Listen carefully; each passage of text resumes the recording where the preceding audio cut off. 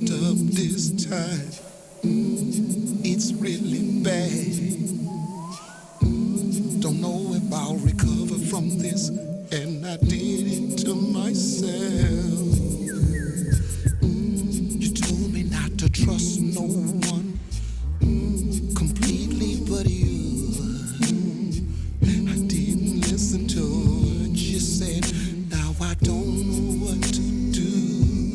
Don't deny me. Lord, please hear me. Lord, please hear me now and forgive me. I need your help right now. Yeah. Don't deny me. Don't deny me. Lord, please hear me. Ooh, and forgive me. Oh Lord, I messed up. Oh Lord, I wish this just affected me and nobody else. I know that that's a selfish way to think. That's the reason I'm in this mess. Oh, I'm really feeling down right now. I'm hurting so bad. I need to hear a word from you that you love me and you still care. Don't deny me. Oh Lord, Lord, please hear me. Oh, hear me and forgive me. Oh, 'cause I need your help right now. Don't deny me. Oh Lord, hear me and forgive me. I need you to forgive me. Oh Lord, don't deny me. Please don't. Lord, please hear me. Lord, I need you to hear me. I need, 'cause I need your help right now. Don't deny me. Lord, please hear me. Lord, will you hear me? And forgive me. Please forgive me. I messed up. But through your faithfulness and righteousness, have mercy on me and fix this mess. 'Cause I got me in it, but I sure can't get me out. Oh, I raise my hands, guilty as charged. Should have put you first, like I was taught. But right now, oh, right now, oh, don't deny me. Don't deny me, Jesus. Lord, please hear me. I need you to hear me and forgive me. Oh Lord, 'cause I need your help right now. I need you now. Don't deny me. Lord, it's not by here. Please hear me. I didn't mean to do it. Forgive me. I need you to forgive me, 'cause I messed up. Oh Lord, don't deny me. Oh Lord, don't. Oh, please hear me. Lord, I need you to hear my plea. Forgive me. Oh, 'cause I need you.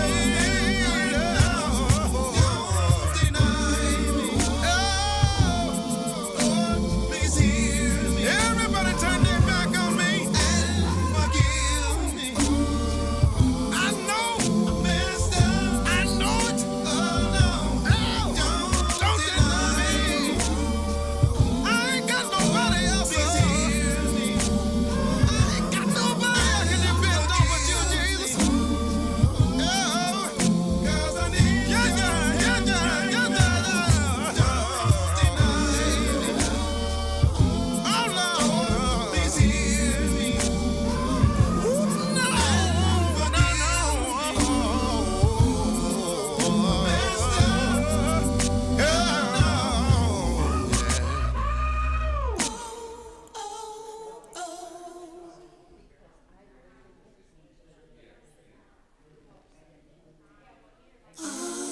You've been on your knees, long enough.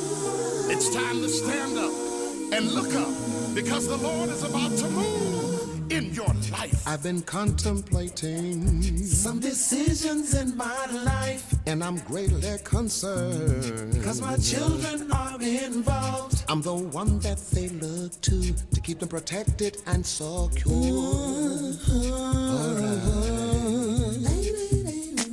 And if it's one thing that I've learned, that my mom and daddy taught, when a crisis needs answers, then to Christ you should consult. Telling all my troubles too, cause I know you can come through. So I'm gonna ask you now, come on and move. Go on, yeah. Go on and move. Go on and move. Cause I know whatever you do, it's gonna be good. Yeah, it's gonna be good. Many people just don't know the next step that they should make, and the world seems so unsure. Everything's in disarray, talking here and talking there, sinking deeper in despair. But I sure got something to tell them. I've experienced enough to know you are in control, and I'm tired of messing up. To your hand I'm gonna hold. I might not know what to do, but I'm positive you do. So I'm gonna stand right here and watch you move. Oh, babe, oh, go on and move. Lord, why don't you move? Go on. Hey, cause I know whatever you do, it's gonna be good. Oh, babe.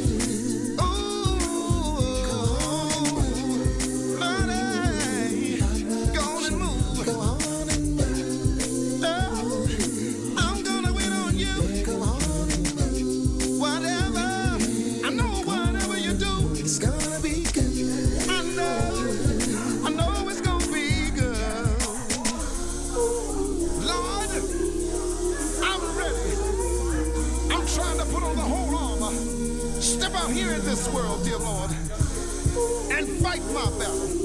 I'm ready to move. Lord, would you help me right now? Come on, let's move.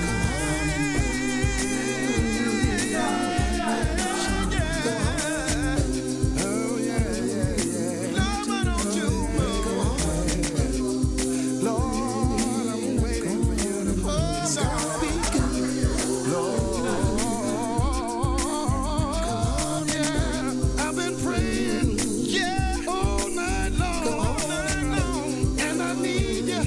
To help me to be strong. Oh, Lord, it's gonna be good. I know whatever you do is gonna be good. Oh, Lord, please move. Go on and move. Oh, Lord, I'm waiting on you. Go on and move. Right now, it's gonna be good. Right now, Lord, I'm waiting just on you.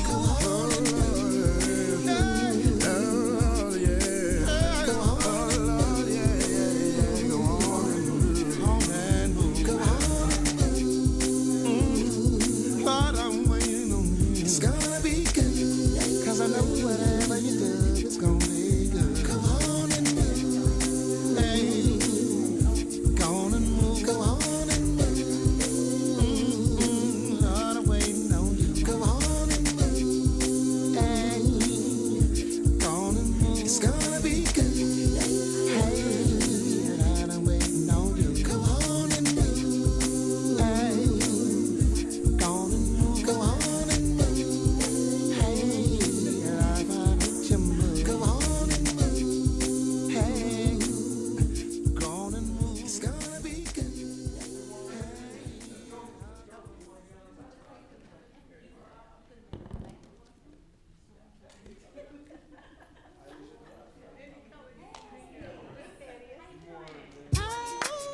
Come on.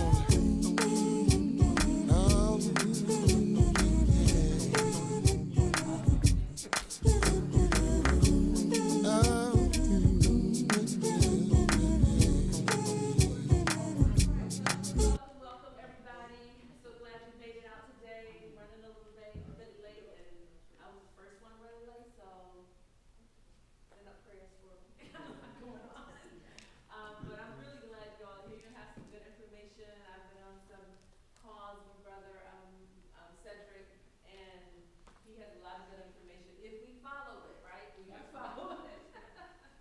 So without further ado, I will give you Brother Batchateu. Thank you so much. So just so we're on the same page, does everybody have one of these? No. No. Okay, so Are they free? maybe Yeah, I think so. oh sure, sure. Please make sure and make sure people have a pen of sorts.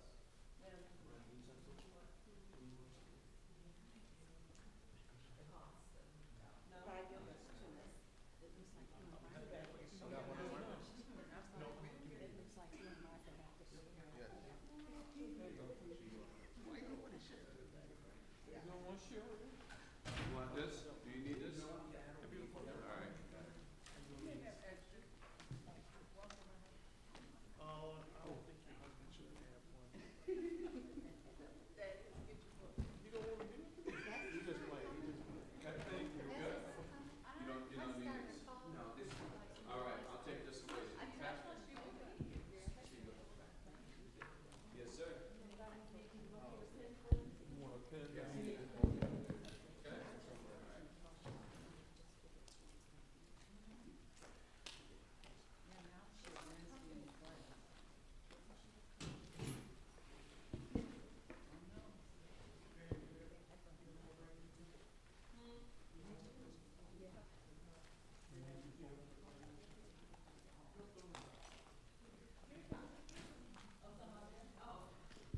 This is also being streamed on Facebook Live, so Only have one pen? Okay.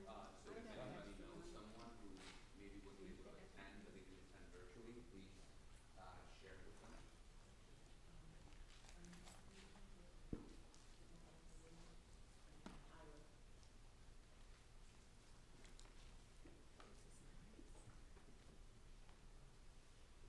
All right, shall we begin? Pay any attention? Thank you for coming.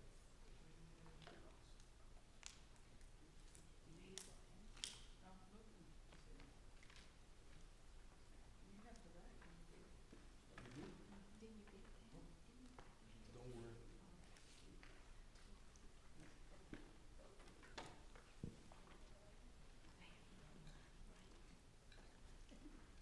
Right. All right, so do I need a mic, by the way? Do I? Yes, because we're doing Your live. live stream. Oh, okay, yeah, so, so that's fine, that's fine. Thank you so much, everybody, for coming through. I want to start off by thanking the leadership here at North Greece Road Church of Christ, Sister Smith, everybody that facilitated this. Thank you all for attending, and for those that are watching virtually, thank you for taking a moment to join us live. So today we're going to talk about Self-Care Advocate. This is the Self-Care Advocate workshop. And one of the reasons that I believe this is important is because this is something that affects all of us. Maybe not directly, but chronic diseases affects our parents, our loved one. In fact, in America today, the overwhelming majority of adults are living with a chronic condition. And we'll talk a little bit about why that is, as well as some things that you can do to actually prevent and hopefully even reverse a lot of the damages caused by chronic conditions. So let's begin. Okay, so this workshop, we broke it down into several parts. I didn't want to make something that was, just boring, where you just be listening for an hour or so. I wanted something that was interactive, so that you can learn a little bit, take a little bit of time and do some activities, hence why everybody has the workbook. Because I realize, having spoken for the last 10 years at different forums and venues, for a lot of people, when they learn new information, a lot of times it goes in one ear out the other.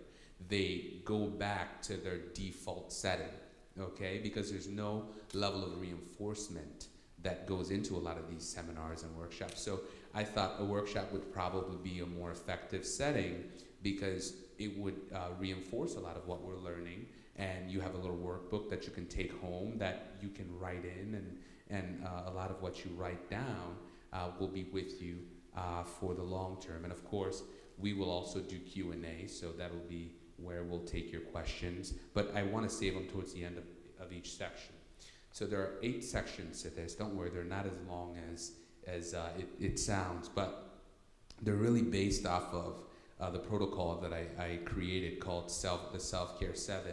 And so we'll start with the introduction, then get into inflammation. Inflammation, if there's anything you're going to take away from this presentation, pay attention to the inflammation section, because that'll really explain why so many people are sick and so many people are dying, okay? That'll really answer a lot of, it'll really help the world make a lot more sense.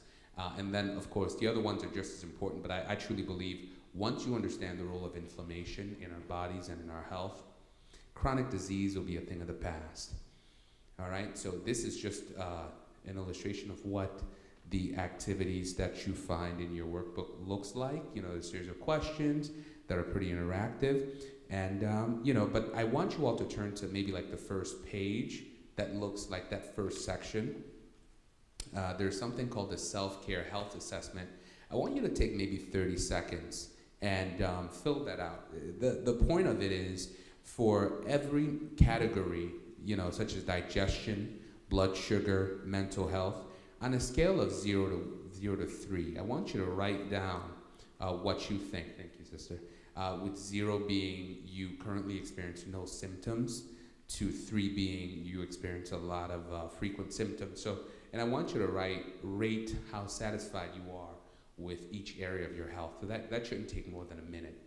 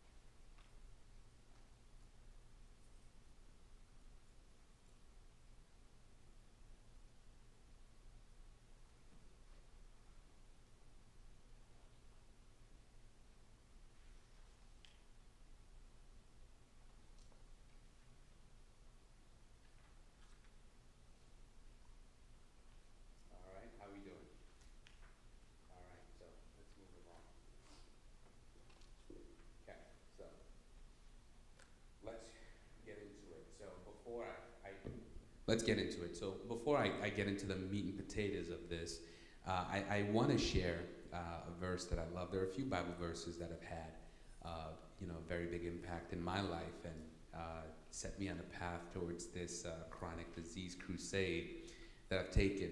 But one of the verses that has stood out to me over the years, and I've tried to make sense of it in light of the epidemic of chronic diseases, is Leviticus 17, verse 11. And, this is part of the verse, but it says, for the life of the flesh is in the blood. Other versions might say the life of the body is in the blood. And believe it or not, ladies and gentlemen, there's a lot more significance to that statement than you can imagine. So I want you to take a look at that illustration down there. Towards the end, you see, the reddish tinge. That actually represents a blood vessel. Okay, it's the one on the bottom represents the ideal blood vessel. Okay, it's a tube, and blood flows right through it. Now, the one on top of it with sugar represents what happens when you have a lot of sugar in your blood. Okay, now I want to show you what happens when you have a lot of sugar in your bloodstream and how it affects all of the different organ systems. And I want you to pay attention to what our conventional medical system does, because it likes to qualify it as separate diseases, even though they all have the same root cause, okay? Take a look at this. When you have a lot of excess sugar in your bloodstream, when it affects your heart, It's called high blood pressure. But let me give you an example. You see this water bottle right here? Okay, you see how the water flows smoothly? Okay, what happens if I add sugar into this water? A lot of sugar. What's going to happen to the consistency of the water? It gets thicker, okay? Now, if I have a heart that's pumping the blood, okay, what does the heart have to do in order to pump thick water? Work harder, okay? And what happens when your heart is consistently working harder? We call that high blood pressure. You see that? What happens to your pancreas? Okay, now the pancreas is that little organ that's right inside, just under the liver, and it's responsible actually for producing something called insulin. Okay, the pancreas produces insulin, and insulin's job is to remove sugar from your blood and put it inside of your cells. Sugar is actually energy, okay? And if you have a lot of sugar that's in your bloodstream, it then gets stored up as fat. Fat is nothing but unused energy, okay? But if something goes wrong and your pancreas begins to malfunction and that sugar stays in your blood, what do we call that? Type 2 diabetes, okay? Now, there's another organ called the kidneys. You know, you have two kidneys, one to the left, one to the right. They're bean-shaped organs, okay? The kidney's job is really to filter your blood, remove a lot of waste, put it in so you can urinate it out, okay? Pee-pee, right? That's one of the things the kidney does. It also helps with things like high blood pressure, et cetera, et cetera. Now, the kidneys are themselves need a stable blood supply in order to function optimally, okay? That's the way God intended it. But remember, if you have too much sugar in your bloodstream and the sugar is thickening the blood and the blood is thick, which means it doesn't flow like it should, that means certain organs aren't going to receive the blood supply they're supposed to get, correct? And so what happens when the kidneys, it's kind of like you, if I deprive you of oxygen, you start to choke, right? You can't breathe right, you start to choke, and eventually you'll die. And that's what happens with your kidneys. When the kidneys are not getting stable blood supply, they begin to die, okay? And what do we call that?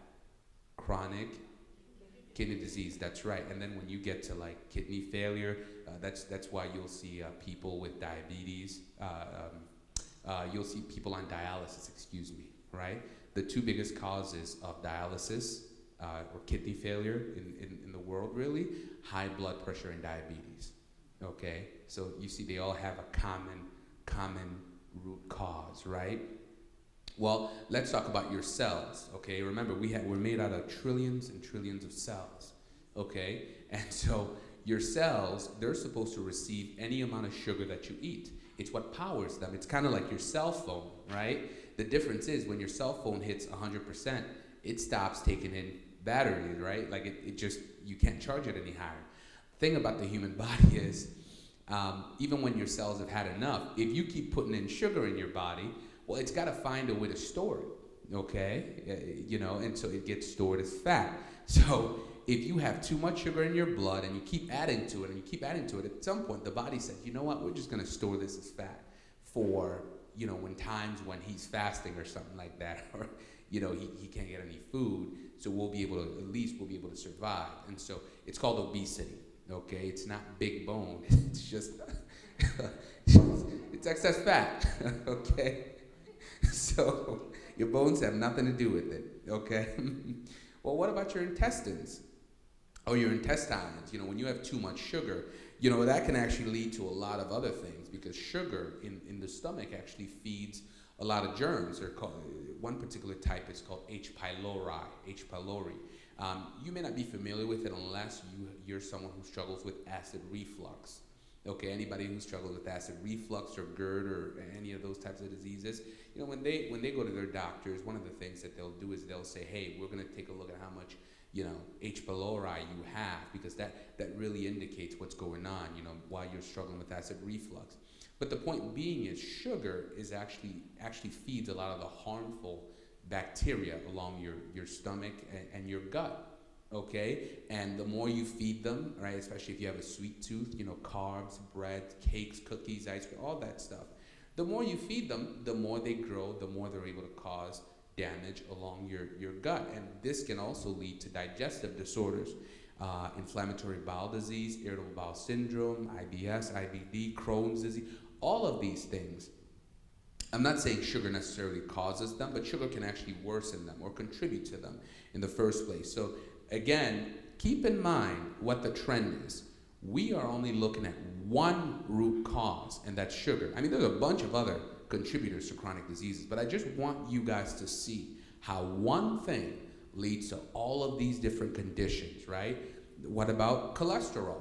Okay, cholesterol is something, by the way, you know, I know you've heard that there's good and bad cholesterol. It's a bunch of nonsense. I know that's what your doctor told you. You can give him my number, okay? It's a bunch of nonsense. There's no such thing as good and bad cholesterol. There's LDL, which is a lipoprotein, which is bad. There's HDL, which is another lipoprotein, which is good. They have a function. They're not good and bad. And then there's a third thing called cholesterol. Cholesterol is completely different. HDL and LDL don't even look like cholesterol, okay? So there's no such thing as good and bad cholesterol. It's just lazy science.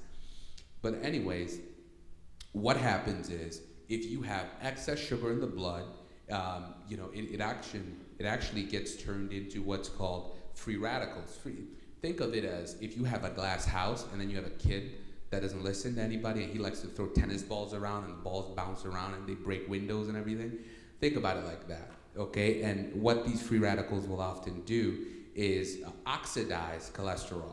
Okay, they oxidize cholesterol, and so, what they do is they actually think about it like this. Okay, so you see this? Think of it as an artery or a vein. Okay, think about it as an artery. Blood flows through it. It's a closed system, so blood is flowing through it just fine. But if I take a pen and I poke a hole right here, what happens to the blood? It begins to leak, okay? It's called internal bleeding. You're not gonna survive more than a few days. You're gonna die. Now, the good Lord, right, who said you are fearfully and wonderfully made, saw fit to create a mechanism to stop that, because if he didn't, most of us would have died by our 30s, okay? Especially living in America, eating the American diet, we would have all been dead, okay? That mechanism is called your liver. See, one thing a lot of people don't know in this whole crusade against cholesterol is that 90% of the cholesterol in your body you make, it's made by your liver. It's not from eating red meat or any of this nonsense. It's just to sell you statin drugs. 90% of the cholesterol in your body is made by you. It's because cholesterol is one of the most important things in the body, outside of the blood. The most important thing outside of your blood. Cholesterol is what your brain is made out of, okay? Your brain is cholesterol. That's why if you take a statin drug long enough, you start to forget things. It's called Alzheimer's and dementia. They don't tell you that, but it's true. It's absolutely true. Cholesterol is responsible for sexual hormones. It's what makes a woman feel like a woman. It's what makes a man feel like a man, okay? And if you don't have enough cholesterol, you'll be taking Viagra. Yeah, no, it's true. Oh, it's true. Cholesterol is responsible for vitamin D, which leads to strong, healthy bones. Okay? In fact, vitamin D, his real name is ergocalciferol, meaning it comes from cholesterol. That's a whole nother thing. I don't want to keep harping. I mean, I could spend 30 minutes talking about cholesterol and how it saves your life. But I want to emphasize this point. So, blood flows through your vein. If I take a pen and I poke a hole through it, it's going to start leaking. You'll die in a couple of hours. Okay, maybe a couple of days. God has a mechanism, okay, called your liver. Your liver produces something called cholesterol. The problem is cholesterol cannot travel in your blood. It just can't. Cholesterol needs to get a taxi or an Uber, okay? That Uber is called LDL. LDL is a taxi to transport vehicle. It takes cholesterol from your liver, brings it to the artery where the damage has been done, and puts it there. So cholesterol is a Band-Aid. The problem is, if someone starts smoking, let's say at 18 years old, he smokes a cigarette a day. By the time he's 30, how much cigarette is he going to be smoking? More, right?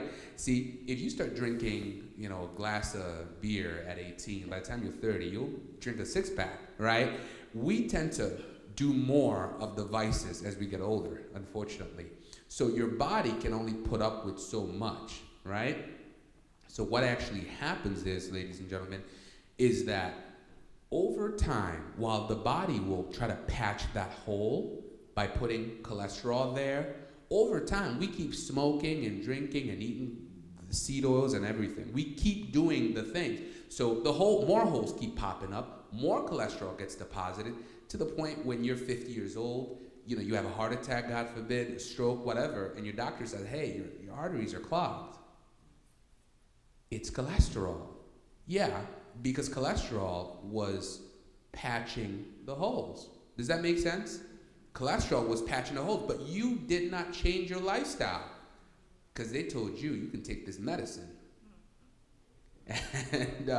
But you didn't address the root cause. You just kept eating. They never sat down with you and said, look, stop eating canola oil. It's killing you, right? Causes tens of thousands of heart attacks a year. It's not God. It's not the devil. It's none of that stuff, okay? It's the seed oils that we're eating, okay? And they're very cheap and very affordable, so everybody eats seed oils, unfortunately. But they never told you about that. They just said, take this medication, right? And so what's happening now is that cholesterol gets demonized for saving your life because too much of it has been deposited and it choked off a point, so the blood cannot flow through. They say you have too much cholesterol, we gotta lower it. No, it's the lifestyle. You were eating things, full of sugar and everything, and they acted as free radicals, meaning they bounce around and they poke holes all along your arteries. And you would die if it wasn't for cholesterol. So, I could spend an hour, really, just talking about cholesterol. But yeah, sugar leads to free radicals, damages your arteries. The body responds by producing cholesterol. LDL is a transport vehicle, like a taxi, that takes cholesterol, puts it in the site of damage. And here's one thing that's interesting for those of you that don't believe me, because I know most of us, you watch these commercials after the 6 o'clock news or whatever, or you talk to your doctor. This is what we learned in school, by the way. Cholesterol, we gotta lower it. It's nonsense. It is absolute nonsense. So they call LDL good cholesterol. It's not cholesterol. It's a transport vehicle. And the reason they call HDL bad cholesterol, which is again nonsense, is because when you do make a lifestyle change, what you tend to see is that your HDL levels go up, your LDL levels go down. All that means is HDL is now removing the cholesterol from along your arteries. And does your body get rid of cholesterol? No, it recycles it. That's what tells you that God intended for cholesterol to be an integral part of your health. The body sends HDL to remove cholesterol because you stopped smoking or drinking or eating seed oils or whatever it is. It removes it and brings it back to the liver to be recycled and reused. Cholesterol is currency in the body. And so they call HDL good cholesterol. No, it's just the one that removes it to be recycled. That's all it is. Of course, when we talk about the brain, sugar, by the way, is one of the most addicting substances on earth. If you look at somebody's brain under one of those scans, that someone that's utilizing like cocaine, and then someone who's utilizing, the way the brain lights up when someone is using cocaine compared to the way the brain lights up when someone is eating sugar. Sugar lights your brain up far brighter than cocaine. What that tells you is that sugar is far more addicting than cocaine. In fact, if I told you guys to go a couple of days without sugar, some of you would lose your mind. Sugar is just legal. Now, I'm not saying cocaine is good. Please don't get me wrong. I'm saying as addictive as cocaine is, okay, try, some of you know what I'm talking about. If you've ever fasted and you notice your attitude changes, right? It's because your body, you're crankier. It's because you're hooked on sugar. All of us are, okay? So sugar is one of the most addicting substances on earth. And it's in everything, by the way. Everything you can think of. Look at the sugar content. It'll blow your mind. And of course, it can lead to ADHD and dementia. So I just wanted to share that because I want you to take a look at the system that we have right now. In order to deal with each of those issues, you pretty much have to go to different doctors. Isn't that right? You got to go to a cardiologist for your heart issues. endocrinologist for your pancreas issues, internist for kidney issues, nephrologist for kidneys, So you have gastroenterologist for intestinal issues. So you have to go to different doctors for something that has one root cause. If you just address that one thing, all those things would go away. But the system we've built for ourselves is you got to go to this guy, this woman, this guy, this woman, this guy, this woman, and you still don't get to the root cause. This is why I love Hosea 4:6. God says, my people perish for lack of knowledge. We just believe anything. And, we're suffering and we're dying, and then we cope. And this is a crusade I've been on. Some of you who know me know, like when folks say the Lord called them home. Oh, that burns my blood, okay? God has not called any of you guys home. He said, the harvest is plenty, the laborers are few. Jesus needs you on earth. He does not need a 50-year-old in heaven. It just doesn't line up with what we know about him, okay? God needs you on earth. He needs you alive. He's not out there killing folks. But with that being said, so let's get into the meat and potatoes, right? So why are we doing this workshop? First, it's really meant to educate, empower, and equip you, all of you who desire better health. That's the purpose of this workshop, right? Because here's the sad reality. Chronic disease today is so widespread that it's fairly common for the average person to take, and let me know if this resonates with you. You wake up in the morning, you're tired, so you drink coffee, okay? For some of your kids, they go to school, they can't sit still. The teacher says, well, he's got ADD or ADHD or whatever. Give him Adderall, take Adderall to focus. Some of you have anxiety, you're struggling with anxiety. Give them Xanax, right? Some of you are struggling with heartburn, acid reflux. Take antacids, right? Tums, all that stuff. Some of you are struggling with high blood pressure. Give them a diuretic. Some of you can't poop. Take a stool softener. Some of you can't breathe, right? You got to have an inhaler. You can't exercise. You can't sleep. Give them Ambien, okay? You can't be intimate with your wife. Take Viagra or Cialis or one of those things. So here's what I want you all to understand. Notice all of those conditions. They are normal functions. Your body should be able to perform those functions without the addition of anything, right? But we are so lost in the sauce, right, that it's common for people. Let me ask you something. How many of you know somebody, okay, it doesn't have to be you, but you know somebody that fits that characteristic, okay, right? We know somebody that qualifies for at least one of those things. Everybody knows this, right? That's how common it is. That's how common it is. And it's unfortunate. We have just accepted it as the norm. And I'm here to tell you, we don't have to, okay? And just even from a biblical perspective, this is not what God intended, okay? At least not for his people. We just have, it's ignorance. We just operate and this is not to insult anybody, okay? Because we're all ignorant and we're all learning. That's why I put this thing together, so that we can address this issue of ignorance, and then we can empower each other so that next time somebody comes up here and says, church, I'm dealing with, stroke, a heart attack, high blood pressure, we'll say, yeah, we'll pray for you, but we got a protocol for you to do. Okay? The protocol will take care of that because that's the way God intended, because prayer is not going to reverse your blood pressure. I wish it could, but it just won't. It can bring it down. It's not going to reverse it. You've got to address the root causes of it. And it's not blasphemy what I'm saying. It's just a fact. So just to showcase my body of work, I have a book, Selfcare Advocate. I have a course. I have a challenge and coaching, all on my website, drced.com.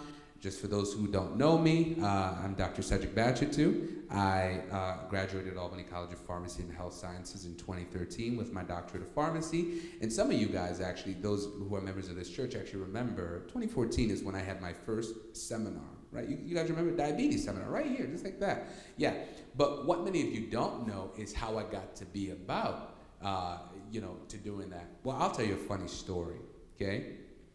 So, our very last year of pharmacy school, we had to choose, one, let's say, rotation that, we had to go and study under somebody, okay? And I remember watching this video on YouTube of this guy who had one of his patients give a testimony saying that she did his program and her cancer's gone. I said, ain't that something? Cancer's gone, you know? So I picked up the phone. I called the man. He was living in Tucson, Arizona. His name is Bert Seelman. He said, yeah, I deal with people with cancer all the time. Cancer's nothing. I said, cancer's nothing. Brother, you see how many people are petrified when you mention cancer? He said, cancer is nothing. We reverse it all the time. I said, okay, well, for my one independent rotation, I want to come and study out there with you. So we set everything up, and I went to Arizona. I was out there for about 6 weeks, Tucson, Arizona, okay? And I got to spend time with him. I got to see how he worked. I got to interview a lot of his clients, okay? Because, I mean, you know, he was making these claims. I was like, you cure cancer? He goes, cancer is the easiest thing to cure. Okay, so I actually got to see him. There was a Mexican man. I mean, just to summarize everything that I learned, there's a Mexican man, okay? And he had testicular cancer. And he got to, he did the typical thing. They gave him chemo, radiation. Ultimately, the tumor just kept growing, so they had to remove the testicle. I know this is gruesome, but this is a fact, right? Please bear with me. So he had one testicle removed. And, you know, they kept monitoring him. Just, you know, they have to monitor you over a period of time, make sure, you know, the tumor didn't metastasis and spread, okay? Lo and behold, the remaining testicle they discovered a tumor there. So they said, look, we got to give you chemo, radiation, and if it doesn't stop it, we're going to remove it. The guy is just like, look, I'm trying to have a family. This is the only one left I got. So he was like, no. So he was looking for an alternative to chemo, radiation, and he found the guy my mentor, the guy that I was studying under, Bert. And boy, Bert put him in the program. I mean, you got to work out. You do a whole kitchen overhaul. You throw away all these seed oils. You know, you put you on minerals, and that's key. Minerals, not vitamins, minerals, believe you me. But he pretty much, he's your coach, right? Like he's not asking you, he's telling you, you're gonna do this, and you're paying for it too. And, but the man did it, and so in the course of the 6 weeks that I was there, towards the end, we go to St. Mary's Oncology. St. Mary's Oncology, okay? So it was me, it was Bert, and then it was the Mexican man and his family. We all go to St. Mary's Oncology. So he went into this room with this doctor lady or whatever to check. They were gonna see the status, you know, if the tumor had grown or not, okay? Next thing we know, we see two dudes run in there thinking, what is going on? They're running in there. Then we begin to hear the guy lost his mind. He comes out and he's angry. He's like, you guys are killers, you guys are murderers. I'm like, what in the world is going on? I mean, he's causing a scene. Turns out, they looked at the testicle that had the tumor. There was no tumor. It just disappeared. Disappeared. And Bert had told them, we reverse cancer. Tumor is nothing. If you listen to the world, they're going to tell you it's going to kill you. Everybody's going to get cancer. Everybody's going to die from cancer. But if you do it God's way, that's what I loved about him. He took a biblical approach. Because you know Genesis tells us how to eat, right? Eat the fruits, the vegetables, and the seeds. So how many Christians eat seeds? 1, 2, right? Right, but God said you got to eat the seeds, right? And he also talks about the herbs, right? God said it. It's not like anybody invented anything, but we live like Americans, and so we get diseases like Americans, okay? But the man was upset, and he was furious, and he was causing a scene, calling everybody. So they said, look, man, this is a oncology place. You can't be acting like this. You can't be acting a fool. They kicked us out. I come out and I'm shaking. I made 2 phone calls that day. One, I called one of my best friends, Eddie. I said, Eddie, you are not going to believe what I just saw. You know, they said, you know, this guy, he had cancer, and then he doesn't have cancer. They can't find it. They said it disappeared, like it up and walked away. You know, the second phone call was to Brother Houston, okay? And because I said, Brother Houston, you are not going to believe what I just saw. Okay, and I explained it to him, and he had a saying. Some of you will remember that he used to say, get all you can and can all you get, okay? That's what he told me, okay? So, because I told him, look, man, when I come to Rochester, I'm putting something together, because I was taking notes.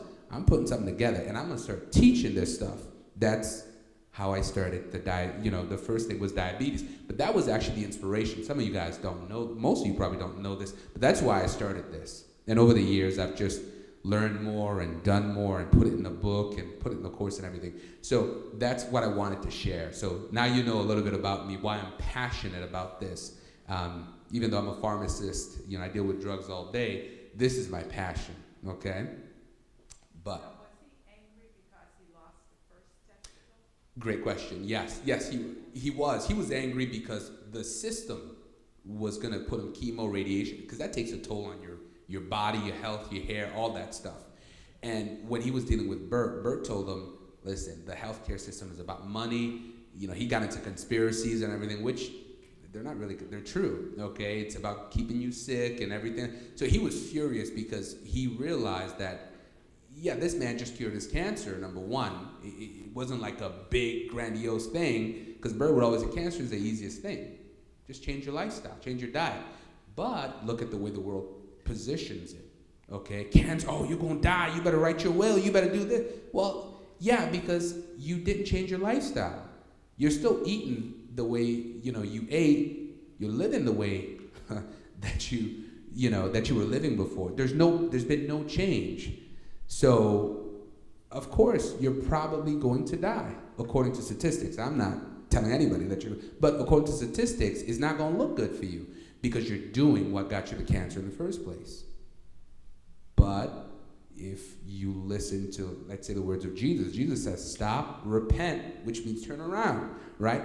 If you are living in a way that got you cancer or a disease, stop, repent, figure out what you're doing wrong, and live a completely different way. That's really what's at the crux of this, okay? So let's take a look at where we are today in terms of healthcare. Okay, we're living in very exciting times. Okay, we've made a lot of progresses in treating things like infectious diseases. I mean, we've got surgical procedures that can address almost anything. We can even edit your genetic material. Okay, we've got all these crazy medical technologies and innovations. We can even create artificial organs. But despite all of these advancements that we've made in healthcare, the sad reality is this. U.S. healthcare in 2021 spent about $4.1 trillion. Breaks down to about $12,530 per person. At this rate, we are estimated to spend somewhere around $7 trillion by 2030, and it's only going to get worse. So we're spending $4 trillion a year, and it's getting worse. And what do we have to show for it? Well, when you compare America's healthcare to other countries, we only rank 24th in terms of longevity. We're spending a lot more than all these other countries. We rank 24th. Okay, we are 11th in terms of access to care, 11th in the care process, 11th in health equity, and 11th in health outcomes. So there are countries that spend a lot less money on healthcare and they get better results.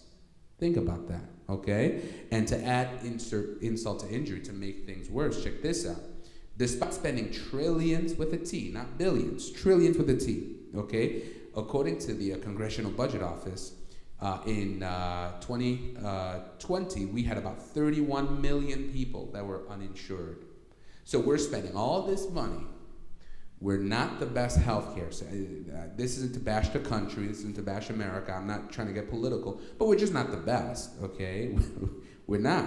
And not only that, we had 31 million people who were uninsured, okay? So it's not very promising. It's not very effective. So we're spending trillions of dollars, and we're not really curing anything. We're not reversing anything. We're not preventing anything. Okay, so why is that? Well, I believe that our shortcomings, the real reason why this is happening, by the way, it's not by accident. People, you got to stop thinking that everything is by accident. No, it's on purpose. If you ever notice, you want to see whether something, there's a hidden force or a hidden hand, look at where the money's going, okay? The money's flowing where it's, somebody's making off with this money, okay? But it's really because we have a system of care that is focused on chronic disease management. The key word is management. It means that I see that you're sick. I have no interest in making you well. I'm just going to manage you, right? So I don't want you to die too early, Okay, I want you to live a nice long life, sick, so you're taking our product. Think about it, right? Somebody is making money off of you, right? So we don't emphasize prevention. We don't emphasize reversal. We don't emphasize cures. That's not what we're in the business of, right? But I believe that our focus is on chronic disease management instead of addressing the root causes. That's why I put this workshop together, okay? Here's a real reality, folks. Many of our healthcare issues, healthcare challenges, they're actually really simple if you just redefine what they are. These are lifestyle diseases. Early on, I gave the illustration of just the impact of sugar alone, how it affects different organs, and how that can manifest into different chronic diseases, right? Just one thing, sugar. It's a lifestyle disease because every time you take a donut or you have a mocha chai latte or whatever, packed full of sugar, okay, you're constantly putting it into your system without any conversations or plan of how am I going to burn up this sugar. We don't have that conversation, okay? So it's about how you live and how you eat. And I want you to pay attention to that chart. Take diabetes, for example. In 1958, less than 1% of adults had diabetes, type 2 diabetes.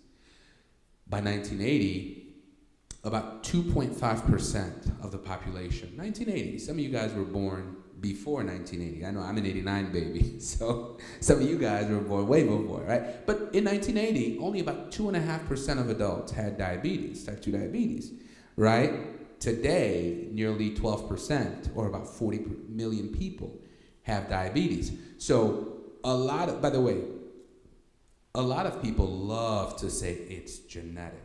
You ever heard that? Listen, if you were not born with it, it is not genetic. Genetic is what you were born with. This nose, this hair, this skin color. I was born with it, although nowadays you got surgeries that can change everything, right? But if you were born with it, it is genetic. You understand? If you got it along the way, it is not genetic. Don't ever let anybody fool you. Genetic is what God gave you. Anything you got along the way, that's between you and whatever decisions you made. It had nothing to do with God, all right? Because genetic is an easy way to cop out and say, well, the Lord, no, he didn't. If you got diabetes in your 30s, that wasn't the Lord. That wasn't even the devil. That was the food that you were eating. Those were your choices, okay? I'm not defending the devil, but let's give blame where blame is due. Okay, so what could have caused, when you look at that chart, notice it's just going up, up, and up. So the question is, what could have caused this drastic change in diabetes? Again, stop blaming genetics. If you were not born with it, it is a personal choice that you've made. I'm sorry, but that's just the reality of it. Okay, so. Can we just save them to the end of each section, please? Okay. Just, for time's sake, okay. Please, just write it down and we'll address it at the end of each section. So, look at that chart. It's going up, up, up, and up. And that's not a normal rate, okay? The fact that it's changing and it's accelerating tells you it cannot be genetic. Cannot be genetic, okay? What could account for that drastic change in diabetes? Well, from the 1950s to the 2030s or 2020s that we're in, genetics really haven't changed too much, but you know what has changed? The way we live and the way that we eat, the lifestyle, okay? We've drastically changed the way we live and the way we eat. So I'm going to focus in this presentation, I'm going to focus on 6 key factors that contribute to the growth of diabetes, but they also contribute to the growth of every other chronic condition that we are facing, okay? And they are refined sugar, we touched about it earlier, refined grains, vegetable and seed oils, carbonated beverages, sodas, okay? Genetically modified foods, okay? And a sedentary lifestyle. All a sedentary lifestyle is that we don't move enough. We don't. Okay? We take in way too much sugar and we don't burn it off. That sugar just stays in our blood, gets stored as fat, And then we make up, excuses like I'm big boned or something like that. They're excuses, okay? Don't take health advice from celebrities or Lizzo or whoever. Come on. All right, so let's get into it. So it really gets down to this. We're using an old system to treat new problems, okay? So the old system was, hey, one problem, one solution, okay? And really, that's not working, right? So if you got a health problem, we'll give you the solution, which is a pill. And now we're seeing that, man, it's really not working because folks now have 3, 4, 5 chronic conditions in one body. Multiple organs are failing, okay? So I want you to take a look at this illustration, right? This is what happens when you typically see the typical healthcare system, right? You go and see your doctor. You're not feeling well. You go and see your doctor. The doctor, checks you out. Let's say they say, okay, you got high blood pressure, right? What do? They give you a prescription. You take that prescription, you go to the pharmacy. You get a medication, and you take that medication for the rest of your life. Now, of course, the condition is actually going to get worse, so the dose is going to have to get increased, right? And then it's just going to keep getting worse, so you might have to take another medication to help that first medication, right? So you see where we're going with this? You're just getting worse, getting more, and getting more. And the best part is, you want to know how they train an elephant to do tricks for peanuts? When he could just whack the trainer and take the whole bag of peanuts, right? They start training the elephant when he's young, okay? The elephant learns when he's young that he's helpless. He has to do tricks for peanuts. He could just take the whole bag and look at the trainer and say, what? You gonna take these from me? Okay? So, but if you train him to believe that he has to stand on a ball or whatever for a couple of peanuts, then he'll do it in his adult years, okay? Because he believes it, right? And that's the same thing with you and I, right? Same thing with us, right? If you believe, well, I'm just getting old, so of course I got to do this, well then, hey, you're right. You are getting old and you are getting sick. So you keep taking these meds because you believe it, right? And what did Jesus say? As a man thinks in his heart, so is he, right? You can't, God himself told you he can't change a man that doesn't want to believe. There's nothing he can do for you, right? That's why whenever somebody came to Jesus and said, Lord, can you heal my son? Can you heal? He said, do you believe that I can? If you didn't believe, I can't do anything for you, right? It's in your Bible, right? It's in mine. Jesus himself can't help you if you don't believe. So it goes to the power of belief. If you have accepted a reality, then there's nothing. Anyway, this whole workshop, there's nothing I can do for you. Okay, so I'm here to share with you a new reality, a new way of looking at things, because when you now accept that I am fearfully and wonderfully made, that means that anything that goes wrong, all these diseases, that is not what God intended from the beginning. So what am I doing wrong? Or what am I doing different? Or what can I do to then address this issue? And you'll realize, okay, that, hey, there's a lot that you can do to reverse these things. So, again, it's going to sound like I'm bad-mouthing the healthcare system. I'm really not, because, again, it's not based on God's word, okay? It's not based on God's word. It's based on financial interest. That's what it comes down to. So people like us, the pharmacists, the doctors, we're just doing our jobs, right? But please understand this. Your body is your health. You are responsible for your body. Okay, you are responsible. You cannot pay me enough to care about you. You just get, I care about me, I care about my family, I care about my children. You can pay me to care about you, but I can't care about you like I care about myself. I just can't. So you have to care about yourself. You have to question your doctors. That's something our people generally don't do. We don't question authority. You have to question the doctor. You have to get a second opinion. You have to, if something doesn't align with the word of God, you should probably question it. I don't care if he's wearing a lab coat or not. Okay? So it's going to sound like I'm bad mouthing the healthcare system. I just want you to understand. I'm not, they're educated in a certain way, so they're playing their role. Okay? But here's the reality, okay? 86% of the trillions and trillions of dollars that we're spending right now, we're spending it for chronic diseases. 6 in 10 adults today have a chronic disease. Pretty soon it's going to be 7 in 10 adults, okay? 4 in 10 adults have 2 or more chronic conditions, right? And pretty soon it's going to be 5 in 10 adults. So those numbers are getting bigger, and it's getting worse. 7 in 10, and this is why, remember earlier I said one thing that burns my blood is when somebody, uses the Lord's name, as the Lord called them home. That just burns my blood. 7 in 10 people who die today die because of chronic diseases. These are not natural death, folks. A 50-year-old man cannot die a natural death. It is not natural. Something inside happened to them. Okay? A natural death is in your old age. Okay? Your body just gave up. But if you died in your 40s, 50s, it is not natural. Maybe you don't know what caused it, but something happened, and it is unnatural.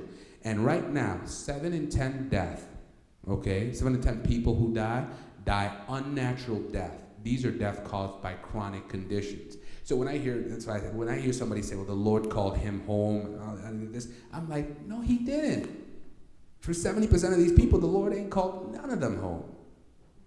And he has no interest because he needs you here on earth, okay? And that's Bible, by the way. The idea of saying the Lord called them home comes from ignorance. We don't know how to explain why a 40-year-old man died. So we're just going to say the Lord called him home. It's a coping mechanism. That's all it is. And of course, chronic diseases are the leading cause of death and disability in this country. Okay, so again, that's the idea. So what we have right now is we have a disease management model. A disease management model, again, like I explained earlier, is we're going to treat the symptoms, not the root cause. We're going to use drugs and medical procedures and surgeries to address whatever issues you have. We manage disease after it occurs. After it occurs. And the treatment is usually for the rest of your life. Okay? There's no talk about curing or preventing or addressing the root cause. And it views the body as separate parts, each with its own specialist. Remember earlier, I gave the example of the sugar and how excess sugar affects this organ. It leads to this disease. It affects that organ. It leads to that disease. Well, in our healthcare system, you got to go to a different kind of doctor for each of those conditions. Am I right? Right? But it's one root cause. One root cause. That's all it is. And of course, what it doesn't tell you is that medications have side effects. Here's another statistic that's going to shock you. Every year, all right, every year, 250,000 adults die from the use of medications. Yeah, medication-related issues. You see, when you watch the news and then they have a commercial with the drugs, notice they show you the person, he's happy, he's playing a guitar, with his family, he's out there golfing with his buddies, and then what happens at the end when they talk about the side effects? They're rapping, Take Zotofrenax. Talk to your doctor about this, right? You got to slow it down to listen to the nonsense they're telling you. Ladies and gentlemen, if they tell you a medication has side effects, it's going to have side effects. Every medication has side effects. But here's the thing.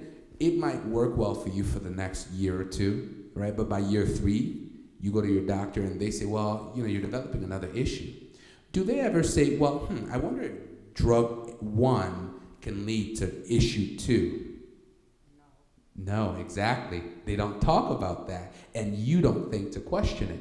So now you got another issue, they give you drug 2 for issue 2 caused by drug 1, because every drug has a side effects. And you do that for another couple of years. See, if it happened all at once, people would start questioning things. But because it happens over years, you never question it. You never question, you never put 2 and 2 together, right? It's like if you put a frog in hot water, he jumps out immediately. But if you gradually warm up that water, by the time the water's hot, the frog is fried. He never realized, and that's what's happening here. We don't question. So that's the disease management model. But here's the thing, we are in trouble.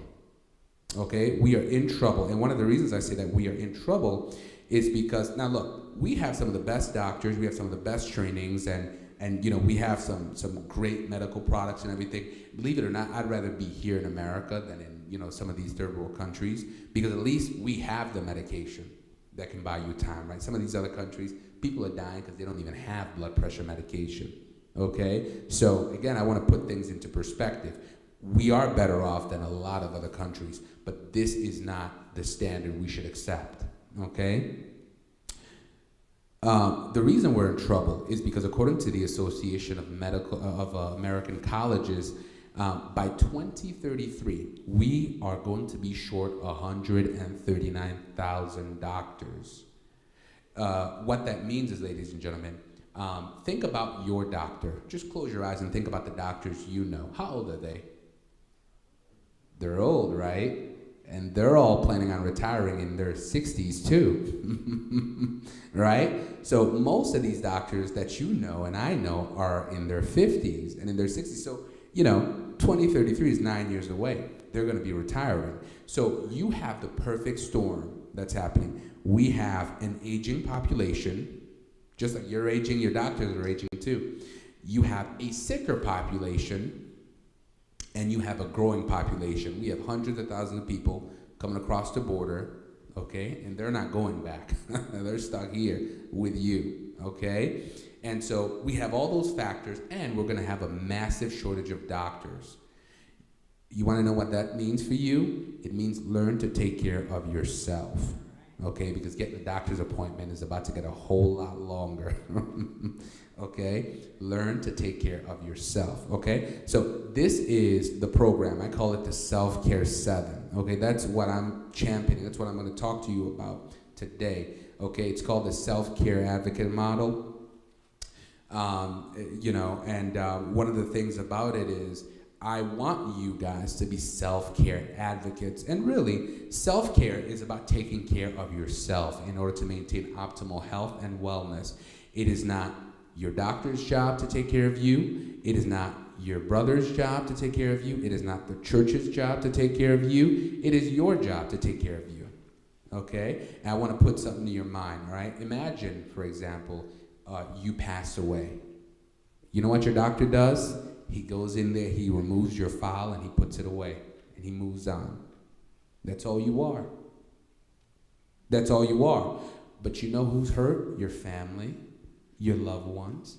We can pray for them all we want, but does it really get rid of the hurt and the pain? So you owe it to your children and your grandchildren to stick around, okay? To stick around, live a long, healthy life. You owe it to them, okay? Because there is nothing that can remove the hurt and the pain, not even prayer.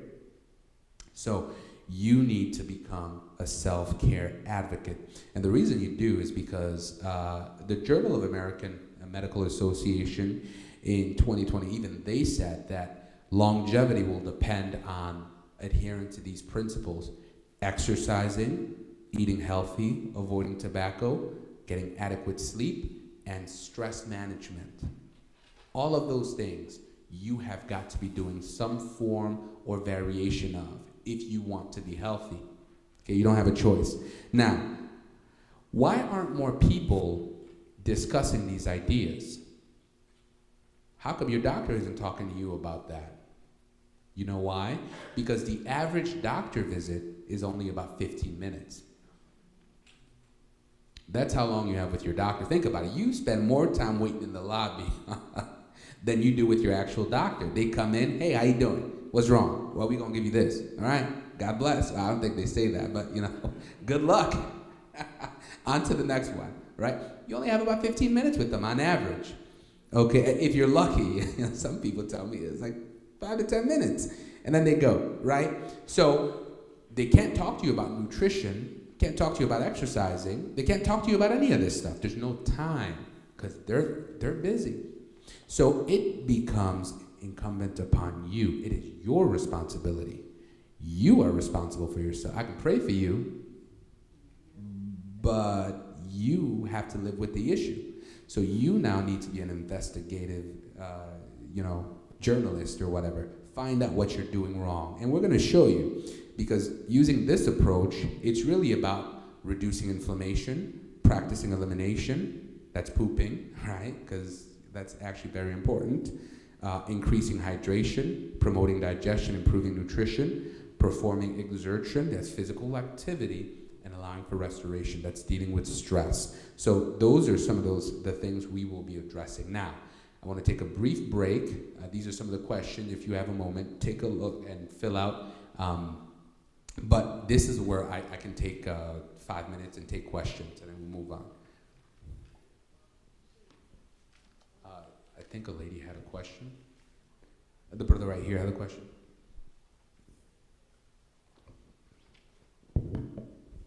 When it comes to hydration, what do you feel like are the best forms of hydration? Great question. We'll get, that's a section on its own. I really don't want to spill the beans until we get there. Yeah, that's a section on its own.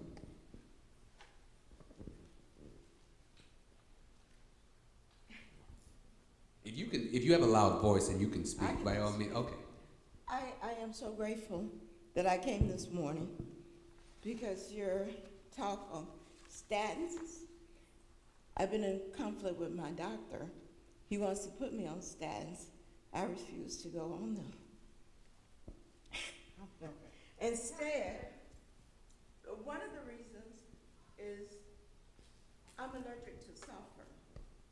I had an episode with Batchateu medication where I developed Stevens-Johnson syndrome, which is a very, very rare syndrome, where my body was burning, a chemical burn from the medication, and I almost passed away. So my old doctor, who retired, was very thorough about prescribing anything for me without looking.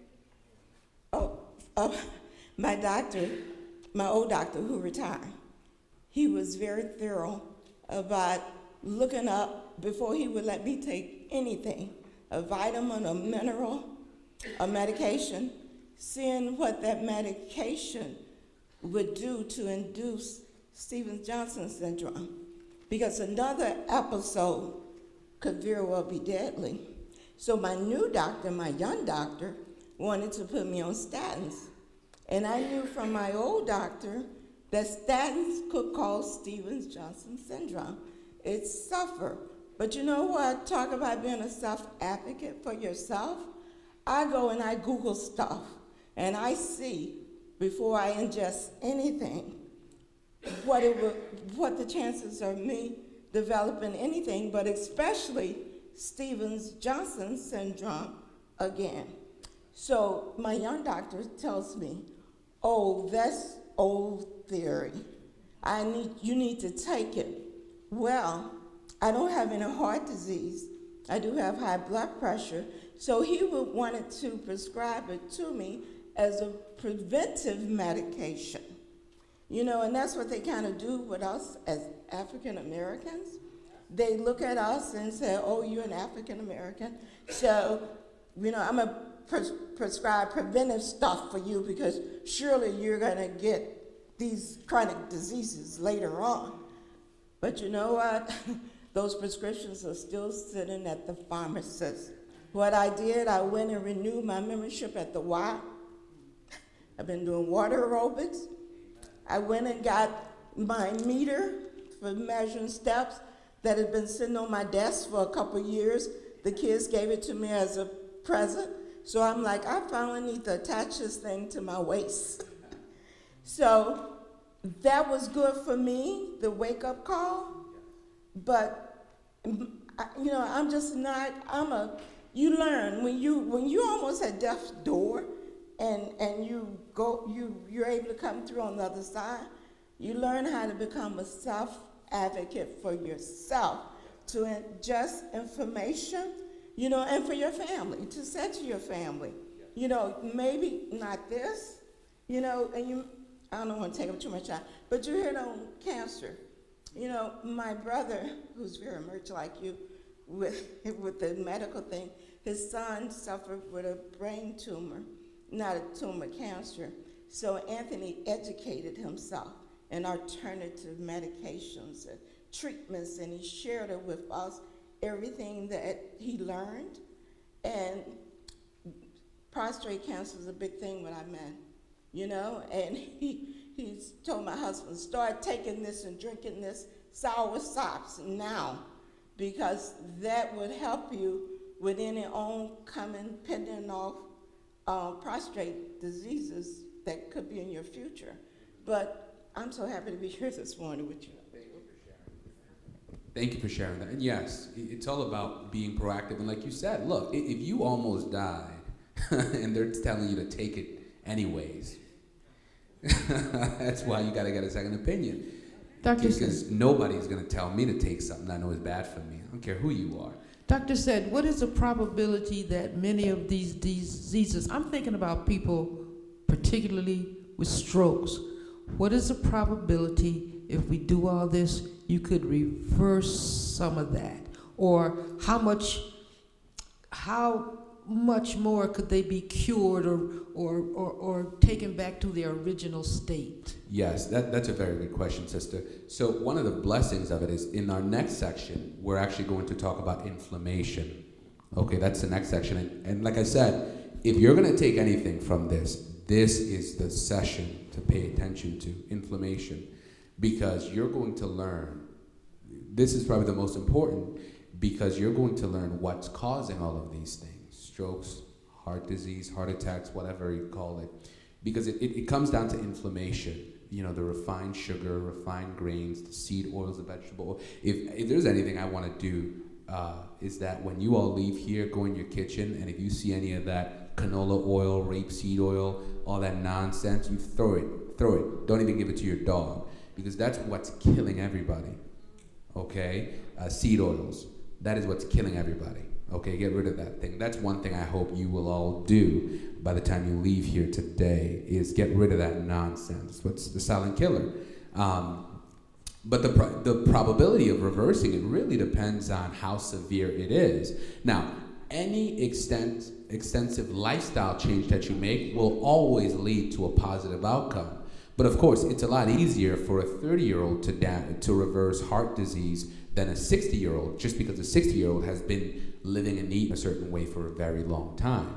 But the amazing thing about the body is its ability to recover, right? If you stop smoking at 60, okay, and start drinking fruit juices and walking and exercising and eating healthy, I mean, they tell you that your lung begin the healing process almost immediately, right? But again, it's the extent of changes that you're willing to make. And unfortunately, for a lot of people, we get stuck in our habit.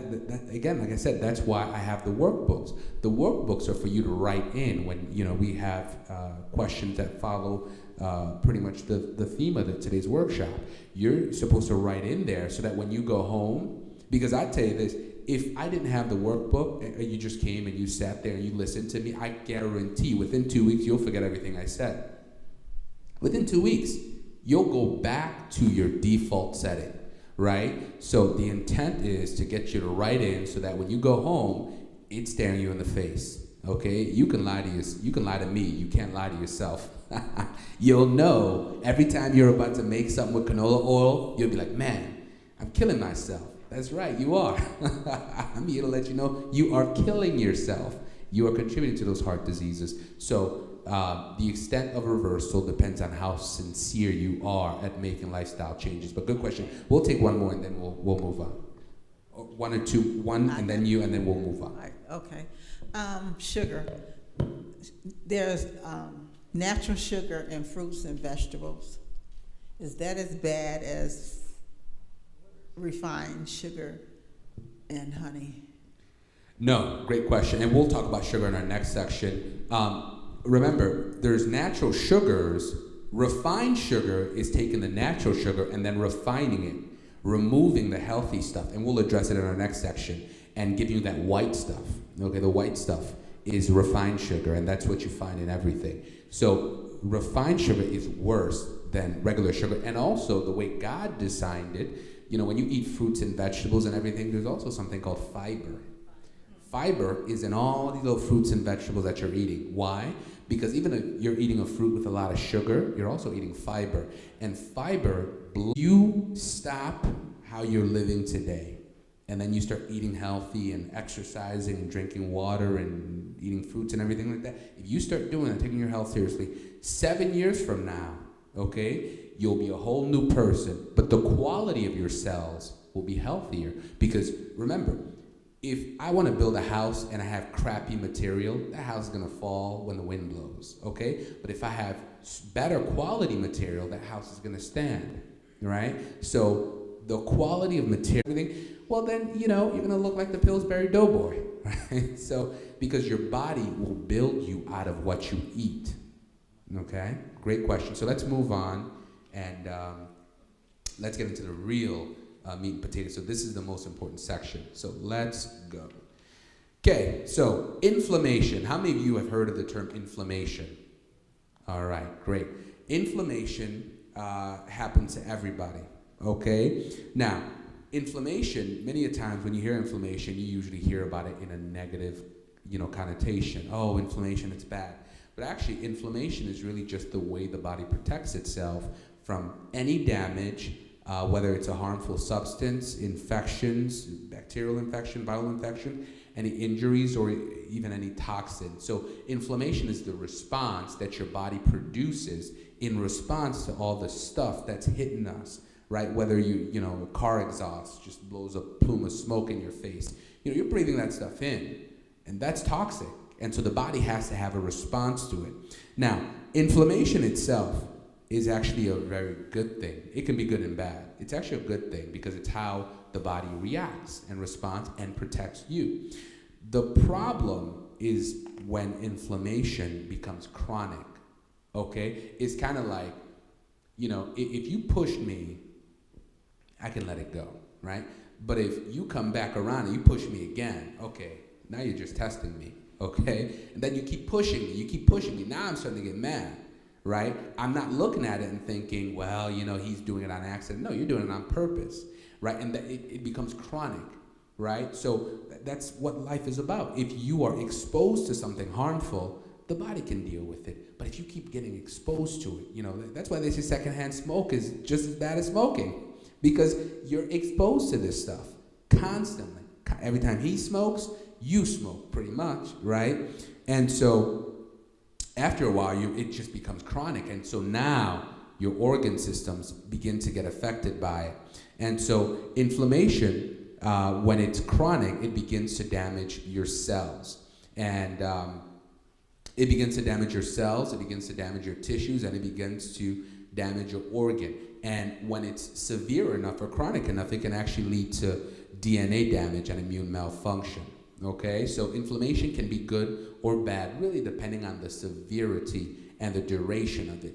Okay, so typically speaking, an immune response, you know you have an immune response because there's pain, right? Like if I scratch myself, that pain just indicates that the body is releasing cytokines, right? Like they're meant to like kill any germ that got in. Okay, so it's gonna hurt, it's gonna have heat, it's gonna have redness, it's gonna have swelling. And if it's bad enough, I might lose function in that particular part of my body. But again, these are symptoms of acute, not cute, acute. It means not as severe inflammation. Now the problem, again, comes down to chronic or repeated inflammation. That is what has been linked, as you can see with the illustration there. Chronic inflammation is what is linked with all of these conditions that you guys are asking me about, okay, that some of you have. Heart disease, neurological disorders, autoimmune disorders, arthritis, cancers, lupus, fibromyalgia, sciaticas, chronic fatigue, you know, you name it, diabetes, obesity, any chronic condition, okay, really stems from chronic inflammation. Okay? Now here's the amazing thing. Your doctor can actually check for the level of inflammation in your body. It's as simple as going in there and saying, hey doc, I want to check for the level of inflammation in my body. Can you do a test for something called C-reactive protein? Let me ask you, with a show of hand, how many of you have ever had your doctor test for C-reactive protein? Okay, 1, 2, 3. Okay, for the rest of you, whenever you go and see your doctor, write this down, right? Doctor, you know, when you're doing your checks, you know, your annual, yearly exam, have your doctor check for something called C-reactive protein, okay? It's a blood test, but it tells you how much inflammation is going on inside of you, okay? It's a great indicator for, maybe there's an infection that you don't feel yet, but if it's high, then there's something going on in you, okay? Maybe it's an infection, maybe it's, the precursors to the disease, but you definitely want to have your doctor check for this. Fighting inflammation, can be as simple as changing your diet, believe it or not. Right now, obviously, you have to remove yourself from the causes, right? If someone is smoking around you, remove yourself from that situation, okay, or avoid them, or whenever they're smoking, right? But changing your diet and your lifestyle can also help reduce inflammation. Okay, avoiding certain foods while eating more of others can actually help. For example, foods that tend to be high in antioxidants and polyphenols, foods like extra virgin olive oil, okay, is a really, really good oil. That's the only oil I use. There's also avocado oil. If you can get extra virgin of anything, that's probably good. Leafy greens, fatty fish, fruits. Hopefully they're not genetically modified. Nuts, right? Seeds, because, remember God said eats the fruits, the nuts, and the seeds. So don't spit them out, eat them, chew them down. They won't grow in your stomach. But those things are high in antioxidants. And think of it like if there's fire, right? Antioxidants are kind of like the water that puts out the fire, okay? So, again, it comes down to a lifestyle change. Okay, it's the first place to start. But I want to show you the first culprit. Okay, there are 6 things we're going to talk about that's killing us. Okay? The first culprit is refined sugar. Now, remember that illustration? Some of you came later, so you really don't remember. But remember that illustration I gave at the very beginning about how one thing, excess sugar in your bloodstream, can lead to 7 different chronic conditions, right? So we're going to get into that. All right? So let's talk about refined sugar. So one of the ways that we've changed our diets in the last 100 years is really in the excess consumption of sugars, okay? Again, the excess consumption of sugar. Sugar is a very, very good thing, okay? But there are limits to how much sugar you can handle. The American Heart Association limits the amount of daily intake of sugar for men to 38 grams. For women, they limit it to 25 grams a day. And for children, anywhere from 12 to 25 grams a day. Guess how much sugar the average American adult consumes? 77 grams. So women in America are eating 3 times more sugar than they should, and men are eating twice the amount of sugar than they should. Now, if you do that for a long time, is it any wonder that some of us are obese?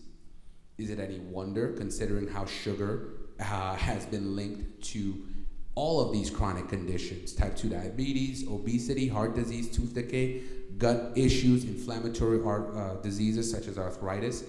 I mean, we're doing this day in, day out for 20, 30 years. I mean, we're fearfully and wonderfully made, but, this little body gets tired, and it can't cope. And so things start to break down, but not because of the way God did it, because of what you've been doing, what we've been doing, right? And so, again, to the sister who asked a question about the type of sugars, the white sugar, the refined sugar, and the fruit sugars, just to let you know, one of the reasons manufacturers love white sugar, refined sugar, number one, it's very cheap, and number two, because sugar is one of the most addicting substances. That's why you look at almost anything you eat. You look at a salad, and you see how much sugar is in the salad, or in the salad dressing, right? A ton of sugar. You can't escape this stuff. It's everywhere because they want you to be hooked, because sugar is addicting, and you're going to like it so much you're going to come back. Okay? So the food manufacturers add sugar for several reasons. Number one, sugar always improves taste, right? Sugar makes things taste better. We all know this. Sugar can give it a certain color. Sugar can give it a certain texture. Sugar also, believe it or not, can help food stay fresh longer. right? That's why a lot of canned foods, you get a can of green beans, there's sugar in there. You ask yourself, why is there sugar in my green beans? Because that can last 10 years on the shelf. God's green beans will go bad in a couple of weeks. But man's green bean will last 10 years. So the question is, what's it doing inside of you? Now, you got to think about that, okay? And sugar can also make certain foods look a certain way, look good, right? Cakes, all the little decorations, frosting, all that stuff. So, again, the problem really isn't the natural sugars, it's the refined sugars. So, food manufacturers take sugars, right, from sugar canes and everything. They refine it, because sugar is really like a brown sugar. It has like additional minerals. They refine it into white sugar, okay? And then they put it in everything, and you and I are eating it. And of course, we know that excess consumption of sugar is going to lead to all of these chronic conditions. Of course, sugar is very addicting. What that means is that sugar activates the pleasure pathways in your brain. For example, if you're depressed or if you're tired, you eat a bowl of ice cream, right? Helps you relax. It's activating the pleasure pathways. Sugar makes things taste better. Of course, moderation and portion control is key to staying healthy. But as we've seen, most Americans are eating way too much sugar. Just to give you an illustration, take a look at these juices, okay? Look, some of you are looking guilty right now. I stand guilty of this too, right? But notice water has no sugar, okay? Look at, I hope nobody here drinks that Monster stuff, the thing at the end. Who drinks Monster? You drink Monster? Listen, I know, but look, say a prayer before you do. Because Monster has 54 grams of sugar, right? Remember, women, according to the American Heart Association, should not consume any more than 25 grams of sugar. So one Monster energy drink is twice what your body should be able to handle, okay? In fact, men shouldn't drink Monster, okay? So, but well, what about Coca-Cola? One of the most popular beverages, right? 39 grams of sugar in a Coke bottle. Yeah, 39 grams. I turned it into grams, actually, right? Chocolate milk, Red Bull, and Minute Maid orange juice. Gatorade is 21 grams of sugar, right? Lipton iced tea, 17 grams of sugar. So, ladies and gentlemen, what I'm trying to tell you is this. Your body needs water, okay? Water is probably the only thing that's not going to give you all this amount of sugar. Notice, those things all taste good. Like if I tell you to think about what Coca-Cola tastes like, your mouth starts salivating, right? Because you are addicted to it. So am I. I'm not knocking you. That's just how it works, right? When you're addicted to something, when you think about it, your mouth begins to salivate, okay? Because sugar activates the pleasure pathways in your brain. It makes you feel good. It makes you want more. So it makes sense that the food manufacturers will put sugar in things. But now I hope that one thing you'll take away from this is men are eating twice the amount of sugar they're supposed to get, and women are eating 3 times. The average American woman is eating 3 times the amount of sugar that she's supposed to get. Now you do that for 10, 20 years, are chronic diseases starting to make sense? Why so many of us are sick? That's right. Because again, if you're eating all this sugar, you need to find a way to use it up, because sugar is energy. If you are not going to use it as energy, it's just going to sit there, causing trouble wherever it is. Okay? It's going to sit there and cause trouble. Okay, so after this seminar, we're going to go and we're going to walk around this sugar. They're getting ready to crucify me, okay? So that's refined sugar. That's the main culprit. The second culprit is refined grains. Oh, boy. Now this is getting into it, right? So another way that we've changed our diets in the last 100 years is in the excess consumption of refined grains. Okay, the USDA, Department of Agriculture, finds that refined grains accounts for about 77% of America's diet. Okay, so 3/4 of everything we eat has refined grains, right? The bread, right? All that stuff, the cookies, the cakes, it's all refined grains, right? You've got refined sugar combined with refined grains, right? That's all we're eating, folks, right? Whole grains only make up about 23% of the average American's diet.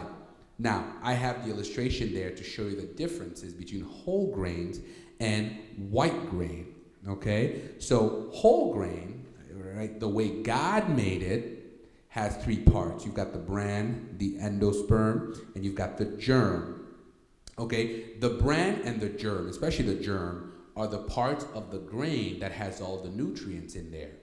But you see, the food manufacturers figured we can make that grain last a whole lot. Remember, the way God intended it is food's gonna go bad after, if you just leave it out there, it's gonna go bad. Okay, that's the natural process of things, right? But if I'm a food manufacturer, I want my food stuff to last years and years and years. I have no interest in my food going bad in a couple of weeks. I'm trying to sell it, okay? So I'm going to do things to that product to make sure it lasts a very long time. And so what am I gonna do? I'm going to refine it and turn it into white grain, right? That's why you have white powder, white bread, white this, white that. Somebody said, the whiter the bread, the quicker you're dead, right? So, but that's where all this white stuff, white powder, white this, white bread, white, all this stuff comes from, okay? And so they remove the healthy aspect, the bran and the germ, because they can, but unfortunately those parts contain the nutrients. But once you remove it, what you're left with is something that can last a very long time, that has a longer shelf life. And so now you can then start selling it all over, and people make bread and pots. They'll make pastas. They'll make all this stuff. Everything that's made out of flour is pretty much made out of white flour. Most of the things, right? So it's good business. Unfortunately, of course, most Americans don't know the differences, and they tend to favor refined grains. White flour, rice, the germinated corn flour. And so that's what most Americans tend to favor. However, if you look, whole grain products tend to cost more, right? They just tend to cost more. So most people, naturally, not gonna spend twice the amount of money for whole grain products. I'm gonna get the white stuff. But they don't seem to understand that whole grain products provide much more vitamins, minerals, fibers, and they overall just have a greater nutritional value. Okay, then we also get into the idea that certain grain products contain something called gluten. How many of you have heard of gluten? Okay, yes, gluten is, it's a protein that's very difficult to digest. That's all it is. And unfortunately, with the way things are, with what's happening with our stomach acids, especially the older you get, your stomach acid gets weaker. You're not able to fully break down, right, these proteins, these molecules, like you were when you were younger, right? And so these huge molecules go through your gut undigested, and they just cause havoc. You have a reaction. You have to stay away from gluten. But it really comes down to our stomach acids being weak. So this can also lead to things like celiac disease, gluten intolerance, IBS, IBD, allergies, etc. So again, we are tinkering around with what the good Lord has made, okay, for profit, right? I'm reminded of that verse. For the love of money is the root of all evil, right? Now, it didn't say money is the root of all evil. It didn't say that. I don't want anybody thinking I'm a communist or anything like that. No, money is a very good thing. In fact, the kingdom of God operates on money, right? Because we got to pay for this building and everything. But when you love money to the point where you're willing to harm people, you're willing to be cutthroat and kill folks and let them die, then of course, yeah, money is a great motivator and incentive for you, okay? So we're eating a lot more white grain than whole grain, and the reason really comes down to they wanted stuff that'll last longer, has a longer shelf life. But of course, it has very little nutritional value. It's got all the calories, but it doesn't have the nutrition. Okay? So, now, this is something I want everybody, if you got a phone, take a picture of this. Okay? I want you to take a picture of this and put it in your fridge, because this is going to show you about this whole oil business, right? The cooking oil that we use and everything. Another way that we've changed our diets in the last 100 years is in the excess consumption of vegetable and seed oils, okay? So, I want you to take a look at this. The consumption of vegetable and seed oil has grown over the past 100 years. What I mean by that is, in the 1970s, the average American family, the average American adult, consumed about 4 pounds of vegetable oil. Today, we consume around 26 pounds of vegetable oil a year. That's a lot of oil. That's a lot of fried foods, okay? Vegetable and seed oils are actually just nutrient poor, unstable, potentially rancid, and full of chemical additives. And I need you to know that, because this is, if there's one change I want you guys to do, is when you go home, go in your kitchen pantry, take a look at whatever oil you use to cook with, okay? Take a look at that, and then run it up against this chart. The cheaper oils, here's what you'll find. If you go to any of these stores, Walmart, Wegmans, ShopRite, whatever, you're gonna find that the oils on the bad fats list, the red list, they tend to be cheaper than the oils on the green list, okay? Significantly cheaper. And that's on purpose, because people don't think. They think, oh, oil is oil, right? I'm a fry it. It fries well, I like it, I don't care. But what they don't understand is this. Number one, there's something called omega-6 to 3 ratio. Now, I don't want to bore you, but long story short, the ratio used to be 1-to-1. Okay, for every omega-6, you have an omega-3, 1-to-1, okay? Here's what happened. Today, in the average American adult, that ratio is 20-to-1. So for 20 omega-6s, you only have 1 omega-3. Well, that's a problem, because that's going to create what's called instability, okay? Leading to free radical. Long story short, you're at a much greater risk of having heart attacks, okay? A high omega-6 to 3 ratio can lead to heart disease, it can lead to cancer, it can lead to type 2 diabetes, it can lead to arthritis. It creates inflammation inside you, inside of me, and inside your kids that you're feeding this. Have you noticed these kids are bigger than they ever were, okay? They're sicker than they ever were, you know? You used to have old people diseases, now you see it in kids. Well, because we're putting this stuff in them, so the body is responding, okay, at a much faster rate. So, I want you to know one of the reasons why I crusade on these oils is because, and again, I am a champion and encourage everyone, use extra virgin olive oil, is this. You gotta understand this. Right? You see this bottle, like it's plastic, right? Whenever you see an oil on the shelf, it's in like a plastic bottle, you can see the color of the oil, right? I want you to understand something. Vegetable oils are very reactive. So that means the light that's hitting that oil is that there's a chemical reaction taking place. That's why if you look at like extra virgin olive oil, right? It's in a black bottle, right? Stained glass, that's right? Because they're countering that, because they know any oil that is in a plastic bottle that you can see, if you can tell the color of that oil, stay away from it. There is an active reaction taking place in that oil, okay? Light actually triggers what's called oxidation, and what's created from that is something called trans fats and peroxide. Trans fats, I'm sure you've heard of it, it's just terrible for you. Peroxide actually causes cancer. It actually damages your DNA. By the way, these are not my opinions, these are actual facts. I have them in my book, I cited them and everything. I'm just summarizing them for the sake of the workshop.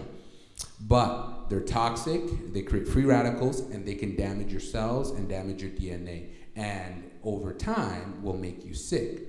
Again, diabetes, high blood pressure, type 2, all of these things, they all have a similar root cause. Are you seeing the pattern that I'm showing you? Okay, that these things cause inflammation, and depending on where in your body they manifest, they will affect that organ and will lead to what's called a disease, a chronic disease. Okay? So, and another thing, look, I love eating now. I love eating all these different foods and everything, but you also have to understand a lot of restaurants, right? Because the restaurant business, they have very thin profit margins, so they have to save money. So guess which oil they use? Vegetable oil. It's the cheapest oil out there. So a lot of fried food. So, you know, my mom, don't eat fried foods, don't eat out, you know. But I wish you would understand. Listen, frying a food is fine if it's fried in healthy oils. Okay, folks like say, oh, eating fried foods is terrible for you. Yeah, no, it's the oil. If you just change the oil, you can eat all the fried meat you want. Okay? It's the oil. That's what they don't want people to understand. They cook it in vegetable oils because it's the cheapest thing. That's what's killing you. It's not the fried foods. Okay? It's the oil it's fried in because you're ingesting them and it's affecting your heart. Now, the reason I advocate everybody, pick one of those oils in the green, make sure you get it. Okay, swap out. Because these oils and fats tend to be rich in what's called antioxidants, such as polyphenols and vitamin E. And remember, antioxidants are kind of like if you have inflammation, think of it as a fire. Antioxidants are sort of the things that like put out the fire. Okay, every day we're taking in every day we're taking in things that cause inflammation in our system. We have to equally take in things that can put out that inflammation. Okay, so please make sure you swap your cooking oil, please, and be careful with your kids. Don't feed that nonsense to these kids. Is the mac oil macadamia? I believe so. Yes, macna. Yes, ma'am. And if you can get anything as extra virgin, ideally do it. But again, it costs more. That's the thing. So another aspect, that's keeping us sick is genetically modified. You see how the devil works? He's got layer upon layer upon layer upon layer upon layer upon layer, right? To keep us sick. It's all done on purpose, by the way. None of this is accident. This is why healthcare is a very profitable field. Okay, it's done on purpose. GMO stands for genetically modified foods, okay? Genetically modified organism. Essentially, it's using DNA technology to take genes from one thing and put it in another thing. So for example, if you want corn that grows in the winter, for example, you can find something that grows, that can survive in like the Arctic or something like that. Isolate the gene that allows it to survive in cold weather, put it inside of a corn, and so now you have corn that can survive in the cold, right? So it's very practical because technically you can now give certain abilities to certain crops, to certain foods, right? But here's the problem that they don't want you to discuss or they don't want you to debate is that there's no long-term study on these things. I don't care who the politician is. I don't care how, because you got to understand, these people are bought and paid for, all of them. I don't care what party, okay? So when they tell you that it's safe and effective, please. It's not the way God did it, but, and I'll share a story with you guys about this, okay? So the reality is genes are added to certain crops for desired outcomes. So you can have something that grows maybe faster, something that has a certain nutritional content. You can have something that's resistant to pest, right? Bugs eating your stuff, or something that's easier to farm, right? Now here's the interesting thing. Regulatory bodies, bodies like the FDA, which we'll talk about a little bit, in the US and Europe, they swear that it's safe, okay? They tell you that, hey, listen, these things are 100% safe to eat. However, I want to share something with you. There are very few studies that have looked at the long-term effects of genetically modified food. I don't care who it is. I don't care if Fauci was standing here right now telling you to eat this stuff, that it's safe. That man is a liar. Because there's no study that has allowed for anyone to evaluate long-term effects of GMO foods. None. So no man or woman can stand up here and tell you something is safe. And I'll prove it to you. In 2012, there were some Italians, it's called the Seralini study.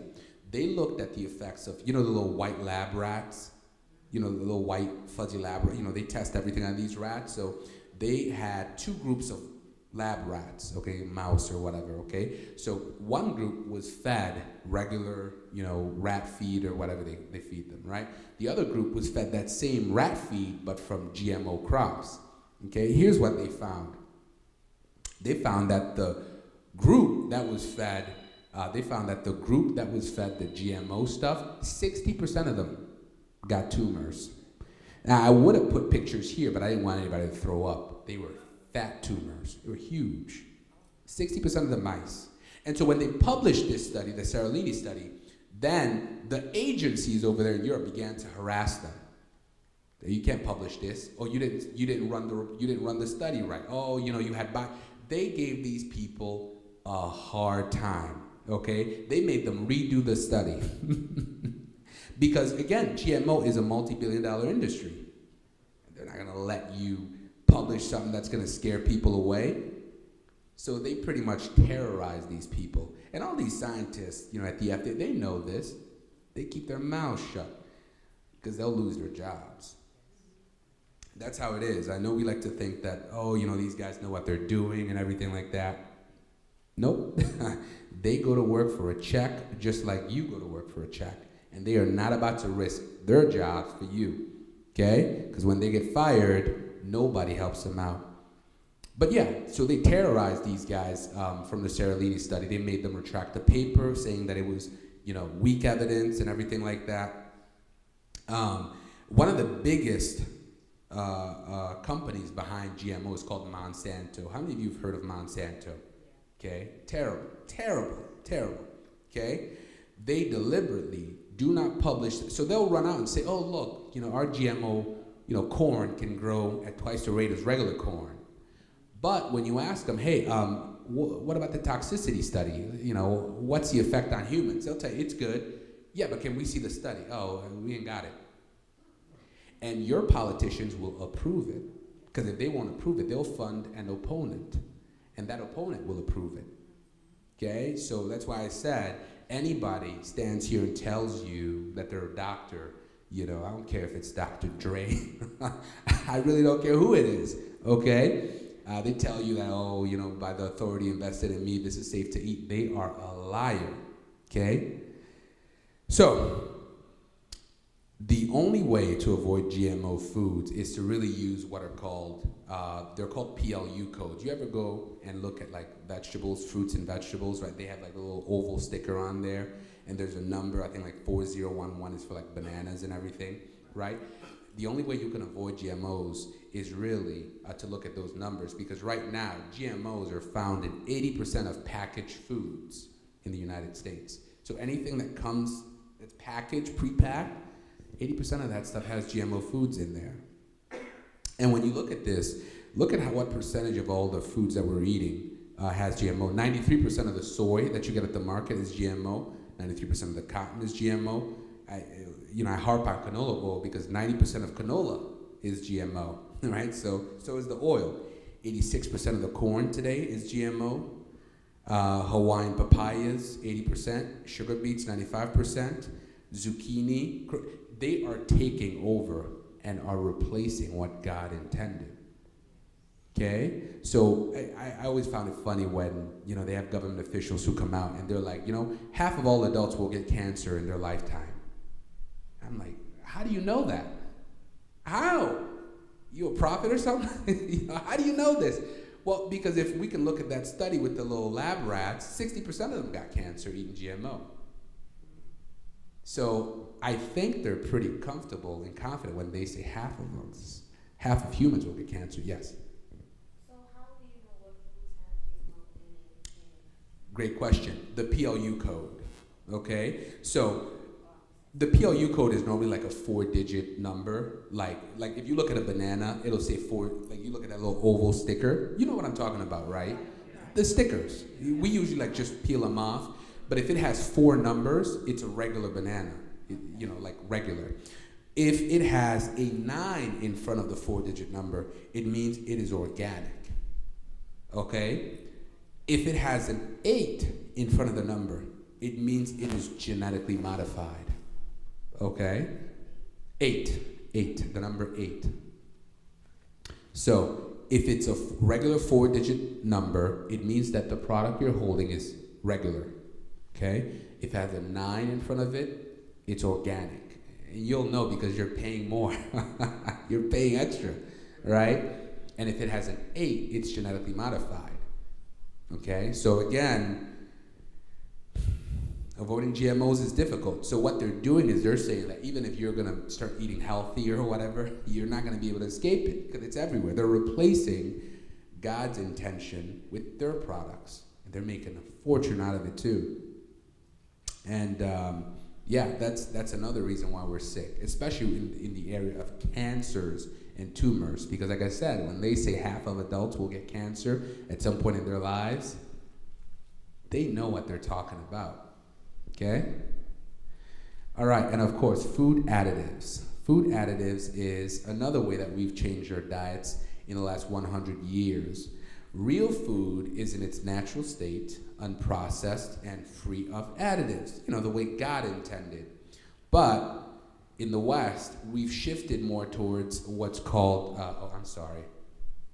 But in the West, we've shifted more towards what are called ready-to-eat meals and fast foods, okay? In fact, we know that in the developed world, processed foods, in fact, most of our energy, our daily energy or caloric intake, comes from processed food. Processed foods account for anywhere from 25 to about 60% of the average person's diet, okay? I mean, they're just everywhere. Now, what we know is that food additives are added to food for various reasons. They're added to foods to, help preserve, the flavor. They help give it a certain appearance, maybe a certain texture. Of course, to extend shelf life. Remember, if you have green beans and regular green bean goes bad in a couple of weeks, but somehow they put green beans in a can and it's good for another 10 years. There is something in that can that is making it last 10 years. In fact, you probably don't want to put that stuff in your body. Okay, you want to wash those green beans, use soap, scrub them, because these are additives that are touching it, and, at some point when you eat it, it goes inside of you, okay? So this stuff your body identifies and tries to get rid of. But we are not aware of this. We're just eating things, not even knowing the processes behind it, and then boom, you wake up and you've got a disease. And people, they don't know what's happening. But here's what we do know is that additives have been linked with adverse health effects. I mean, you have, you have things like artificial sweeteners, right? Like aspartame. We know that it leads to gut disorders. Nitrates and nitrites.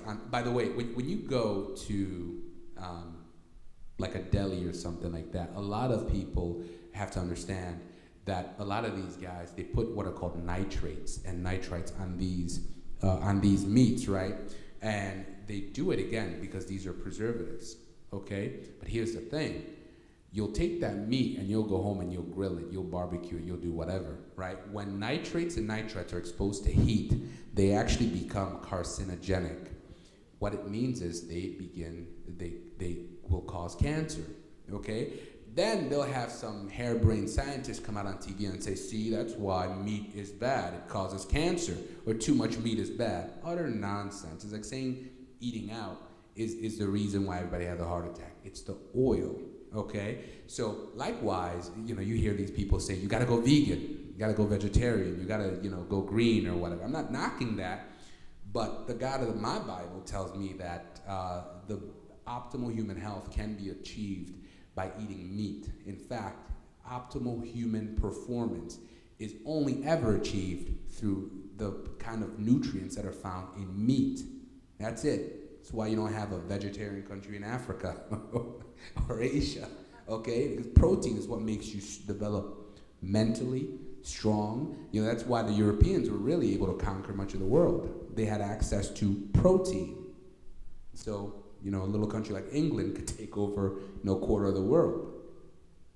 Cedrick. Yes, ma'am. That's processed meats, like deli meats. Yes, processed meats, yeah. Let me ask you this, because I was somewhere, my understanding in reading said that if you get it from the deli where they slice it and that kind of thing, the problem is in the package. Yes. Processed. They're putting nitrates and nitrites on there. That's what I was saying. Yes, ma'am. Okay. Yes. So again, meat is not bad.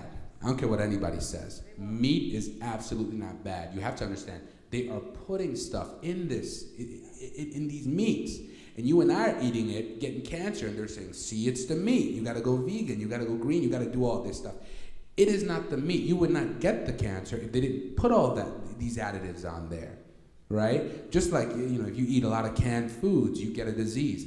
It is not the product in the canned foods. It is the stuff, the additives. They're adding things in there to make it last longer, to make it taste a certain way.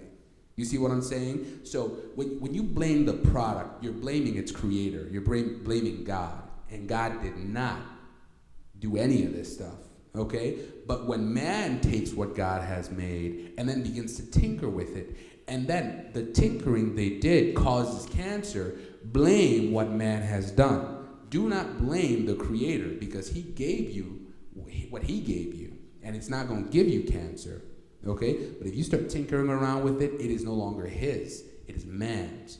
And so this is why we are falling apart. Somebody had a... Okay, we're almost done with this section anyways. But, okay, of course there's bisphenol A is another thing, which has been shown that's in a lot of packaged products.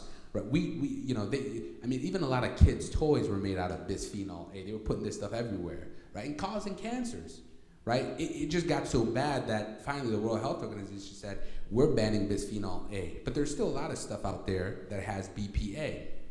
Okay, BPA is maybe the term you've heard. But it was giving everybody cancer, right? So it wasn't God testing your faith. It wasn't even the devil.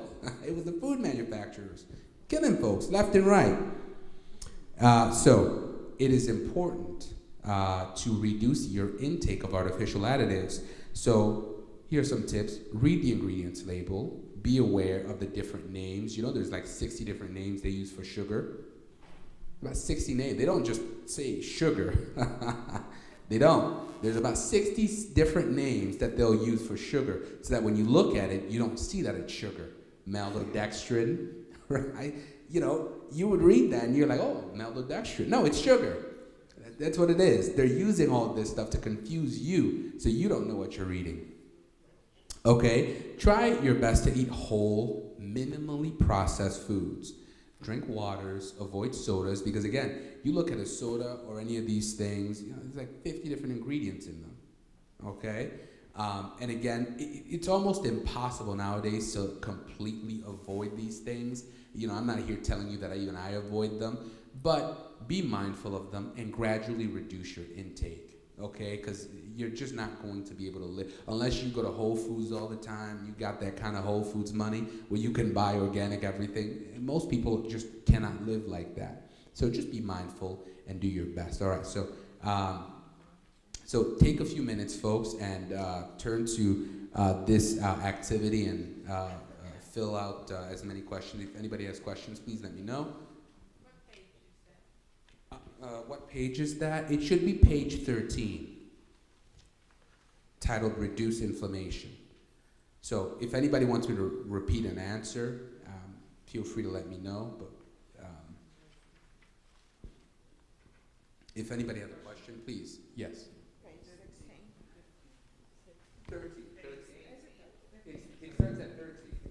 Oh, wait, am I wrong? It starts at 13. It starts at 13. No, yeah, I'm sorry. 15 is the information, right? 15 is the information, but the questions begin at 16. He just wants us to answer, Yeah. like what we talked about, to fill out. Exactly. So if anybody wants me to repeat something, just ask me and I'll Dr. Batchateu? Yes, just on page 13, the 7 lifestyle adjustments. Okay, yeah, so here's what I'll go back. Dr. Right Batchateu? Yes. I have a question from someone online. Yes, ma'am. They said, ask about Bill Gates' appeal products and its future effect, especially on the organic market. You know anything about that? Man, listen, Bill Gates,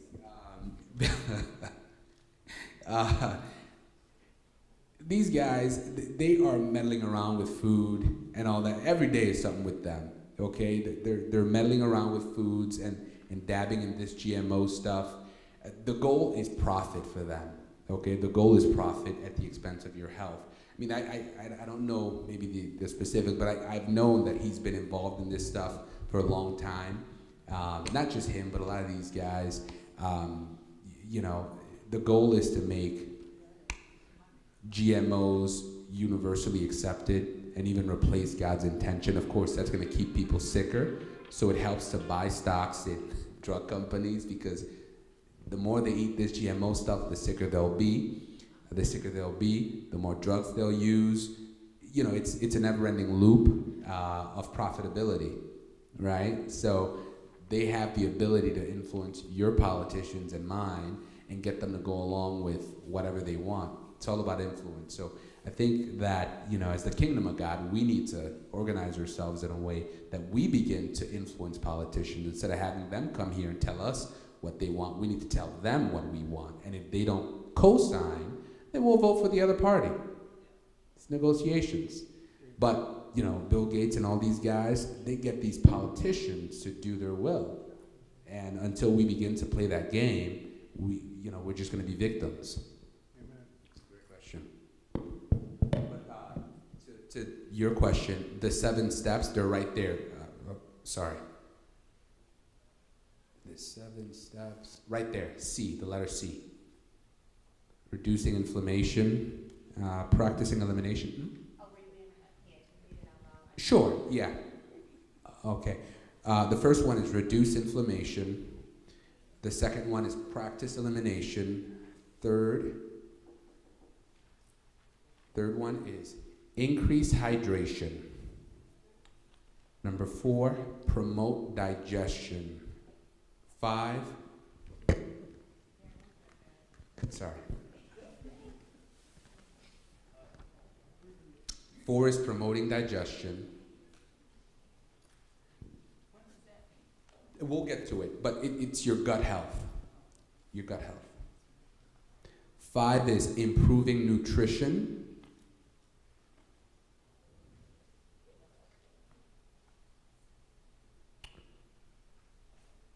6 is performing exertion. Exercise, yes ma'am, I'm using technical jargon here. Just exercise. And 7 is allowing for restoration. So stress management, resting.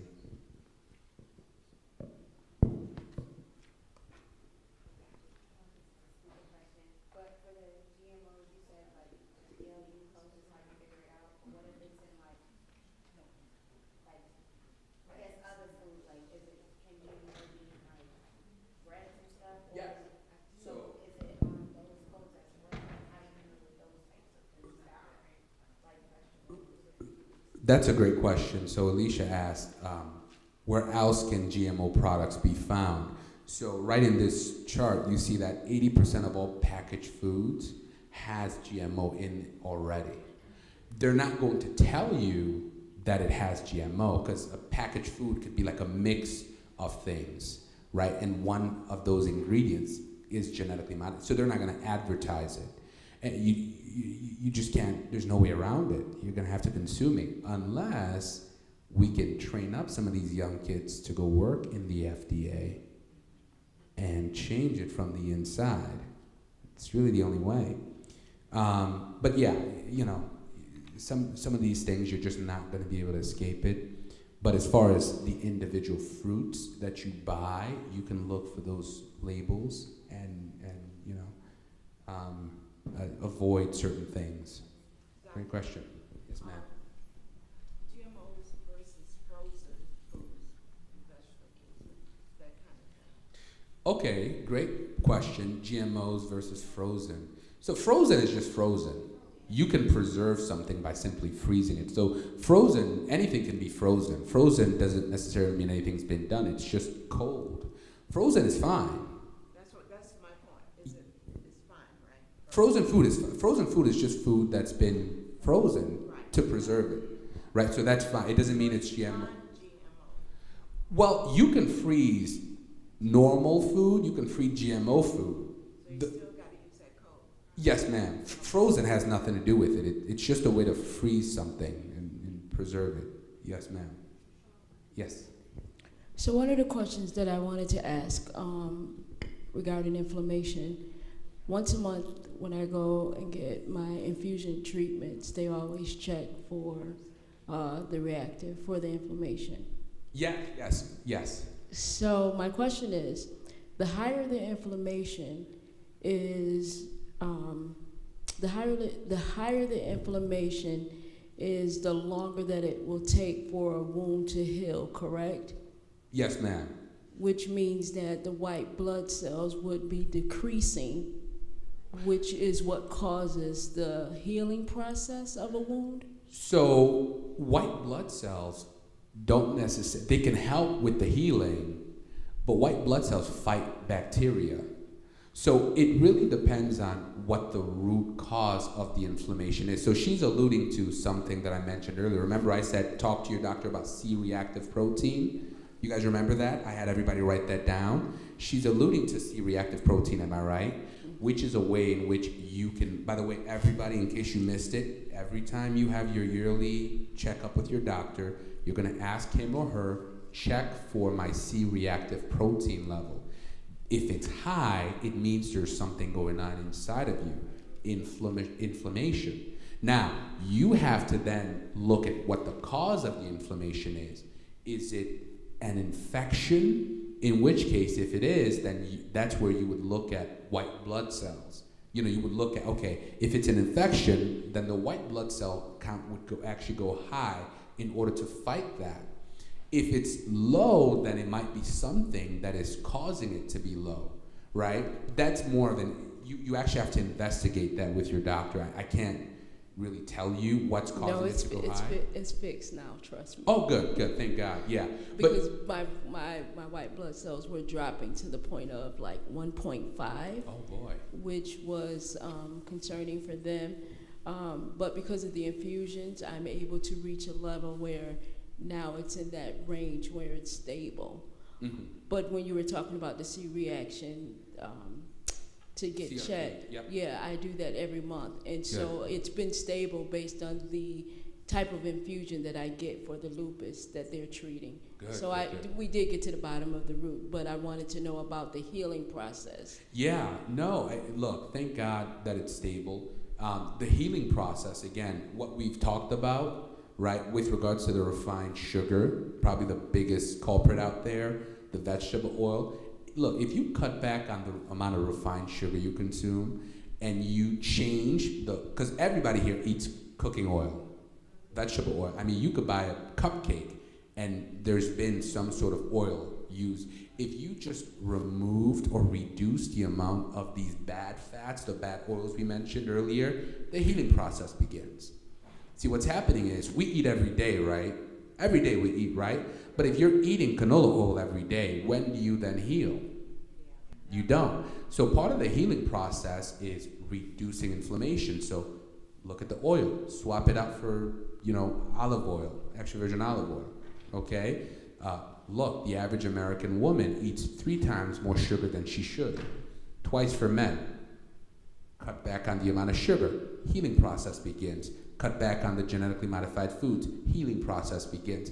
Exercise a little bit more. Go walk on a beautiful day like this, right? Drink more water. Healing process begins. Do you see what I'm saying? So the healing process isn't one thing in particular. But what's happening is we've got a fire. We've got 5 or 6 different things that's contributing to the fire, right? Somebody's dumping paper on the fire. Somebody's throwing wood. Somebody's throwing gasoline, right? The fire just stays burning, okay? So if you stop the person from throwing paper at the fire, yeah, you've done some good, but somebody's putting wood there, right? Then you got to deal with the person throwing the wood on the fire, right? Then you got to stop the person spilling oil or gasoline on the fire. So you've got to deal with all of these root causes, and then antioxidants, right? Which is the water. You got to stop the people that are egging on the fire, and once you stop them, then you throw water at it. Because if you throw water at it, I'm still pouring gasoline on it. So the fire goes down, but then it goes back up. You see what I'm saying? What we have to do is stop the causes of inflammation. That's probably the first thing. Then put on antioxidants, amino acids, all of those things, and then you watch the body heal. Great question. Yes, ma'am. Yes, sir. Yes, hi. Is there any difference of using brown sugar over white sugar? Yeah, that's a great question. So refined sugar is typically the white sugar, okay? And though I don't have that exact illustration here, I think the one that's closest to it is this illustration. So you see this, the difference between whole grains and white grain, right? The whole grain has bran and germ, both of which is where the nutrient core of the grain is. When you remove that, you're left with what's called white grain. White grain has a longer shelf life.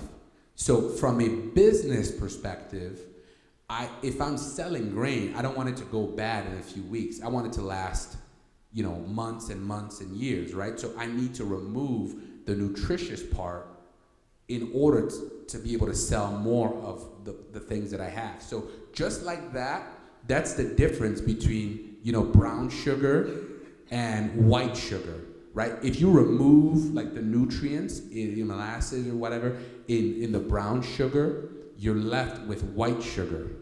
You see what I mean? And white sugar will tend to have a higher glycemic index. I mean, it'll send your blood spiking up as opposed to something like this.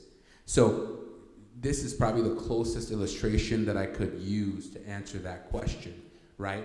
Refined, white, same thing. Okay, when you refine something, it becomes white. Okay, it has a longer shelf life, so that's why you find it in everything. But from a health perspective, it is terrible. Again, sugar is a good thing, okay? But sugar is energy. The difference is when you charge your phone at 100%, it stops taking electricity. When you put gas in your car, when it's full, it stops taking gas. But you can put as much sugar as you want in your body.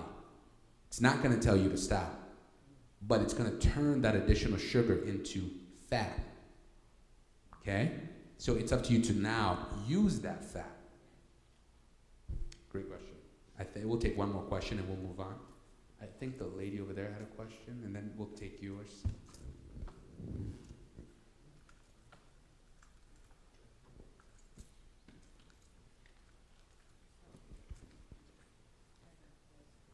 I have a question about what about using honey, because it's in the Bible, so. Great question. Great question. So man has this amazing ability to imitate God. Okay? So unless you have like a bee farm and you get the honey from them without them letting you know that they're not happy with you, a lot of the honey products are not real honey. Right. You guys know this, right? So a lot of them are not real honey. They look like honey, they probably taste like honey, but it's just sugar syrup, right? So real honey is like crystal. I don't know if you've ever bought real honey. It's not liquid at all. That stuff that drizzles out, that's not real honey. Real honey is like you can break it off and eat it. Right? So unless you're eating that, and of course, real honey has a lot of these nutrients in there. But you see, man can't really profit off of that. So he had to make his own. Just like, with the white grain, he gave you that liquid stuff that you think is honey. It's not real honey. They've just imitated God. And now they can sell it all over for cheaper and make it last forever. But it's really not honey, even though we call it honey. High fructose corn syrup, all that crap that they put in there. You guys know this, right? You guys knew this, right? Yeah. Oh, yeah, no, it's not real. Real honey's expensive. They can say whatever they want. Yes, ma'am. Yeah. So this is the workbook. The book, it's available online on Amazon. It's the same title, by the way, Self-Care Advocate. I talk about all of this in the book, but this is a summary. If you go on Amazon and you type in Self-Care Advocate, it's the same color scheme as that. Yes, ma'am. Okay, so let's move on. yeah, man has this amazing ability to try to imitate God. And, all right, so elimination, okay? And I love this because elimination is about, remember, one of the first steps to healing is we have to understand that we've allowed a lot of nonsense to get into our system. That's why we're sick. Okay, we've allowed a lot of nonsense. Really, it comes down to what we believe. We believe that it was natural. We believed that it was genetic. We believed that the Lord called us home or any of that nonsense.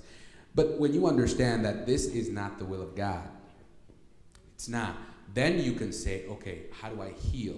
Well, one of the first things you want to do in order to heal is understand that you have to now begin to let go, eliminate, okay? And it means just what it says. And that means God intended, he understood that at some point we would just start doing whatever we wanted in ignorance, and we would have the repercussions, which we're dealing with now.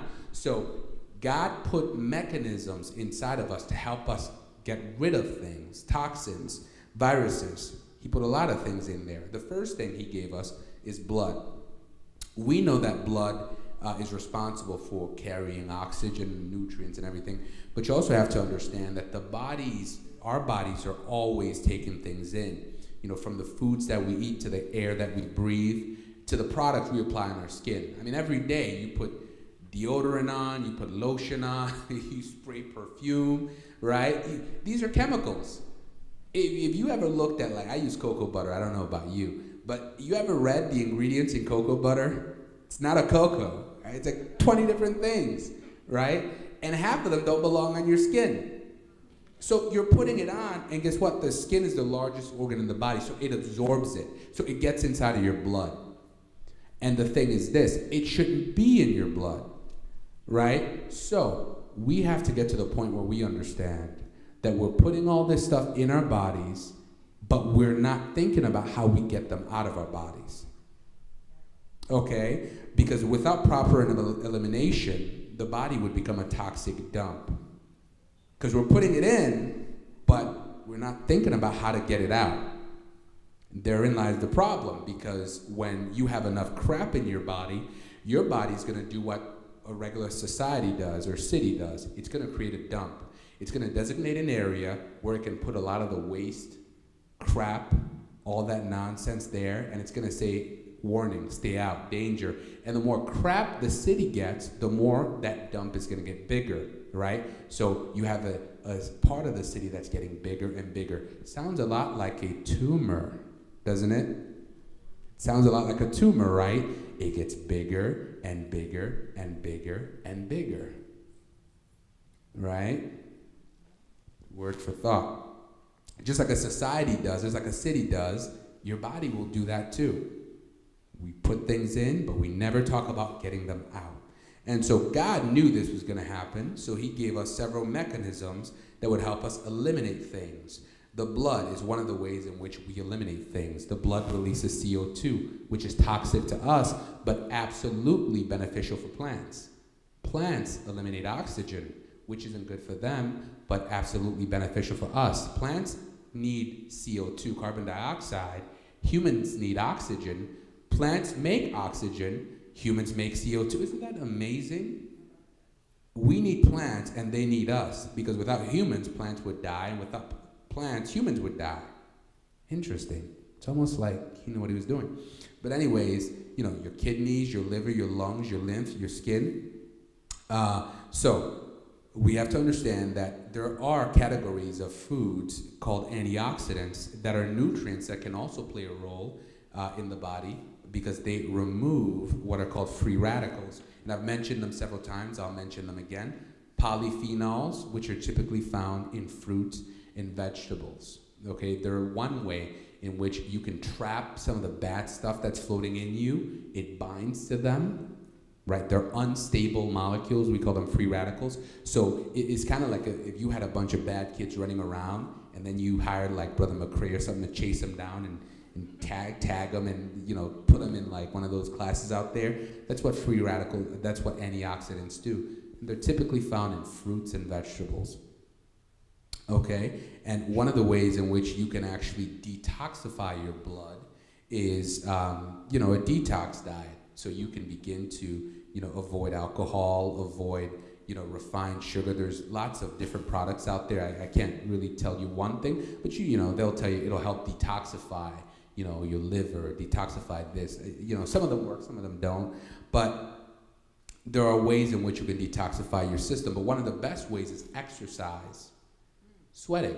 Think about it. You're putting all these chemicals in your skin, right? It's going in through your skin. How should it come out? Through your skin. If you've ever tasted your sweat, it doesn't taste like just plain water. It's salty, right? Because it's got a lot of, sodium in there, but it's also got a lot of crap, toxins, right?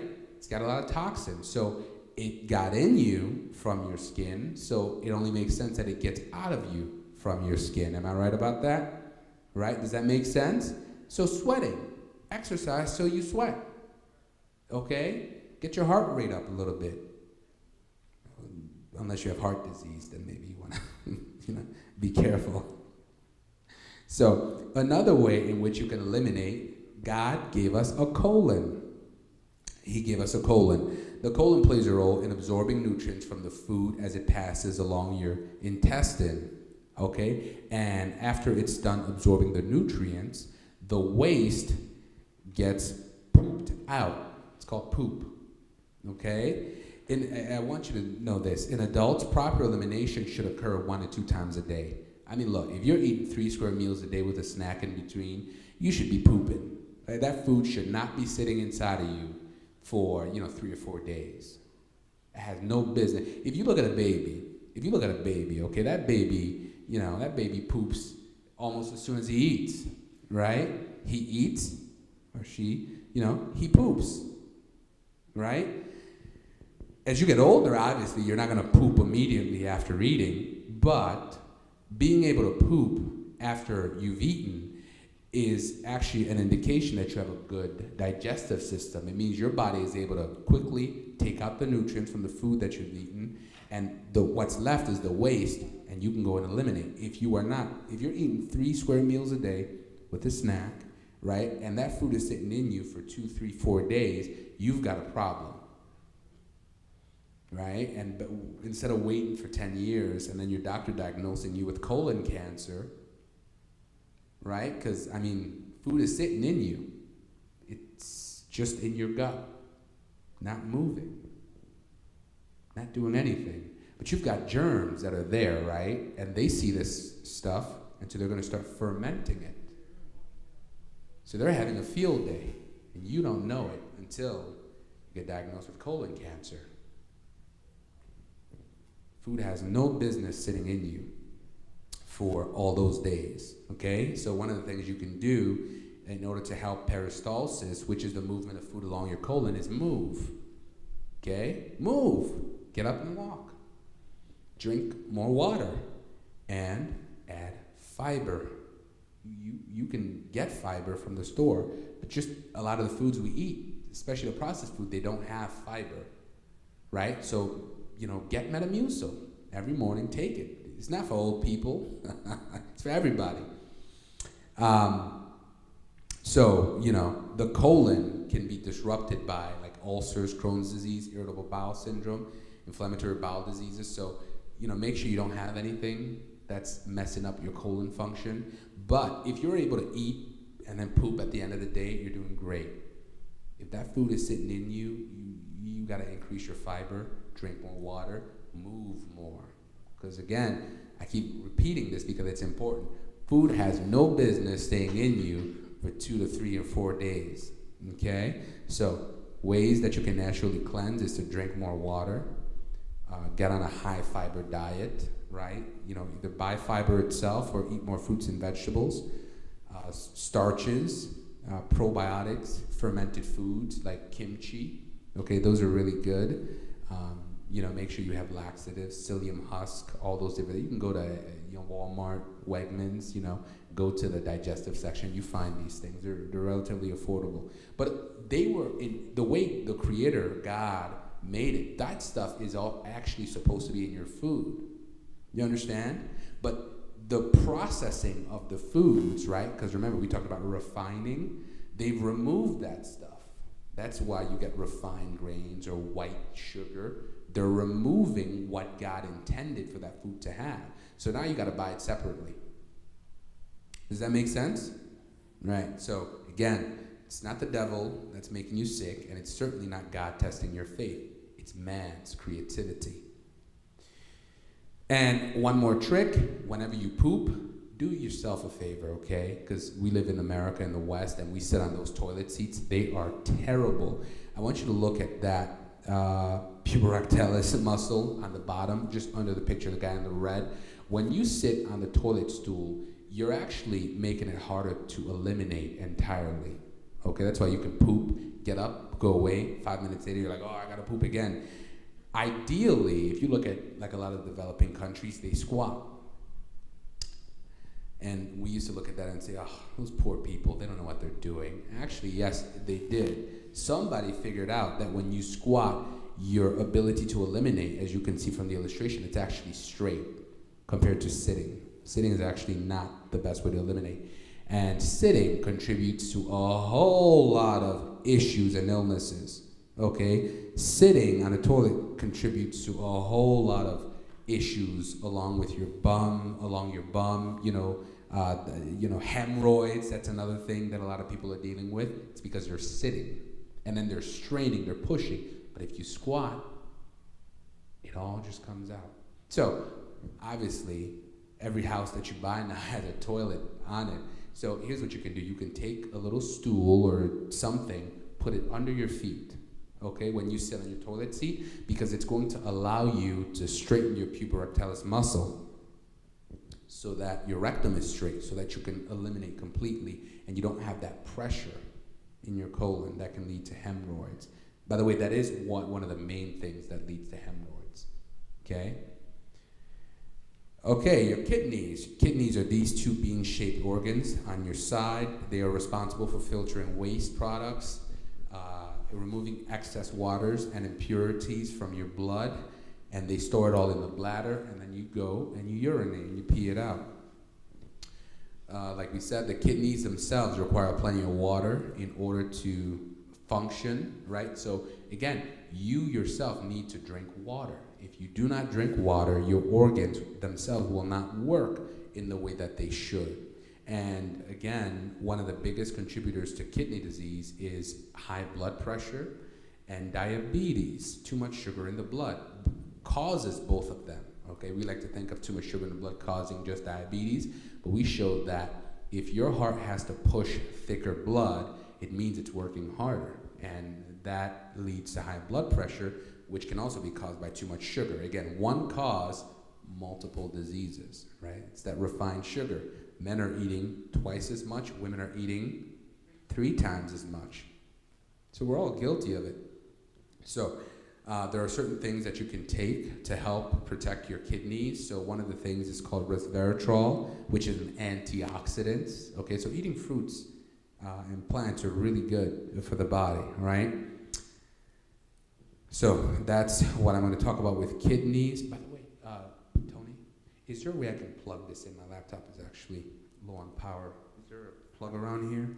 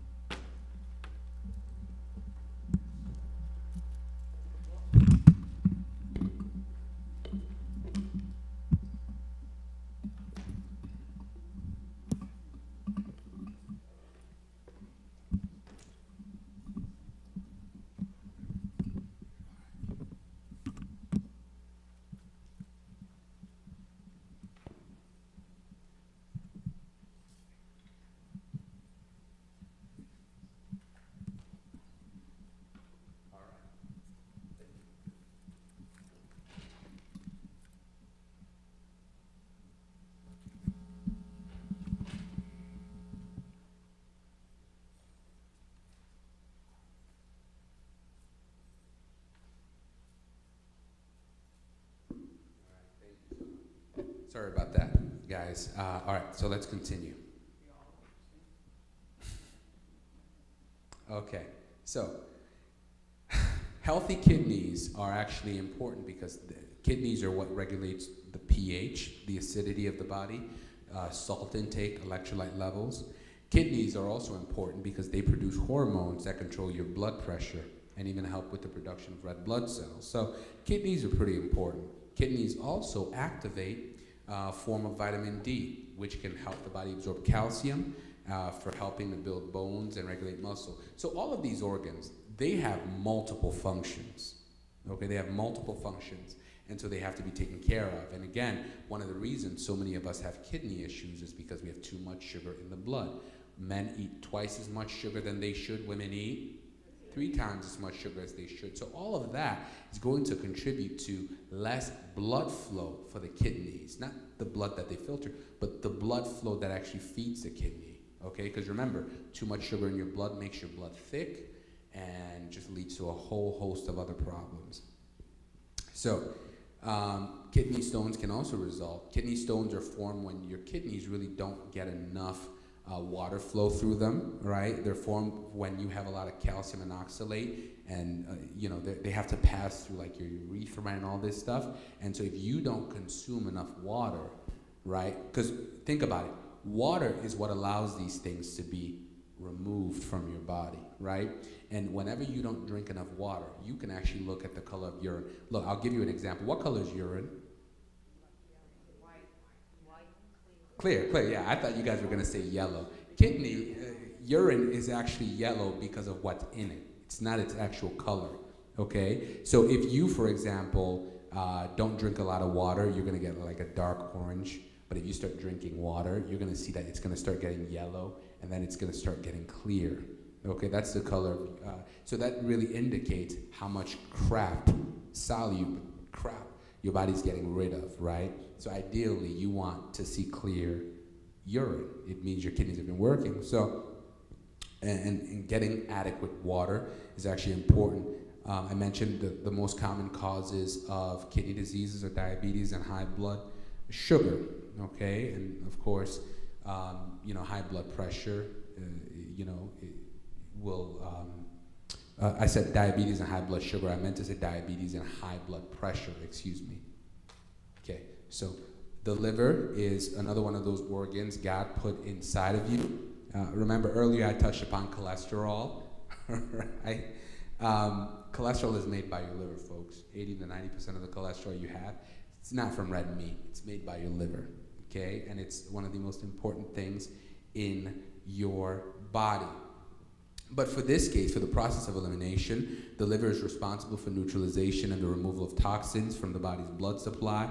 So again, a lot of stuff that we eat are actually toxic poisons, right? They're actually poisonous, okay? So like if you did not have a liver, you would die from a lot of the stuff that the FDA approves. That's why I said some of us are gonna have to raise young kids and have them go work for the FDA because you're not gonna change it from the outside. But the liver is what's responsible for removing these toxins, because otherwise we would drop dead, okay? It's one of the most important detoxification organ in the body, has 13% of the body's blood flowing through it at any given time. So what are some strategies to protect the liver? Number 1, you can consume fiber-rich foods. 2, you can limit how much alcohol and sugary foods you consume. 3, you can increase exercise, because the more you exercise, remember, exercising gets your blood to pump harder, right? Gets the blood to circulate, right? And as the blood circulates, it's picking up a lot of crap, right? And so you're gonna breathe out that crap, you're gonna sweat out that crap, you're gonna pee out that crap, and you're gonna poo out that crap, quite literally, right? But I'm trying to use language that we can all understand, folks, okay? I'm not trying to use that medical jargon, that sounds overcomplicated. But that's the point. Exercise is one of the ways you can take care of your organs as well. And, just try to avoid things that has hepatitis, right? It can give you hepatitis. And of course, try to avoid toxic chemicals. That's how you protect your liver. But one of the things you can remember is just exercise and drink more water. Exercise and drink more water and sweat. Your lungs. Obviously, we all know we're breathing in and breathing out each and every second of every day of our lives. In fact, if you didn't know, if you did not breathe, you would not be alive today. Respiration is the process of lungs bringing in oxygen into the body and exchanging it for waste like carbon dioxide. So breathing in oxygen, breathing out carbon dioxide. Now, air pollution, cigarette smoke, and airborne toxins are actually all around us, and they constantly damage our lungs, and they can lead to asthma, COPD, infections. The World Health Organization claims that air pollution alone causes 4.2 million deaths around the world every year. Just to give you an example, smoking kills 1 in 5 people in the US. Smoking, right? And there's also secondhand smoking. So the lungs are absolutely important. They help balance the body's pH and remove carbon dioxide. So what you want to do is if you smoke, try and quit, you know, and if you don't smoke and you're around smokers, try to avoid secondhand smoking. You know, protect yourself during the flu, exercise. Again, are you seeing a pattern? All of these organs that are responsible for eliminating waste, they all respond to exercise. They all respond to exercising and sweating. Isn't that interesting? So this isn't complicated, folks. I'm pretty much saying the same thing over and over, just with a different organ. That's all I'm saying. Same thing, over and over. Exercise, drink water, avoid chemicals, okay? That's all I'm doing, okay? Then there are lymph nodes. Lymphs are actually all over your body. You really don't know until they swell up, okay? They also help remove toxins from the body.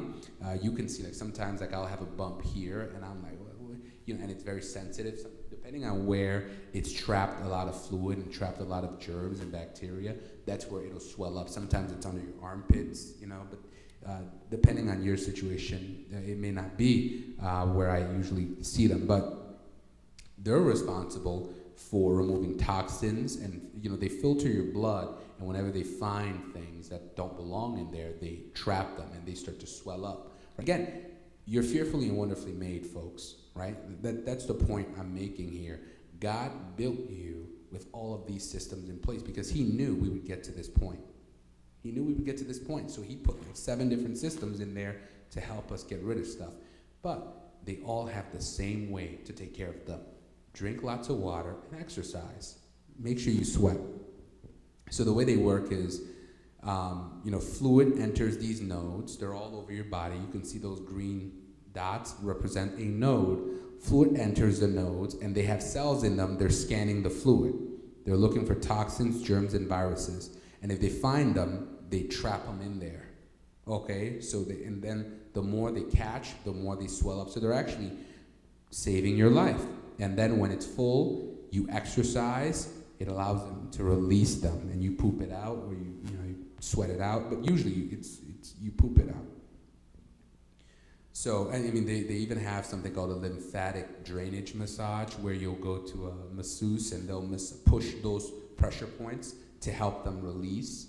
But again, sweating is a great way. Eating more fiber so that you can poop is a great way to eliminate the waste. And of course, the skin, sweat. The skin is the largest organ for detoxification in the body. An inch of skin has 650 sweat glands. The skin has 3 layers. It's got the epidermis, the dermis, and hypodermis. The outermost layer protects us against bacteria, parasites, viruses, UV rays, and even water loss. The important thing to remember from this is sweat is one of the best ways you can cleanse your skin. Sweat, because remember, every day I put on lotion, I put on deodorant, right? My wife sprays on that cologne nonsense, and I know women who do makeup, they're putting like 5 layers of, you know what I'm talking about. Come on, don't leave me hanging. You know what I'm talking about. But that stuff is being absorbed by your skin and probably shouldn't be on your skin, right? So you have to be able to sweat it out. Okay, you got to get rid of it. All right, so again, sweat is the body's way of cooling, but it's also the way you get rid of a lot of these heavy metals, chemicals, and additives that are entering your blood through it. And studies show that heavy metals are lower in people who exercise and sweat frequently. So probably why, my wife will usually, it was hot, like it's been hot the last couple of days, and I'm just outside doing yard work, and my wife is like, honey, it's hot, come in. And I'm like, please, I love sweating. I get all the benefits, and I'm not running around. I'm just standing out there and just sweating. And she doesn't understand. She thinks I've lost my mind. The heat's been on me a little too much, but no, I know what I'm doing. I'm sweating on purpose, girl. Anyways, let's take a break, and I'll take any questions about, and please turn to exercise 6, practice elimination. It'll go over some of the things we talked about. If anybody has any questions, yell it out, or Brother Tony will give you the mic.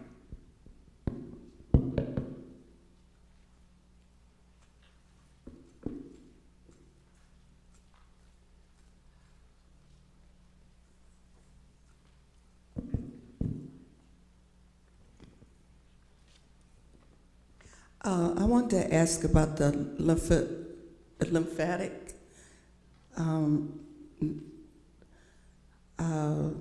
Without going through a whole lot, there's a problem with lymphatic where something's not normal, and then you swell up and you're not releasing the fluids, and it builds up to the point where it's been terminated to lymphedema, elephantitis. Okay, great point. So generally speaking, when your lymphatic system, when your lymph nodes swell up, it means that they're keeping some pretty bad things, right? That's their job. They filter the bad things, and then they swell up. That lets you know they're full. One of the best ways that you can get them to release, because they're supposed to release it, right, is exercise, because exercising is the way in which, I'm talking exercising until you sweat, because that's the way in which, things start to move again. Again, most Americans don't exercise like they should, so I don't know the only other way I can get to help those nodes to release is to get, they have these massage people that can actually work on your lymphatic nodes. They help it release. I'm not well versed as far as like what they do or how they do, but those are 2 ways I know in which you can deal with lymphatic swelling. Is to exercise, right, which allows them to get released in the blood, and hopefully you sweat it out or poop it out or something. And the other way is to go to those masseuse people, those massage people, and help them with helping you release. Besides them, I'm not that well versed in that specific aspect of health where I can tell you what you can do or not. Those are the only 2 ways that I'm aware of. Great question. All right, shall we move on? We're almost done, folks. If you have another question. We good? All right, let's move on. Let's wrap this up. Okay, so let's talk about the importance of hydration, and we're going to address, I think brother here had a couple of questions about drinking water, right? So, hydration. The body requires water. In fact, probably about the one liquid that the body requires is water. You can live your life without drinking milk. You can live your life without drinking sodas. You can live your life without drinking juice. You cannot live your life without drinking water. Okay, water requirements will typically vary depending on your physical activity level, your age, your lifestyle, your body type. Okay, some people have heard that 8 glasses of water a day. That hasn't been established, but 8 glasses of water a day is probably better than what most people are doing. Right? I'm still on my first bottle, so I'm not the example in this area. But here is something interesting. A higher body fat percentage means that you generally have a lower water percentage.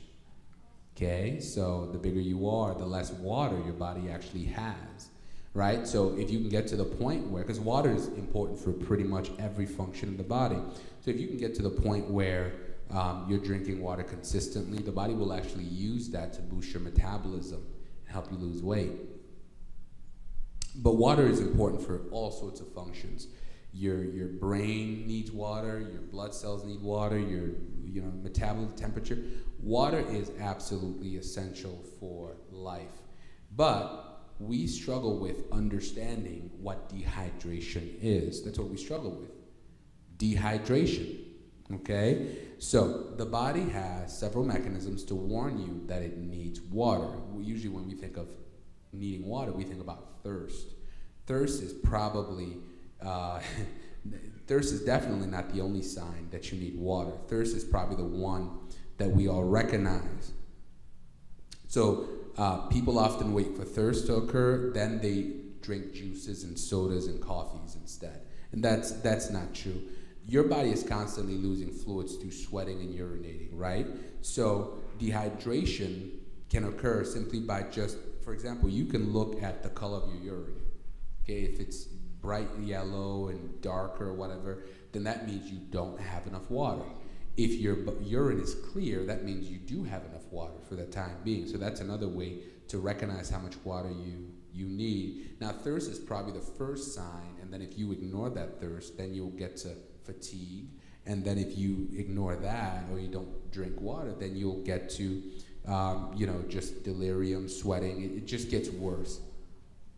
But dehydration is simply when your body loses more water than it takes in. And, and so again, your kidneys, because it realizes you don't have enough water, your kidneys will retain more water, okay? Which darkens the color of your urine, which increases your risk for, kidney stones and all this stuff, because it's trying to get rid of this waste with a little amount of water. So sometimes things get jammed in there and you feel it in your urethra. So it's problematic. But though it's not scientific evidence, drinking 8 glasses of water is a really good place to begin. Of course, you want to make sure that you're like we filter our water. We don't necessarily just drink faucet water, but it depends on really where you are, right? Where I live, we have well water. So, we're going to filter that sucker. We're not just going to drink it from the well, right? But it really depends. Rochester might have good water. So, but if you live in a place where you don't have good water, like Flint, Michigan, right? Consider buying a filtration system. And one of the things you can do is gradually increase how much water you drink. I'm not saying stop drinking juice or soda. No, because I still drink those things. But just be mindful that your body needs water. Okay? That's all you need. And of course, the older you are, the more water you actually need. Okay? So that's really all there is to say about hydration. Does anybody have any questions?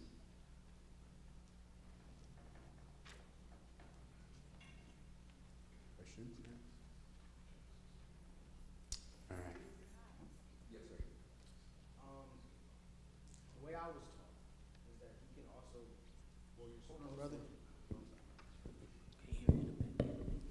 the way I was taught was that you're supposed to, they say eat your water. You're supposed to eat watermelon and cucumbers because the melon family is the most hydrative and they contain the most water content. And they have electrolytes, yeah. Right. That's a very good point. No, you can definitely get water from the fruits that you're eating as well. I mean, watermelon is great. Just any juicy type fruit is going to be good. I mean, because just watermelon, the consistency is just easy because it easily turns into water and everything.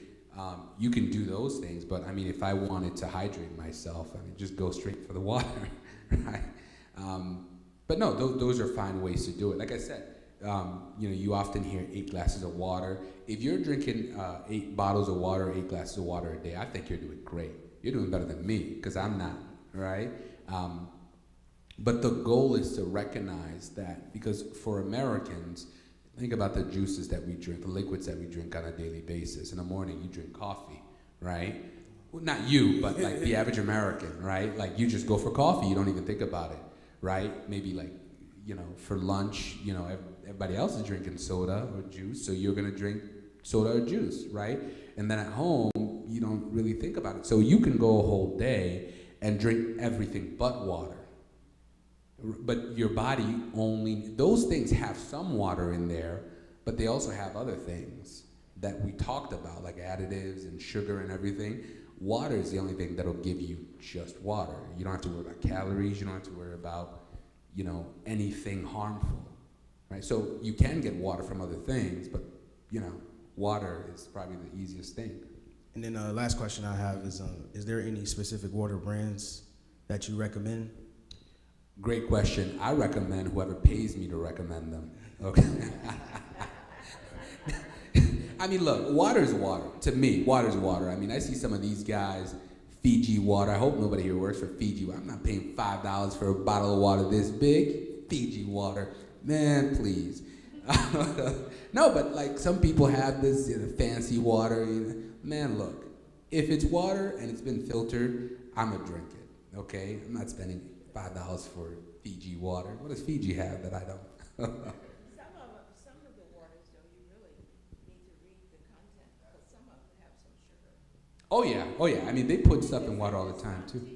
Has some sugar in it, and you should, I told you my brother's a health fanatic, and the Santi was my water, and he told me, you need to stop drinking that. The Santi, I was saying, is one of those waters that has sugar, and it's advised that you don't drink it.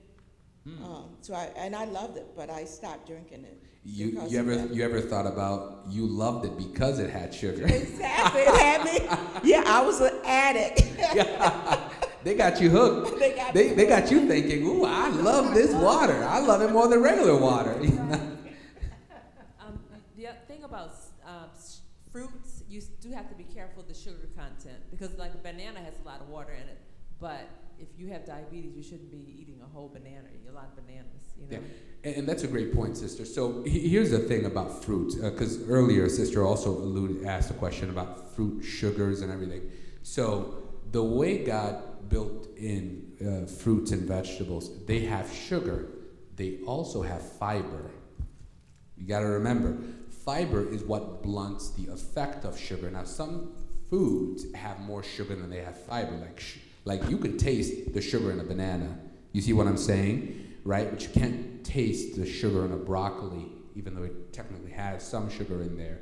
So just be mindful of that. But the way God designed his products is he put the sugar in it, but he knew, so he put the fiber in it. What we do, mankind does, is we separate the two. Right? We even put more sugar in these, sodas and everything. None of the fiber, and you get the people that are addicted to it. But it also gets the health issues, right? So that's why you buy stocks in these pharmaceutical companies, because you know they're going to be sick. Sad but true. Yes, one more question. My question is about alkaline water. I know you said water is water, but is alkaline better? So ideally, and here's the interesting thing, I talk a little bit more about the alkaline state in my book. I didn't want to waste time, but since you brought it up, I will. Here's something interesting. The body is slightly alkaline. So I'm going to explain it like this. Okay, imagine I had a ruler. You have like 1 through 14, okay? 7 is in the middle. Are you following me? 1 on that side, 14 on that side. 7 is in the middle. Check this out. The body is about 7.3, 7.4, okay? Slightly alkaline. That's what the body is. Disease only exists in the acidic, so 7 and below, okay? Disease only can exist. So if you look at a kidney that is problematic, that is dying, right? Its loss is its alkalinity. Does that make sense? So ideal is that it's slightly alkaline, okay? When it starts to malfunction, it becomes acidic. Does that make sense? Because germs, viruses, and all these things, they thrive in an acidic environment. They cannot survive in an alkaline environment. Does that make sense? So the way the Creator made us, he made us slightly alkaline. But you can easily lose that alkalinity when you eat certain things or live a certain way, right? Your body is, the body is constantly fighting to keep you alkaline, But if you're constantly smoking and eating stuff and drinking stuff you shouldn't be drinking, you're pushing it towards acidity. The body's trying to get you to, so it's a yo-yoing thing. But whenever, interestingly enough, whenever you see like an infection and you test that area, it tends to be alkaline. So that gets into the theory behind alkalinizing water, alkaline water, right? The idea is, hey, you're doing all these other bad things that are keeping the body acidic. What if we alkalinize the water and had you drink it? That's the idea behind it. Whether it works, I don't know. I just don't know. But it's not natural water is what I'm saying. Does that make sense? Natural water is just neutral, yes. But that's the theory behind it. We're going to alkalinize the water, you'll drink it, and hopefully it'll, push your body back towards being alkaline. That's the idea behind it. Great question. Okay, let's move on. Well, so I don't know what they add into it because I don't drink alkaline water, to be honest, but there are certain things you can do. I mean, it's a process that they can, chemicals that they can do. I don't know because I don't consume alkaline. I'm not paying that much money for water. I'm sorry, that's just me. Like, please, $5 for water. So we're almost done, folks. Okay, so I want to talk about digestion. So digestion is the process of turning the foods we eat into nutrients, right? And that those nutrients can be used for energy, growth, and repair. Digestion is pretty much the process of breaking down food and also the process of getting rid of waste. But here's the interesting thing I want you all to understand. Digestive system is one continuous tube. The digestive system starts in your mouth and ends in your anus. Okay, it's not a bad word. Here's something interesting. When you put food in your mouth, okay, technically it's still not in your body. You understand? From your mouth to your anus, I have to use that word because it's not a vulgar word, it's a scientific word. Anything that's in that tube is not in your body. Even though you can't see it, I swallowed it, it's still not in my body. It's in the body only when it gets into the intestines. Okay, the intestines, what they do is they suck up all the nutrients. The nutrients enter the blood. Hopefully it's nutrients, it's not like vegetable oil or anything like that, but it enters the blood, and so the waste goes to my anus, and then you poop it out, right? But that's the idea behind it. When something is in that tube, it's still technically not in your body. You can't see it, but it's in a tube that's outside of the body. Okay, so let's go. So there are two types of digestion. There's mechanical digestion, which simply refers to the physical aspect of the digestive process, such as chewing and peristalsis. Okay, peristalsis is your body has this automatic way in which it can move food along your gut. It's automatic. It just, you can feel it sometimes, and you feel your gut just moving. It's pushing food along. You don't tell it what to do. It does it. But in order for it to do this, you've got to have adequate amounts of fiber. Do you understand? You've got to have adequate amounts of fiber, because if you don't, it's probably not going to work like it should. In fact, certain conditions can disrupt digestion: constipation, IBS, celiac, heartburn, irritable bowel syndrome. The CDC says that digestive issues cause 51 million emergency rooms annually. So this is a big issue. Again, the Mayo Clinic says men should get 38 grams of fiber every day. Women should get 25 grams of fiber. And one of the best ways to get it is from fruits, vegetables, beans, legumes, and eating whole grains. Remember, if you remove these nutrients from whole grains, you get white grain or refined grains. Does that make sense? See how it all ties back to the beginning? Here's what God made and what man does with what God made. All right? The other part is chemical digestion, which is really any sort of chemical process. So like from the saliva in your mouth to the stomach acid. That's what chemical digestion refers to. So you have all these enzymes in your body that help break down foods that you've already chewed. And so the ability to have enzymes breaking that down really determines your metabolism. right? So like I said, food has no business spending 2 to 3 days in your stomach before you poop it out. If food is sitting in your stomach, that's a sign that you don't have or are low on these digestive enzymes. It's one of the, you're low on fiber, you're low on these digestive enzymes. So that's one of the telltale signs. So these are digestive, you can get digestive enzymes as supplements. You have lipase, you have amylase, you have protease. But this is just a closer look at it. This is just a sort of like a microscopic view of your digestive enzyme, of your gut, right? You've got trillions and trillions of germs that are in your gut, trillions of them. And they play a role. Some are good, some are bad, some are neutral. And so a lot of these germs help break down some of the things that you eat. A lot of these germs help produce vitamins, such as the B vitamins and vitamin K. So one of the things to understand is that your first exposure to microbes is when you're giving birth, right? When a woman is giving birth, the child passes through the vaginal canal. That child, as he's passing through the vaginal canal, he is exposed to what's called adaptive immunity. So the germs that the mom has, she's able to pass it on to that child, which actually plays a role in that child's immune system for the rest of their lives. Okay, so mom gives her germs to that child so that that child can actually grow, right, and has a strong immune system. Now, we live in a day and age of C-section, so a lot of kids are born without it. Coincidentally, a lot of kids are allergic to things they weren't allergic to 20, 30 years ago. You guys know what I'm talking about? Kids are allergic to this, they're allergic because they don't have adaptive immunity. So it's not an accident. This is all being done on purpose. So 2/3 of the microbiome is unique to each person, which means that hence why it is so important for a child to be born through the vaginal canal, okay?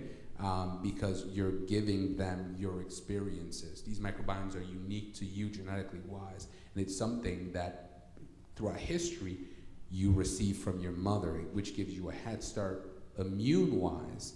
And when you take that away, well, you have kids who don't have that head start. Your microbiota, because they play such an important role, they can affect the brain and the way the brain functions. Your gut is often called the second brain. And studies show that microbial diversity is one of the best things for health. They lower your risk for dysbiosis, obesity, diabetes, infections, inflammation. In fact, one study found that just before the onset of diabetes on a person, they find that microbial diversity has been reduced. Okay, what that means is the number of good, or maybe a term you'll be familiar with is called probiotics. The number of probiotics in the body is actually reduced just before someone develops diabetes, right? So this doesn't happen by accident, right? We live and eat in a way that kills the gut bacteria, the probiotics in our gut, and because they die, harmful ones take over their territory, right? It's like a gang war, right? They take over their territory, and as they take over their territory, they make it easier for bad things, chronic diseases to manifest. Does that make sense? And it all stems from the way we eat and the way we live. That's where it comes from. So, a healthy gut affects your digestion, immune system, weight, blood sugar, and even your mental health. Now, of course, we live in a modern society with modern things that disrupt our gut. Exhibit A, antibiotics, and many other medications. But antibiotics, think about it. If you've had an antibiotic recently, let me ask you this. Did your doctor then tell you to take probiotics? No. Okay, so never take antibiotics without your doctor telling you to take probiotics. In fact, now they're encouraging more and more doctors to do it because they've understood that antibiotics is like, imagine if you had a hostage situation, right? You got a guy, he's got a gun, he's like, I'll kill him. And then, normally the SWAT team people, they try to negotiate the release, right? Like, let her go, don't do it, The way antibiotics work is he walks in there with his gun, he shoots the victim, and he shoots the guy holding him hostage. Antibiotics kill both good and bad bacteria. They kill everything, okay? That's why it's fairly common to have diarrhea, right, while you're on antibiotics, right? Because your body's, you got nothing there. You've killed everything. So if your doctor ever tells you take an antibiotic, you know, whether they tell you or not, go and get you a probiotic. Because if you're going to kill everything, you better start putting back the good ones, okay? But other things in society that kills the probiotics in our gut, low fiber in our diet, diets high in refined sugar, refined seed oils, chronic stress, inflammation, artificial sweeteners, you know, the food additives. Didn't we just cover pretty much all of these things earlier? So again, it's the same culprits. Wherever they are, they cause the disease there. But we have a system that says, go to this doctor, go to this specialist. It's the same root cause. That's all it is. That's all it is. So what you can do, eat a diverse range of foods, green beans, onions, meats, dairy, eggs. Eat fermented foods, kimchi, kefir, sauerkraut, you know.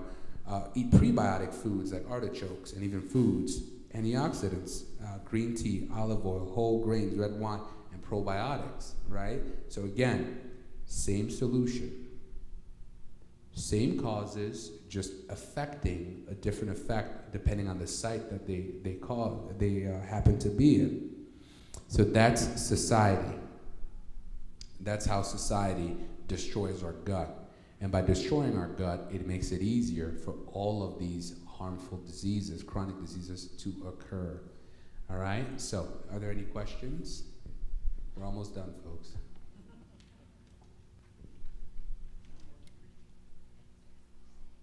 Any other questions? Okay, so let's move on. Oh, you have a question? Yeah, go ahead. The probiotic drinks they have out now, those are okay and like good to drink, or like they have like these, now that's like counterintuitive. They have probiotic sodas, which is a mess. But like probiotic yogurt drinks and everything, those are okay too, like help. I like them. In fact, Ali is a probiotic soda, and I like it because it tells you there's like five grams of sugar in there. I mean, compared to like the typical 39 gram, that's really good. Okay. Like, you know, because not everybody wants to drink water. You know, water's got no taste. So, but I love the probiotic drinks. I think there's Ali and then there's like Poppy or something like that. One has like 5 grams of sugar, one has no sugar.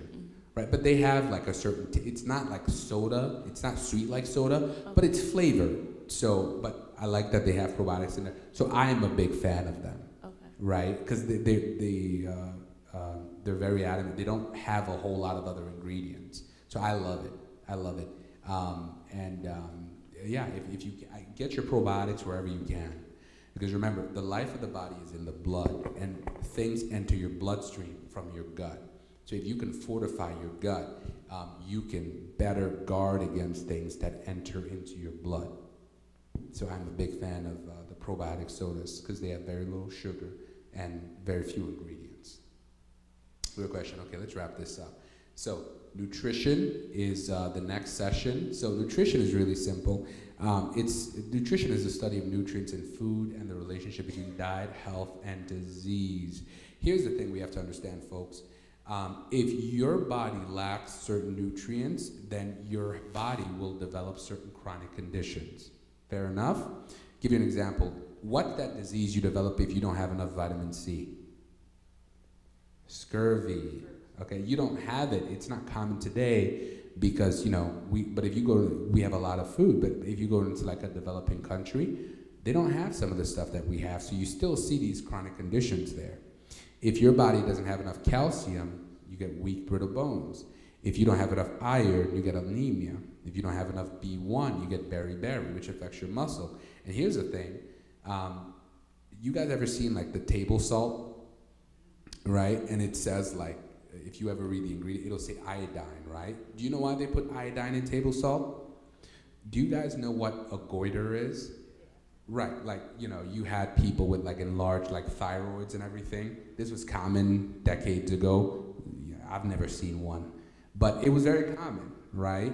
And so they were trying to find a way, how do we stop this from happening? And they realized, geez, it's because people don't have iodine in their diet.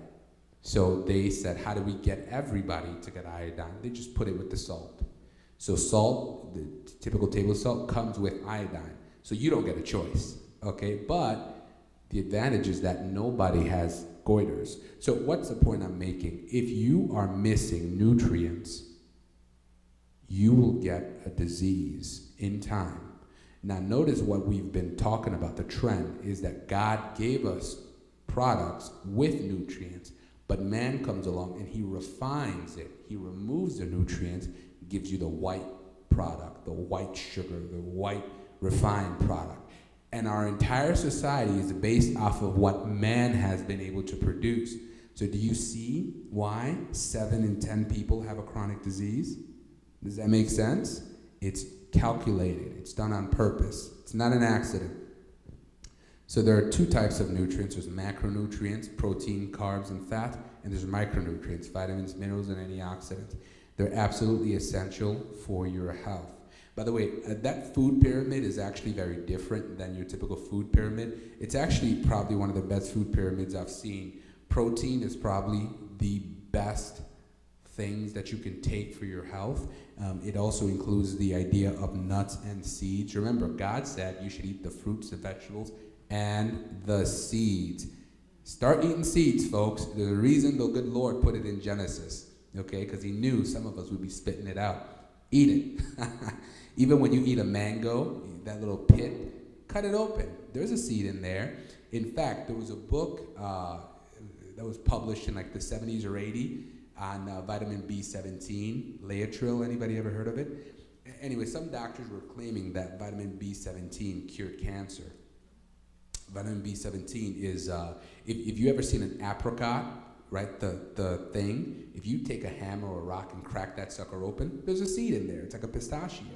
It's packed full of vitamin B17. And the book was written in the 70s or 80s. I can't remember when, but they were saying that, hey, there's a whole lot of people that are curing their cancer by eating these seeds.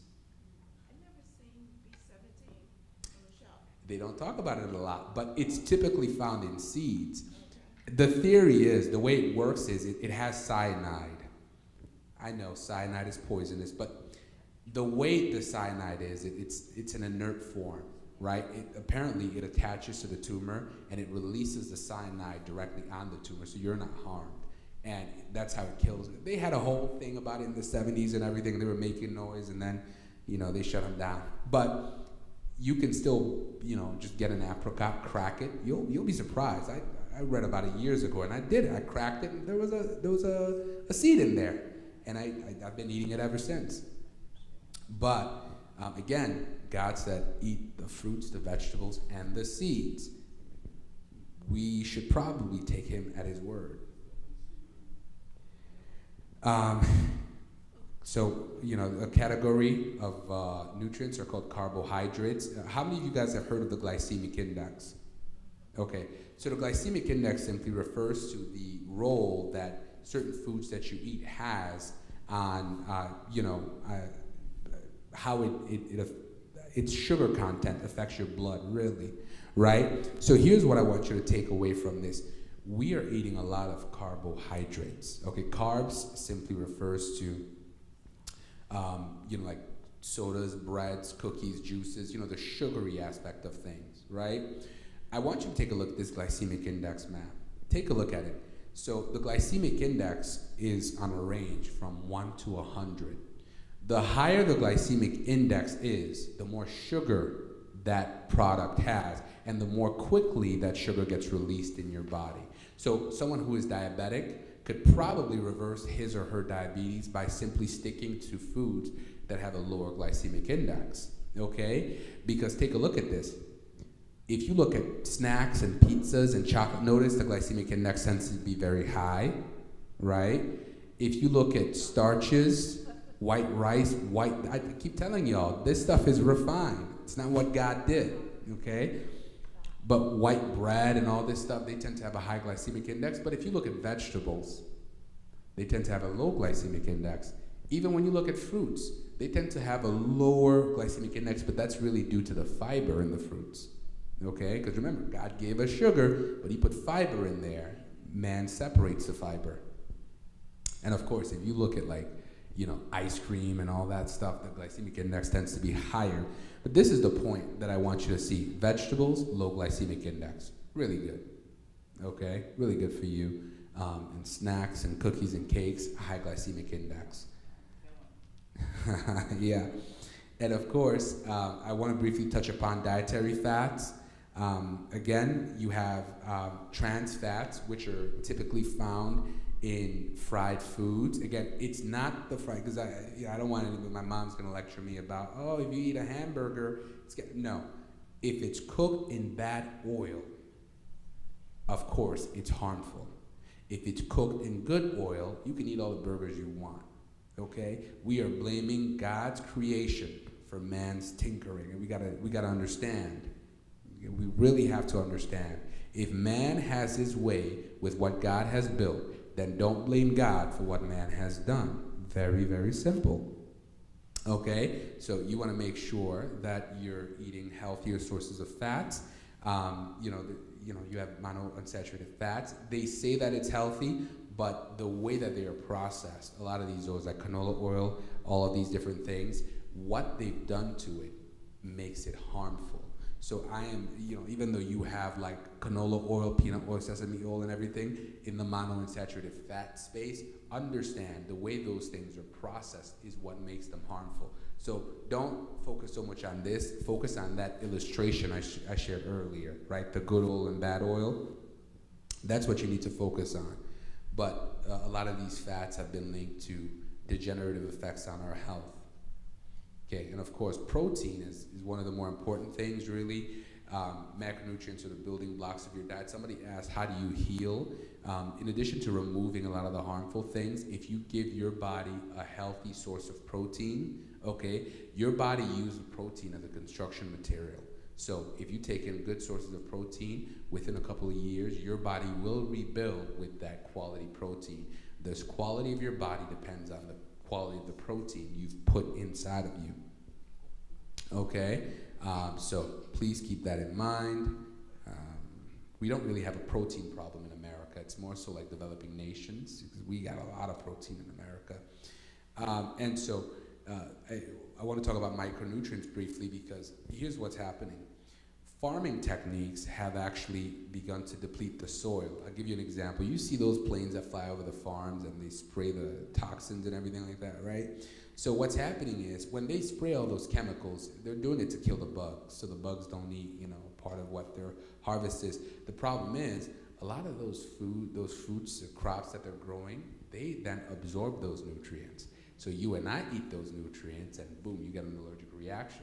Right? And then we blame, I'm allergic to apples, I'm allergic to this and that. It is not the way God designed it. You understand? If you're spraying this stuff left and right, pesticides, Roundup, which we now know causes cancer, like Roundup, the weed killer, you're spraying it all over, it causes cancer, folks. Okay? We know this. They can't sue me for saying this. They've been sued for this. But this is what's happening to our food crops. This is why we're dying. This is why so many people have cancers. And we sit there and we look, why me? Why me, Lord? First of all, it's not the Lord. You're going to have to deal with the FDA on that.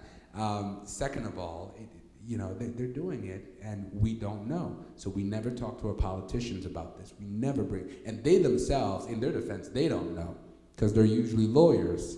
So they don't know. But the way that we grow food in America and in much of the developed world, it's about, again, man has to produce fast, quick, okay? And so even in the Bible, it tells you to let the land rest, right? It literally tells you that. After you farm here for a couple of years, farm there. Let it turn over. Let bugs die in it and everything. We don't do that in the developed world. We'll farm the mess out of that land.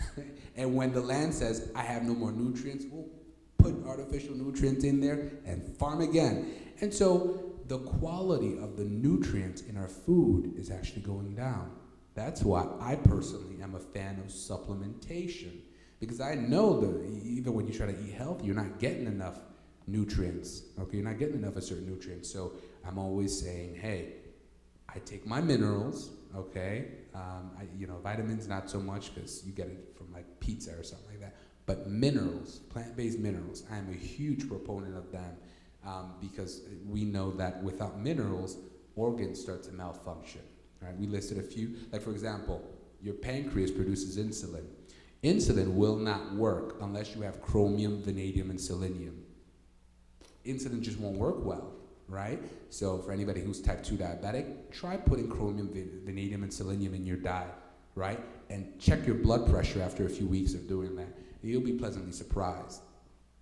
But there are 60 minerals that play a role in every biological process in the body, and unfortunately, the way that we grow crops, our soil has just become mineral deficient, and we just keep chugging along. We don't listen to the way God said to farm and let the land rest. We just don't care. We're not going because it's not profitable, and so we will just end up being sicker. So, and we're pretty much. I think we have one more section, and then we're done. Does anyone have any questions? For diabetes, chromium, vanadium, and selenium. They have been shown to resensitize a person's insulin. So someone who's diabetic, believe it or not, they produce insulin. Someone who's type 2 diabetic, they still produce insulin. People say, oh, they don't make insulin. That's a lie. They produce even more insulin than a non-diabetic. The problem is that insulin doesn't work, so the body keeps producing even more, thinking that, well, if I just get more of it, then it'll work. It just doesn't work, so because it's not complete. It's incomplete insulin, so it's not able to take the sugar out of the blood and put it inside the cells. So they give you metformin and all these things, glucophage and whatnot. But if you resensitize by putting key minerals in there, you see that it completes the insulin. So now the insulin begins to work like it should. And so your A1C begins to go down. And you've reversed type 2 diabetes. Which one? Give them again, and you spelled it, all of them. Vanadium is vanadium. Chromium is CHROMIUM. Selenium is SELENIUM. But if you just Google, like what I use is a company called Piping Rock. They're out of like New York City or something. They have a $10 colloidal mineral. That's what I use. It's got about all 60 of the minerals. It's got chromium, vanadium. It just has everything in there. Give it to us again. It's called, if you Google colloidal mineral piping rock, it's like $10 or $12 or something like that. Colloidal mineral piping rock is the company. It should come up. That's what I take. Piping Rock is the website, and the product is colloidal mineral.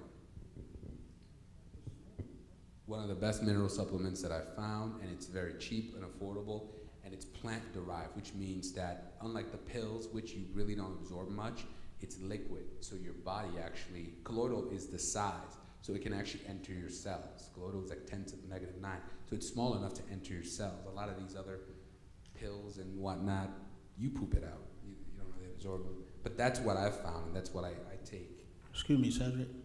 Oh, yes, sir.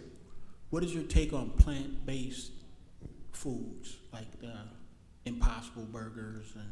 Oh, great question. Stay as far away as you can from plant-based meats.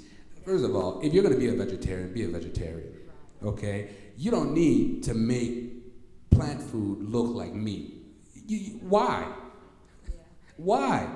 But one of the reasons why those things are worse, one of the worst things you could eat is, first of all, it was on hype. You can see the stock price, it fell on all of those Beyond Meats and everything because they put so much of these seed oils in there. It is unbelievable. Even vegetarians don't eat that stuff. When it first came out, everybody was raving about it, Impossible Burger. I tried one. I think they were selling it at McDonald's or something like that. My wife got me. I tasted that thing, and I said, nah, they need to give us our money back. It tastes nothing like meat. I don't know what people were talking about. But when people started looking at the ingredients, they were like, wait a minute, how much seed oil are you putting in this? Because they got to hold it together. This is plant stuff. It doesn't stick to, it's not supposed to stick together like meat. They're putting all these chemicals in there. It is one of the worst health foods. So they got all these people excited. And vegetarians, these guys, they investigate everything.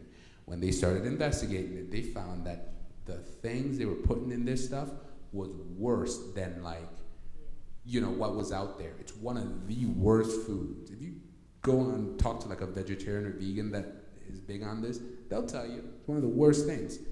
Great question, by the way. Stay away from them. Stay away from them.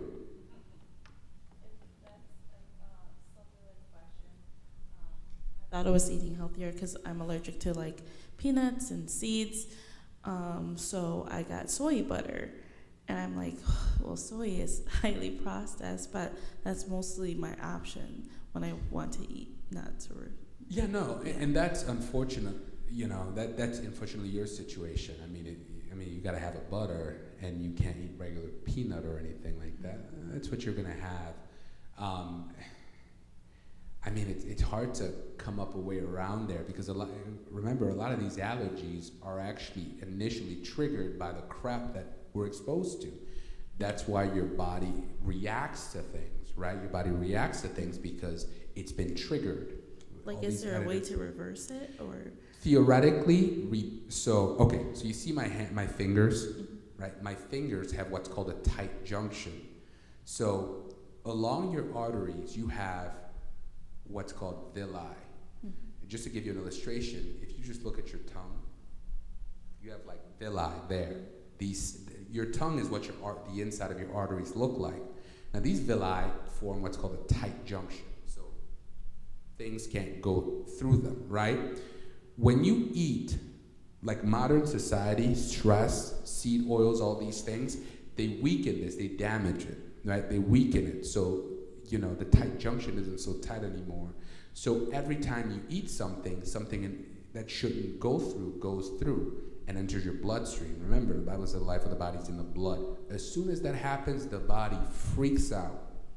Red alert, emergency. You get what's called an allergic reaction. You know, hives, all this stuff. Maybe you got to go to the emergency room. When your body remarks that something entered that shouldn't have entered and caused this thing, your body is going to mark that, whatever it is, gluten, whatever it may be. It's going to say, this cannot enter this body.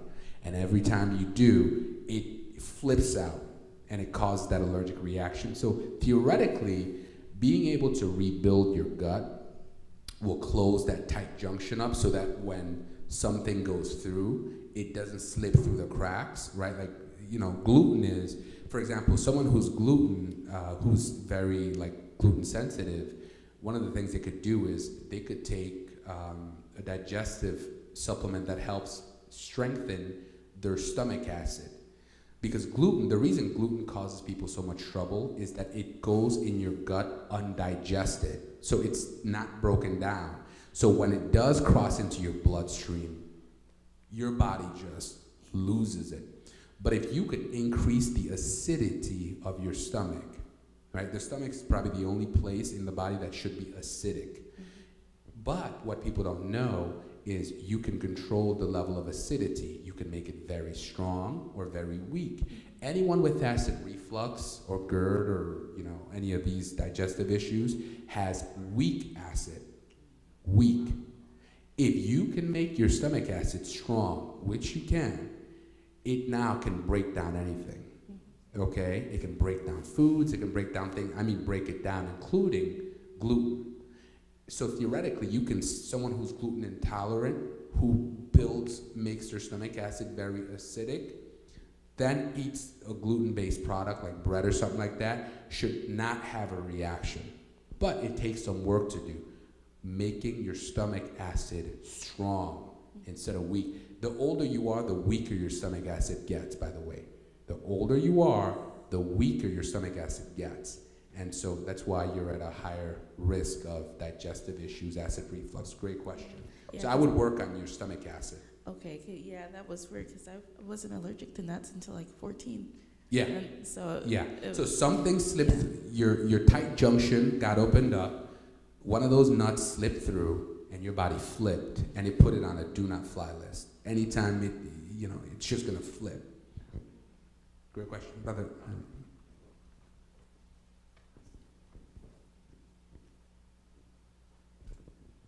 I developed very weak acid in my stomach, okay, and it caused some problems. And but when you go to the doctor, they give you pills to lower your acid.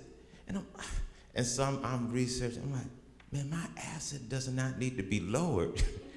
My acid needs to be strengthened.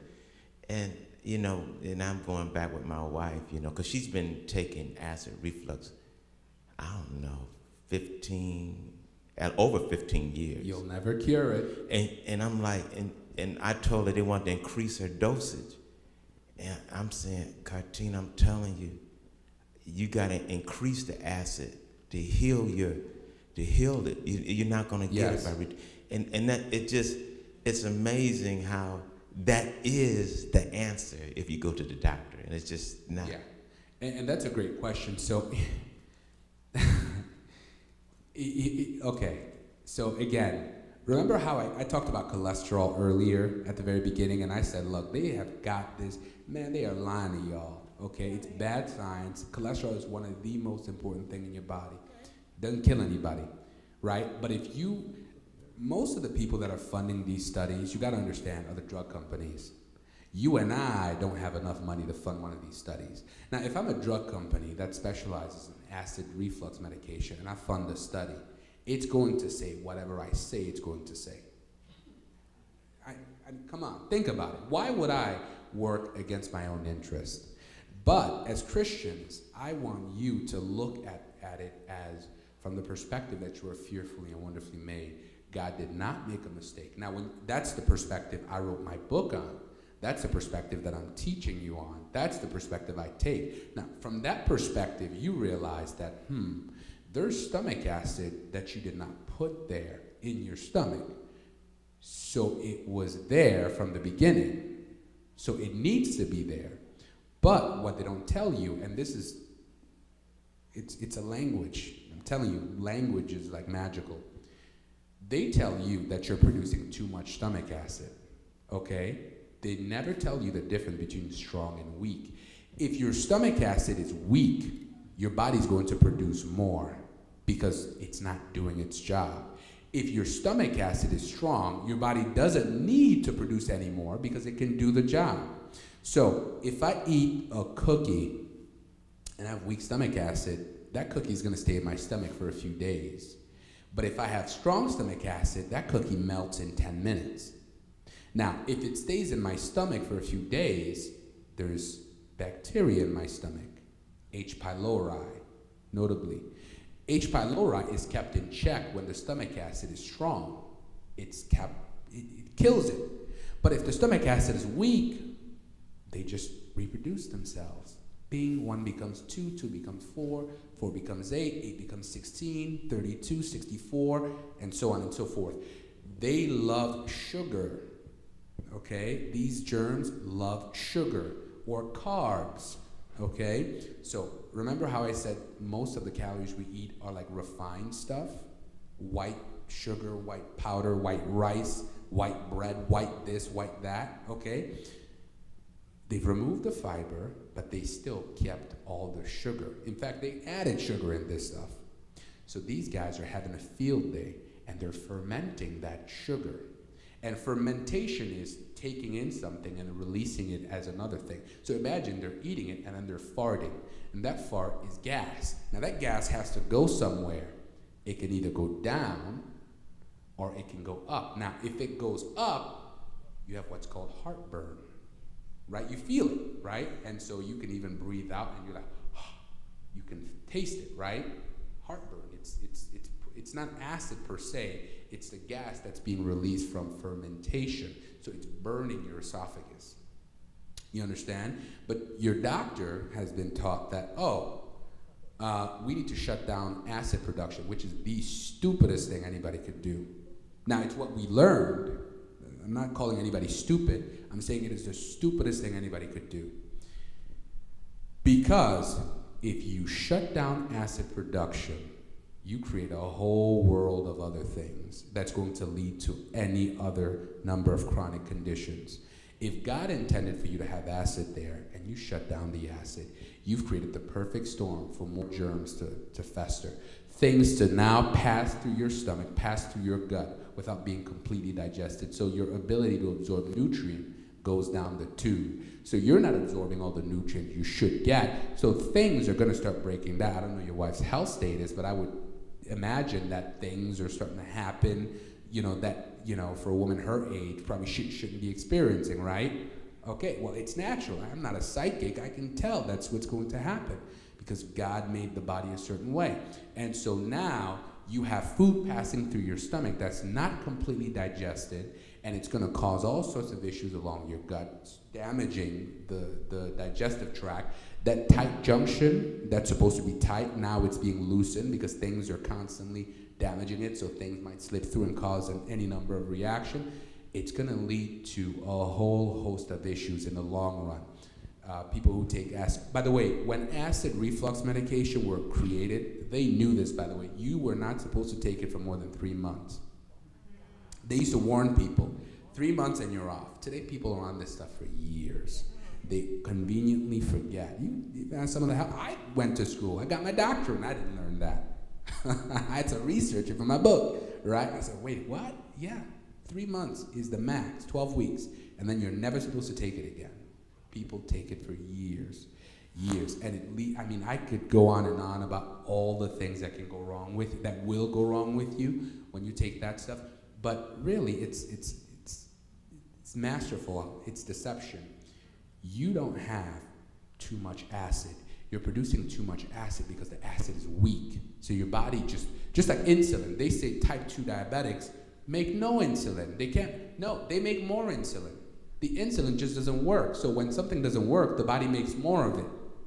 That's all it is, right? So the question is, why isn't the insulin working? It's incomplete insulin. Why isn't the stomach acid working? It's weak acid. So your responsibility is to make it from strong to weak. And I'll tell you how else they've got you. Okay, you ready? Check this out. What is that one thing doctors tell you never to put on your food? It'll give you high blood pressure. Salt. Okay, what did Jesus say we are? The what of the earth? Salt.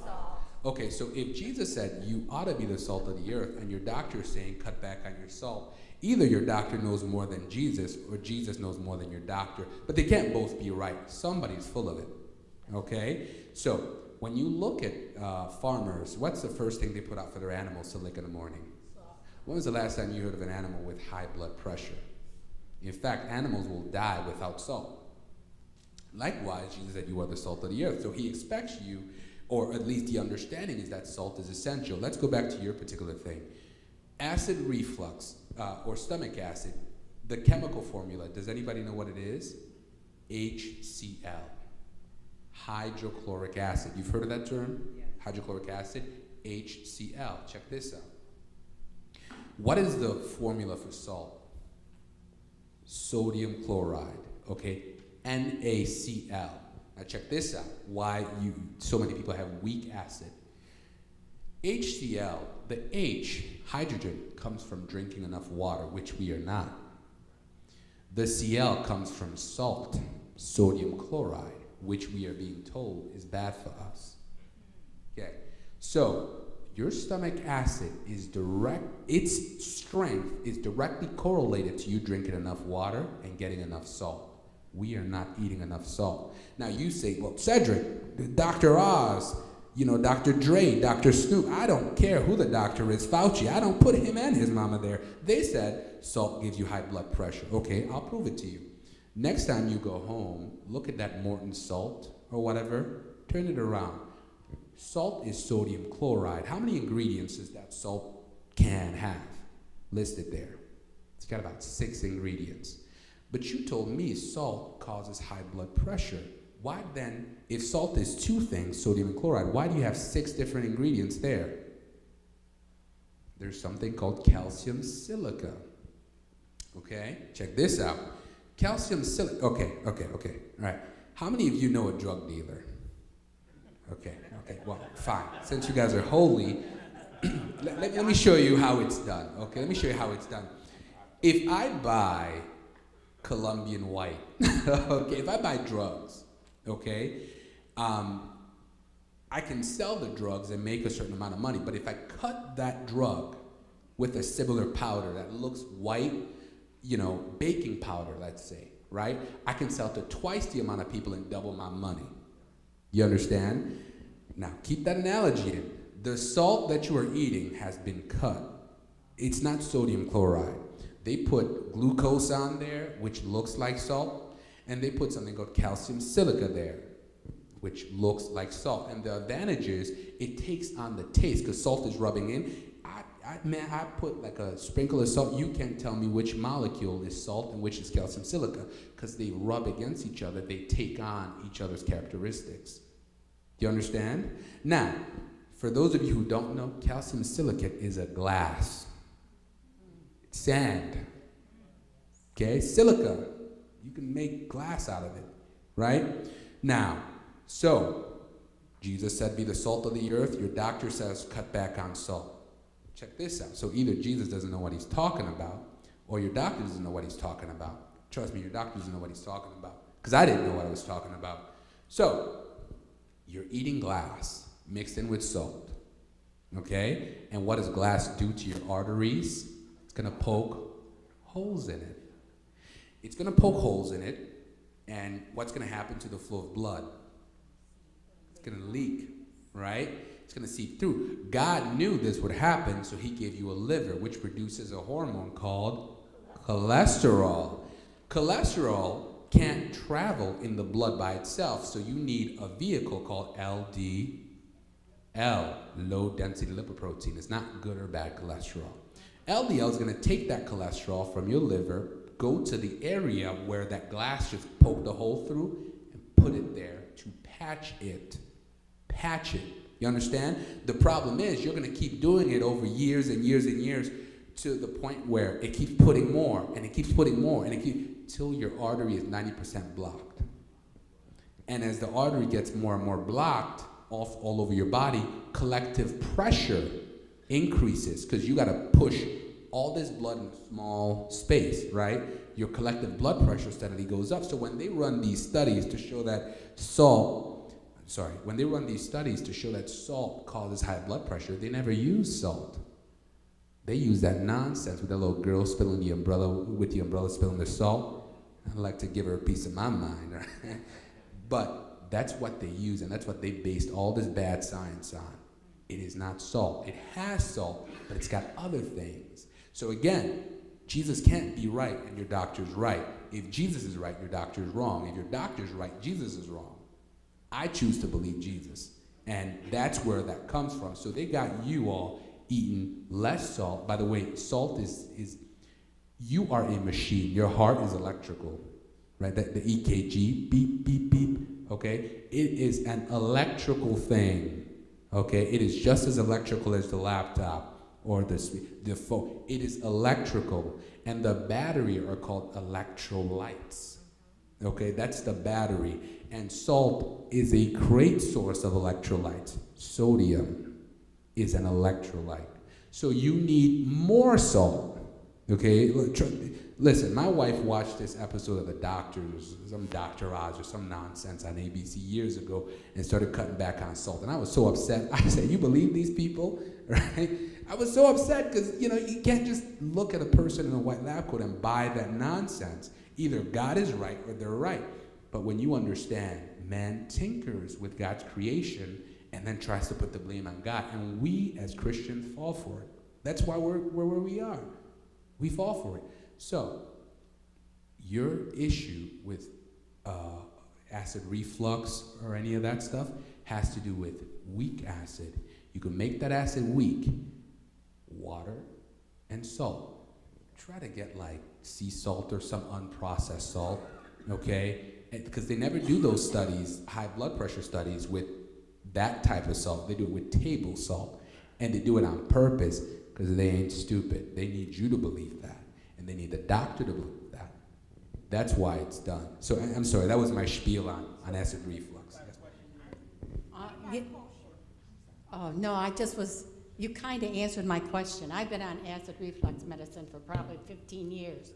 So to make your acid stronger in your stomach, you're saying use regular or salt without the other stuff, the glass in it, and water. That can help to cure this acid reflux? Yes, And because should you stop I'm sorry. taking the medicine or start to try to correct it and then stop taking it? So one thing I would never tell anybody is to stop taking any medicine. Okay. Just because I don't know your Okay. particular thing, Okay. right? I can tell you about the lifestyle aspect of things so that you can make those changes.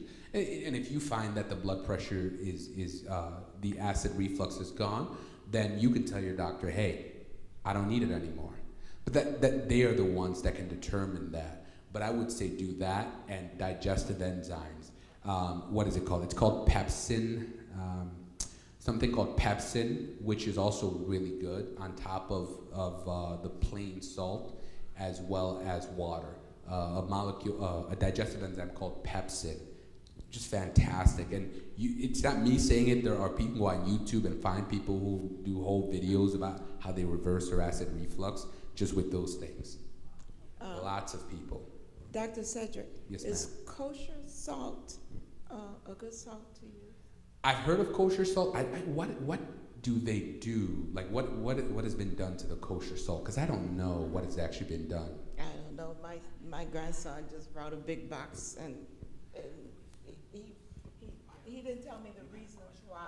Okay. He bought this big box. See, and put it there in the pantry. So I don't know what has been done to kosher salt, so I really can't speak on it. But I know that there are salts out there that are much healthier than table salt. Table salt is because it's not even salt. We call it salt, but it's got 6 things in there.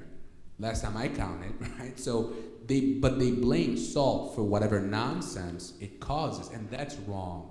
Because either God is wrong or doctors are wrong, but they can't both be right. And I choose to believe God is right, because man messes up. Yes, sir. But I had a quick question about acid reflux. Yes, ma'am. Like I'm on an acid reflux medication, methazole, and then I try to wean myself off. And then when I try to wean myself off, I have to take it back again because I notice that the symptoms come back. And that's a great question. So again, I would never, here's the thing, it comes down to, before you talk about weaning yourself off of anything, you gotta make the dietary and lifestyle changes. Because if you're going to continue to live the way you're living, and you're gonna stop taking the medication, you're going to have the same problem. That, is like, if I hang out with the same friends that do drugs, and every time the cops raids their house, I get arrested. But I keep going back there. No, I gotta stop hanging out with those people, right? Then I'll never get arrested again. Right? You see what I'm saying? So before you talk about stopping any medication, I always make the lifestyle changes, make the dietary changes, right? Study it, and you can't just stop. I would never tell anybody to stop taking any medication. I would just tell you, make the lifestyle changes. When you get the result, then you can tell your doctor, hey doc, I don't need to take it anymore because I don't feel the heartburn anymore, right? Then you guys can determine whether to stop or not. But stopping cold turkey, there's always risk associated with it, especially if you have not made lifestyle changes. But you got to make the lifestyle changes first. Great question. All right, let's wrap this up. All right, so exertion. This is really pretty much about exercising. So here in America, we stand guilty of this. Sedentary lifestyle is defined as, a sedentary lifestyle is really defined as a lifestyle of low physical exercise, tobacco use, and a poor diet. Those are becoming a regular part of today's lifestyle. Research says that Americans of all ages are spending more time inside. 60% of Americans watch at least 2 hours of television. And according to the CDC, 1 in 4 adults sits for longer than 8 hours a day. That is terrible. Okay, you should be moving. Unfortunately, 40% of adults today don't engage in any sort of physical activity, none whatsoever. But here's why this is so dangerous. A sedentary lifestyle leads to over 30 different types of chronic conditions. Okay, heart disease, metabolic issues, diabetes, weak and brittle bone, cancer, cognitive and mental decline, higher risk of early death. This is what happens if you are not physically active. Okay, and if you're too old, golf. I started golfing recently. Okay, because I'm not as young as I was. Right, I fall down, I stay down. Right, so I just said, look, I'm just gonna start golfing. Okay, forget it. I'm not. I'm not playing ball like I used to. For example, just walking. Studies show that walking less than 1,500 steps a day or sitting for long periods of time can lead to insulin resistance. Right? Walking is how you activate these systems. Right? Exercise, you're activating these systems. Right? These eliminating systems. All of these things get activated when your heart starts beating a little fast. Okay? And daily exercise can actually prevent all of these chronic conditions. There are different types of exercises. There's aerobic activity and then there's anaerobic. Okay, aerobic involves you moving. They tend to involve you moving, like walking, running, dancing, swimming, jumping, even Zumba. Anaerobic tend to involve higher intensity for short periods of time. So weightlifting, push-ups, sit-ups, all these like high-intensity sports. So pick your choice, okay? The older you are, maybe you can't do, certain things, you're limited. Even stretching, even yoga, whatever, just move. It's absolutely going to pay off. In fact, it's so important that the World Health Organization attributes approximately 3.2 million deaths each year due to low physical activity. So 3.2 million people in this country, around the world I believe, die every year just because they're not moving enough, right? Think about it. You wake up, you spend 8 hours sitting in bed, an hour driving to work, sitting, right? 8 hours sitting down. You come home, you shower, you eat, you sit down, watch TV, and then you go to bed. That's life for most adults, right? You're wasting away because you didn't give your organs the chance to get the blood flow that they need. You didn't give your body the chance to get rid of the waste that it's been collecting. And on top of that, you're eating all this extra sugar and canola oil, seed oil. I mean, we're killing ourselves, literally. So set realistic goals. Use stairs whenever possible. Walk outside, especially when the weather's great. Go walking. You can do everything. Just walk, drink water, eat a protein-rich, stretch. Do all these things. They will help. Okay. All right. So let's just wrap up and talk about restoration. Okay.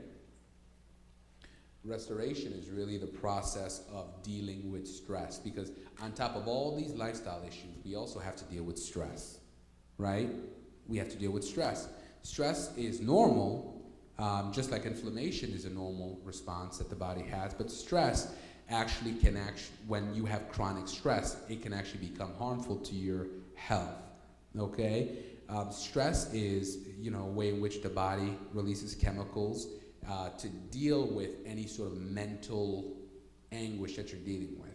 You understand? So your body has chemicals that it releases to help you cope. Right? For example, there's something called the fight or flight syndrome, right? You could have somebody limping along, right? They can't walk, maybe they had some injury, but if you introduce a tiger through that door, I guarantee you, they will beat everybody.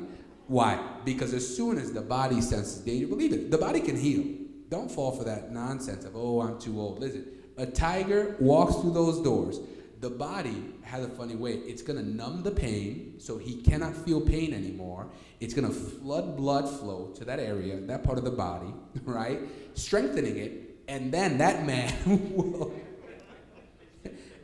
Listen, I saw this video where they had a bunch of obese people, really fat people in a pool. I think they were, I don't know if this is a prank or something like that.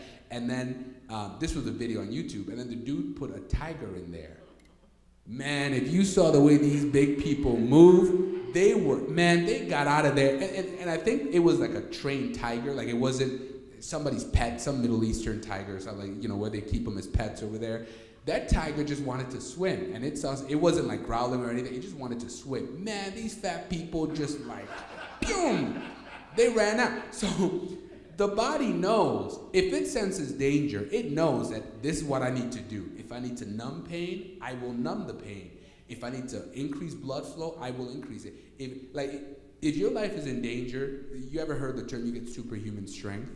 It's actually true, because the blood, the heart just responds. Whatever issue it is, the body just says, okay, if he's getting mugged, I'm going to give him strength enough to overcome this person. It doesn't matter if you're weak or not. The body says, I need strength, I'm going to do it. And so the body is able to respond to any stressful situation that you find yourself in. Again, it's normal if it happens once in a while. But if you find yourself in a constantly stressful situation, the body starts to shut down. You see what I'm saying? That's where depression shuts. So all these people that are committed suicide, they're depressed and everything, you got to find out what's going on. Because depression is what happens when the body, when its stress response just gives up, right? Someone doesn't become depressed and then commit suicide like that.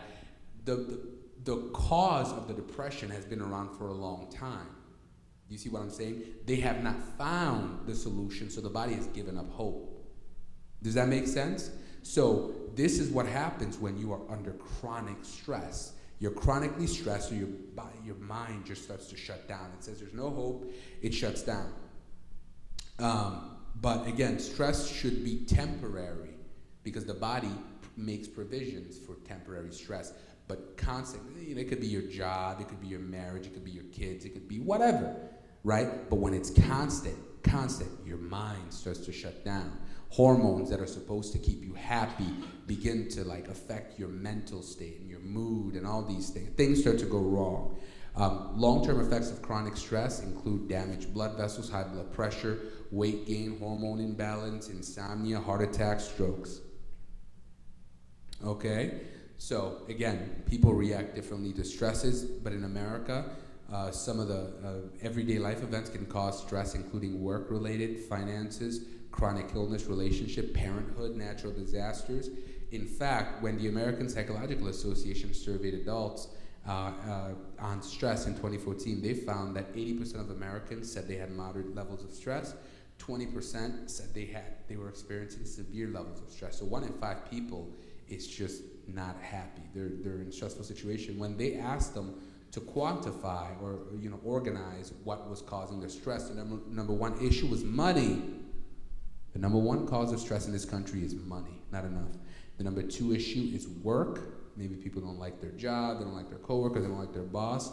The number 3 is the economy. Number 4 is family, and number 5 is health. But here's what you have to understand. Chronic stress causes a change in your physiology and contributes to virtually every chronic disease that you can think of. Okay? Chronic stress contributes to virtually every chronic disease that you can think of. So when we talk about chronic diseases, yeah, we talk about lifestyle. Yes, we talk about food. Yes, we talk about going out exercising. Yes, pooping. Those are important, but also stress. Okay? So the best way to reduce stress-related health issues is to tackle its root cause or address its source. Okay? So some of you guys have got to address whatever. If a job is too stressful, find something else if you can, right? Money is the number one issue. I tell you this. There's a man out there called Dave Ramsey. I don't know if you guys know him, but I learned, he uses a biblical, I wanted to bring him to our congregation, like his program, because it is Bible-based. God speaks a lot on money. A lot on money. I know we don't think about money, money. No, God speaks a lot about money.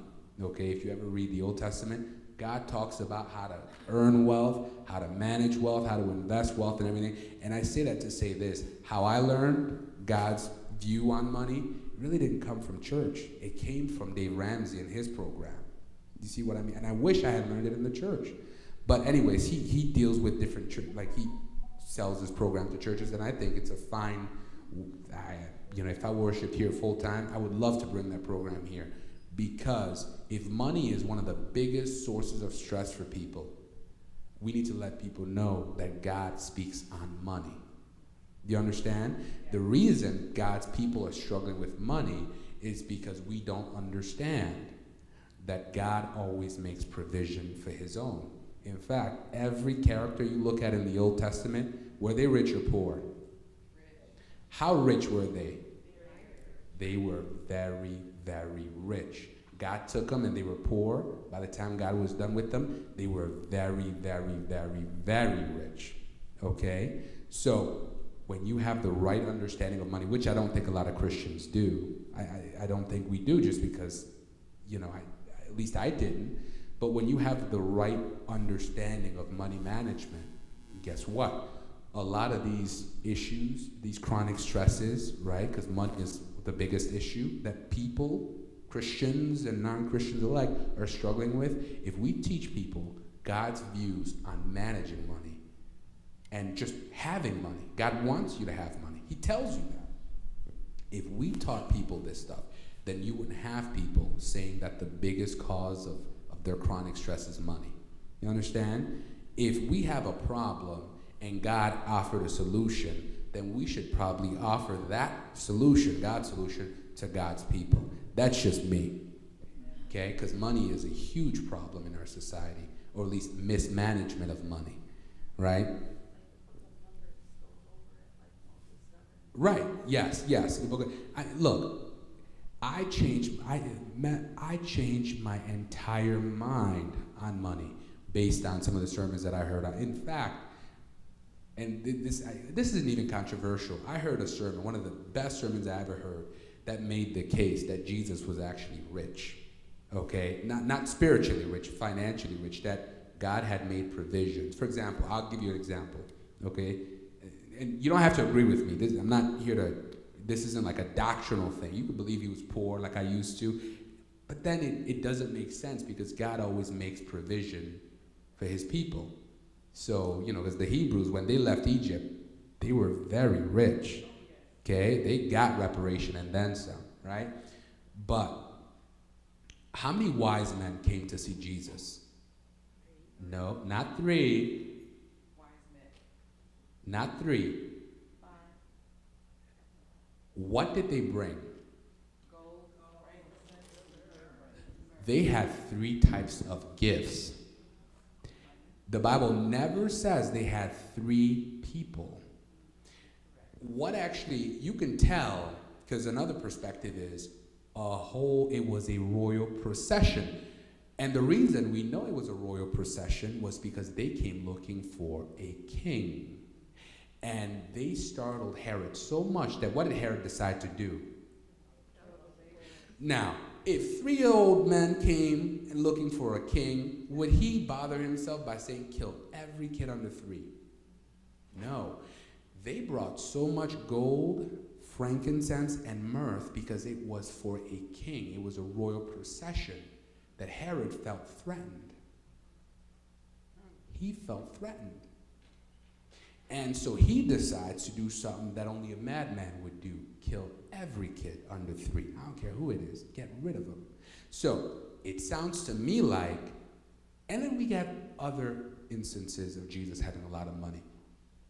How many people did Jesus feed bread with? 5,000, right? No, that's 5,000 men. They didn't count women and children. But notice what happened in one of the examples, right? When they said, Jesus, we got a lot of folks, and they've been here a long time, and they getting hungry. Did Jesus say, I'm going to do a miracle? What did Jesus say to them? Bingo. Jesus said, how long would it take to go and get bread? They said, well, to go and get bread in the next town and get enough bread for all these people, it'll take us a couple of days. Why would he ask them that question? It means he had the money. Because remember, who was carrying Jesus' money? Who was the one in charge of Jesus' money? Judas. Jesus was a walking money bag. Am I wrong, or we're reading the same Bible, right? Right. There's also that. But Jesus was walking because he didn't have ATM cards or bank cards. So he was, right. So Jesus was walking with a man who was in charge of his money. Now, where did he get that money? He wasn't selling anything. Judas was a treasurer, yeah. So somehow, some way, it sounds to me, and I mean, there's lots more evidence. I mean, God would have made provision. Everything Jesus would have needed for his ministry, he would have had. He wouldn't need to beg anybody. He did say foxes have holes, but the Son of Man has nowhere to lay his head. It just means ownership. It doesn't mean he was poor, right? Just like giving birth in a manger doesn't mean they couldn't afford a hotel. It just means there was no room left at the inn, which means they were trying to get a room at the inn. Does that make sense? He wasn't born in a manger because they were poor. He was born because there was no room left at the inn, and we know they lived in a house, right? So anyways, it is absolutely important to teach people the relationship with money, because the number one cause of chronic stress, why people kill themselves, break up marriages and all this stuff, is the lack thereof. Because we don't know how to manage money. When you can manage the money you have, then all these problems just go away. Of course, more money is better than less money. Does that make sense? So, okay, and just the last point, we've got to sleep. We've got to be able to let our bodies sleep. According to the CDC, 35% of adults in the United States get less than 7 hours of sleep each night, right? Experts say adults should get 7 to 9 hours of sleep. Teenagers should get 8 to 10 hours of sleep. Children should get 9 to 12 hours of sleep. Not getting enough sleep has an accumulative effect, right? Accumulative effect, which weakens your immune system. You gain weight, mental decline, affects your mood, systemic inflammation, and increased risk of death. By the way, the body heals at night. For those of you that are interested in healing your bodies, the body only heals at night. So you can do all these things, but if you don't sleep, not healing. Okay, and unfortunately today, 9 million adults use prescription sleep aids. Yep, and 50 to 70 million people are struggling with sleep deprivation. So sleeping is also a huge problem that we are facing with. And with that, we are done. And that's it. I want to thank you. I know we stopped and we went a little over time, so I really do want to thank you, Sister Pam Smith, for facilitating this. I want to thank you all for coming. This is being recorded, right, sisters? Yes, it is. It is being recorded. I give them permission. It'll be on the church's website, so anybody who missed this or anybody who wants to go back and rewatch it, watch it to your heart's content. Take your time, fill the worksheets that are there. And if you want a copy of my book, it's online. It's called Selfcare Advocate. It looks very much, just go on Amazon and type it, and I'll show you. I'll show you, sister. Oh boy. Okay, it is on Amazon. I know it is. So, yeah. I'll show you. Just give me a second. Yes, ma'am. I'll show you. But I want to end with my favorite quote, and it says, "The doctor of the future will give no medicine, but will instruct his patients in the care of the human frame, in diet, and in the cause and prevention of disease."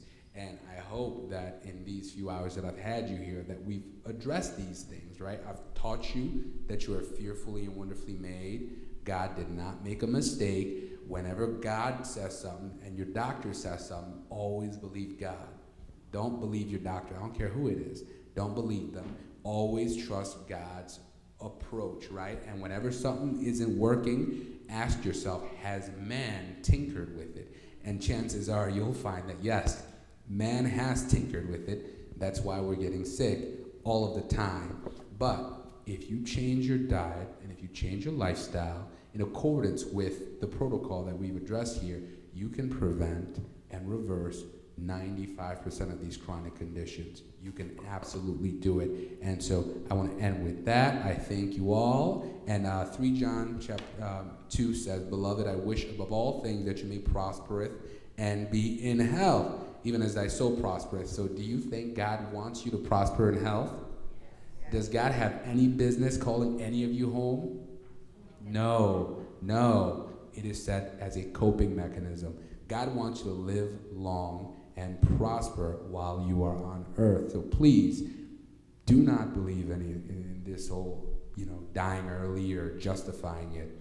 Just ask yourself, what is God's will for me? Does he want me to be sick? No. So why am I sick? Well, it's because of this, that, and the third, and address those things, and you will have health. Thank you so much. I'm Dr. Cedrick, and I thank you guys.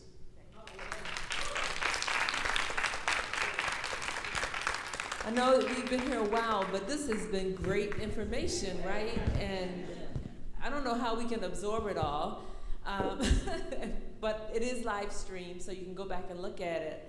The books that he passed out, we were supposed to get those online, the workbook. They're $9.99. He says you don't have to pay for them. No. He don't, but if you feel in your heart to help him, that's fine. He's come a long way.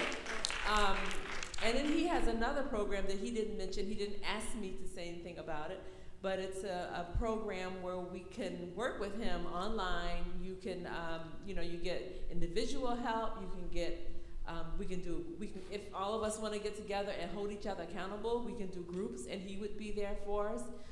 That's $97, or you can pay it in 2 payments. And some people like $97. Well, sometimes my husband and I have gone out to eat and spent more than that for food that we shouldn't be eating more than once a week, right? So I'm just putting that out there. I know I need a coach. I mean, I've been trying to be healthy for so long, you know what I mean? And then I always go back to the chocolate cake and the candy and the cookies and all the stuff I shouldn't have. But I just really appreciate you coming up here, you know, not asking for a dime, just truly cares about the church and people in general. I don't want to go any further, but I'm just going to do this real quickly. I was listening to WDKX the other day, and I came in the middle, and there was a lawyer talking, and he was saying, whenever your doctor gives you a prescription, go to the pharmacist and ask them what are the side effects. Dr. Cedrick is a pharmacist, right? He's given us so much information. And he said that pharmacist is going to tell you the truth about that medication and the side effects and different things like that. So, and I understand, you know, none of us want to die before our time, because God wants us here to bring more souls, to teach people. You know, that's what he says we're here for, right? So I kind of, you know, agree with that. You know, we're killing ourselves unnecessarily. Can I have a brother come up and, oh, yes. Pam, do we have flyers for Dr. Cedrick's program? There were flyers out there. I have to find out where they are, and then I'll give them out again, put more out there. More, yeah, I'm very interested in the program. Somewhere along those books, I think maybe on the back, my website is drsaid.com. But I think if maybe what I can do, if people are, right. But a couple of people have already asked me about the program, so maybe, you know, I can put a sign-up sheet if we all want to do like a little group or meet once a week, once a month, however, you know, when we talk to, I'll talk to Dr. Seth about that, so we can work together to get healthy. You'll send it to the other Yes. Mm-hmm. Okay. All right. Brother Cleggett. Dr. Cleggett. Let us pray. Dear righteous and heavenly Father, we come and we thank you for this time you allowed us to share, to learn more about our health.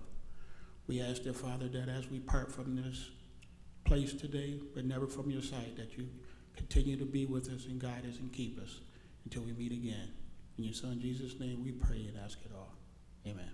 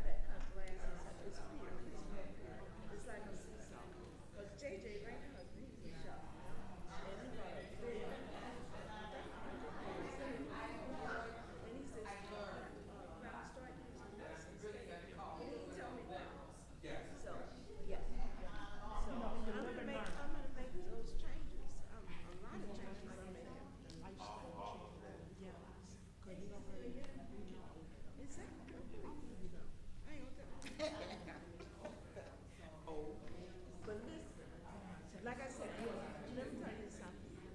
When that doctor ordered with me about the staff, that was a good thing. It was a wake-up call to me because it was like, okay, you're not going to take the staff, you're not going